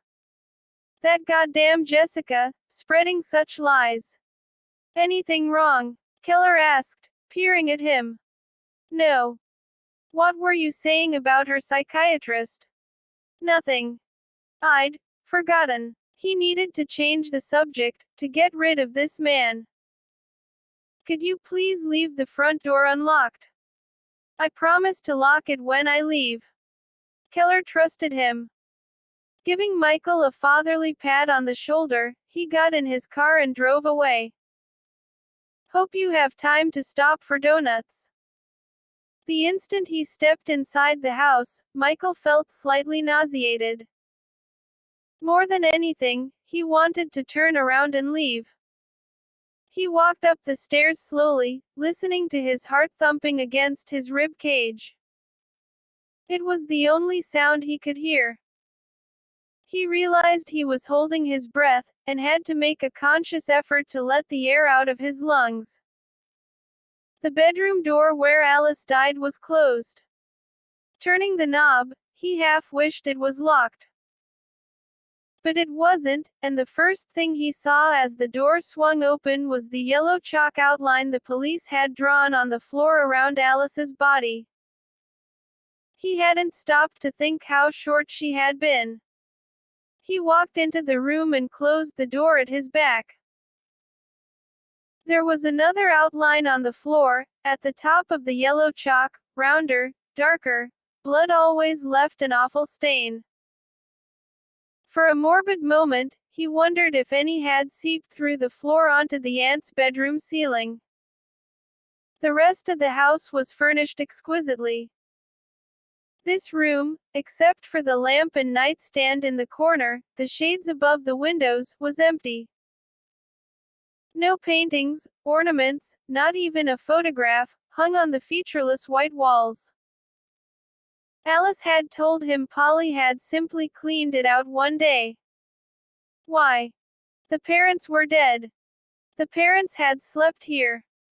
Alice had died here. Curious symmetry. The police had drawn a small circle of chalk beneath the east-facing windows. A black dot pinpointed the center. Michael knelt beside it. This was where the bullet had gone after it had exited the back of Alice's head. He peered into the shallow hole. It appeared to go straight into the wall, parallel to the floor. He sat beside it and faced in the direction of the door. The hole was about level with his Adam's apple. Was she sitting when she died? The possibility filled him with disquiet. If a murderer had been holding her, it would have been easier for him to do so with her standing up. It would give the others another reason to think she had killed herself. He noticed an aluminum ladder resting against the wall beside the bathroom. He figured the police had brought it in to assist in studying the room until he vaguely recalled having seen it when they had discovered the body. Why had Alice or Polly brought a ladder into the room? To get down the paper cups. He went through the room systematically, verifying Keller's points. Heavy closet boxes blocked the attic entrance, dusty screen screws that didn't appear to have been touched in ages. Nothing he found proved or disproved either of the hypotheses he had presented Keller. But there were two things he noticed that struck him as unusual. First, there were the tangled Christmas tree lights hanging from the top shelf of the closet. The police had not pulled them out. He definitely recalled seeing them the night of the party. He wasn't quite sure why he considered it significant. The overhead light had been shorted out. Wires were often used to short out other wires. The connection seemed tenuous at best. The second thing was not even properly in the bedroom. Peering out the east-facing windows at the overhang of the roof, he noticed that a small portion of a nearby wooden roof shingle, at the very edge of the overhang, was broken off. Indeed, it looked as though someone had broken it off with the heel of a foot. Did someone enter or exit the room over the roof? It made no sense. With the screwed-down screens, any approach from the outside was impossible. And yet, when he searched both ways along the roof edge, he saw not a single other damaged shingle. Only this one directly outside the east windows. He examined the bathroom, found the same immovable screens on the window. He was leaving the bedroom when he noticed the fine glass shards in the center of the wooden floor. A quick examination revealed them to be from a light bulb. He grabbed the ladder, spread it in the middle of the floor. Going up the steps, he reached up and unscrewed the overhead light shade. A minute later he was staring at a busted light bulb. But what does it mean? Probably nothing. That was what he was afraid of. He went through the remainder of the rooms on the upper floor. When he was done, he sat down at the top of the stairs with a paper, ruler, and pencil he had taken from one of the rooms and drew himself a diagram. He sketched the entire second floor, but only that portion of the bottom floor that seemed pertinent. Who had been in the third bedroom appeared, on the surface, the crux of the whole matter. Yet in reality it could be of only minor importance. Alice and the murderer could both have already been in the fourth bedroom when Nick had entered. The guy could have had the gun in her mouth, and been whispering in her ear that if she so much as let out the tiniest sound. Standing on the porch, Katz had had easy access to the roof of the house. Despite the window screens, it was something to think about. The fourth bedroom had been extremely dark just before they had turned on the lamp. Michael didn't recall any light from the pool entering through the south-facing windows. Had the pool light been off or had the window shades been down? Would Polly have turned off the pool light while checking the chlorine? Those particular shades were certainly down now. Yet the other ones, on the east-facing windows, had definitely been up. Even now, he could almost feel that cold breeze. Bill, who had been in the kitchen, had taken an inordinate amount of time to reach the scene of the crime. Michael heard someone come in the front door. He stood up and moved a step back into the hallway, peering down the stairs, catching a glimpse of long brown hair. Jessica. He listened as she entered a downstairs room, went through a series of drawers. It sounded as if she were packing. He had decided he would let her come and go without making himself known when he heard her start to cry. Mingled in with his grief and bitterness, he felt another emotion, guilt. Putting his diagram in his back pocket, he walked down the stairs. She was standing in Alice's studio, her back to the door, touching a painting on an easel. She did not jump when he said hello. She merely turned, watched him through strands of hanging hair with those big brown eyes that had always worked such strange magic on him. They were red now, and puffy.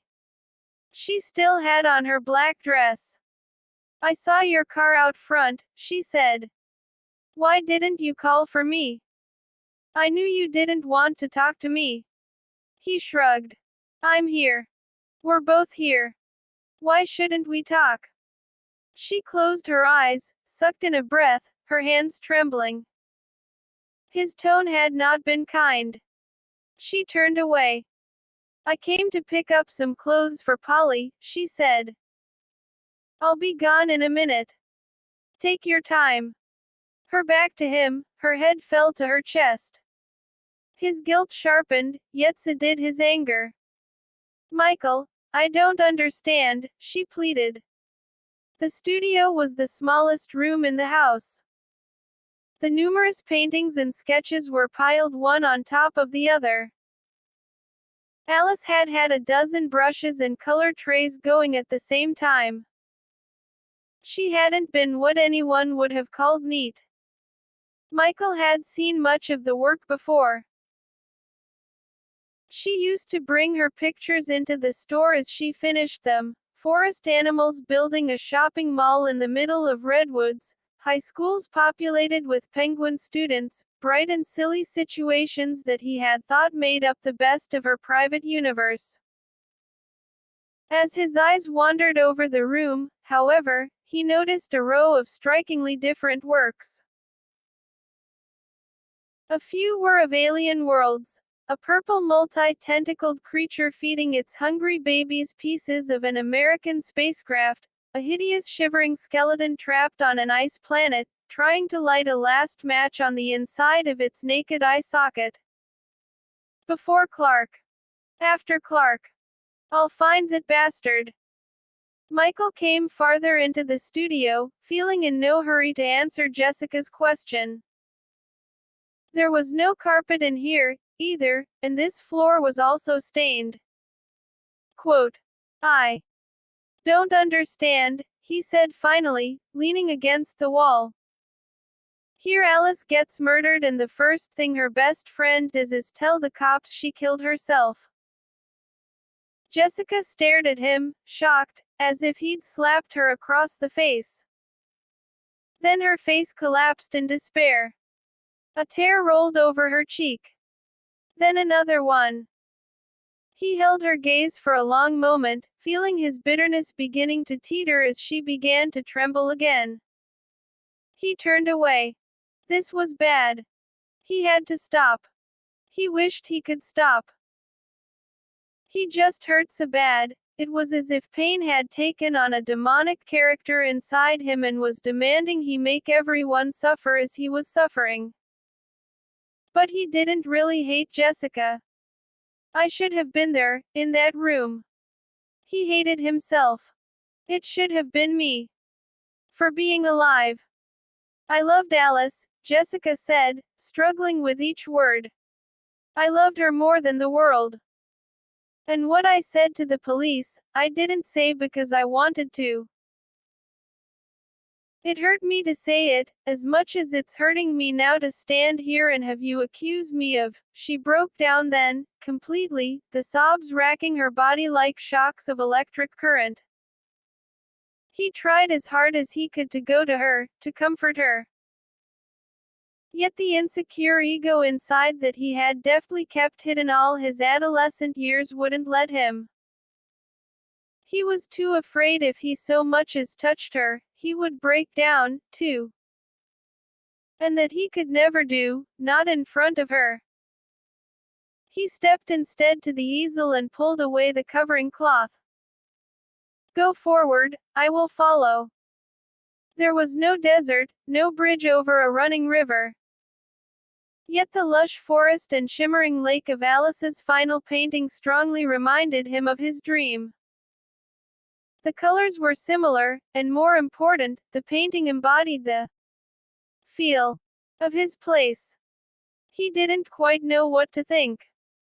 A lot of people, he supposed, dreamed of a Garden of Eden.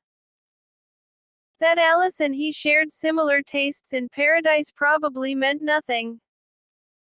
Nevertheless, the painting somehow evoked the peace he'd experienced in his dream. A faint ray of that peace pierced his heavy pain. He reached out and touched the canvas. Alice had placed the two of them together, walking hand in hand along the grassy path that circled the edge of the clear water. She'd had only to complete the details of his clothing and she would have been done. Then he noticed something else, a photograph of himself propped up beside the easel. He picked it up, as Jessica began to quiet down. I took it the night of the game. Jessica sniffed. After you helped me with my camera, when you were sitting at the end of the bleachers with Nick. When Alice saw it, she told me she had to have it. Wiping at her eyes with her arm, Jessica gently plucked it from his fingers.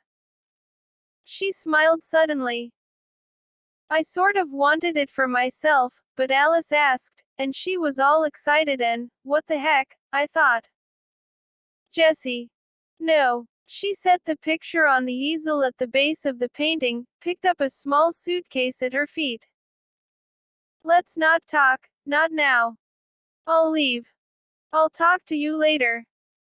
I'll see you at school. He nodded. Goodbye. She turned away. Goodbye. To be continued.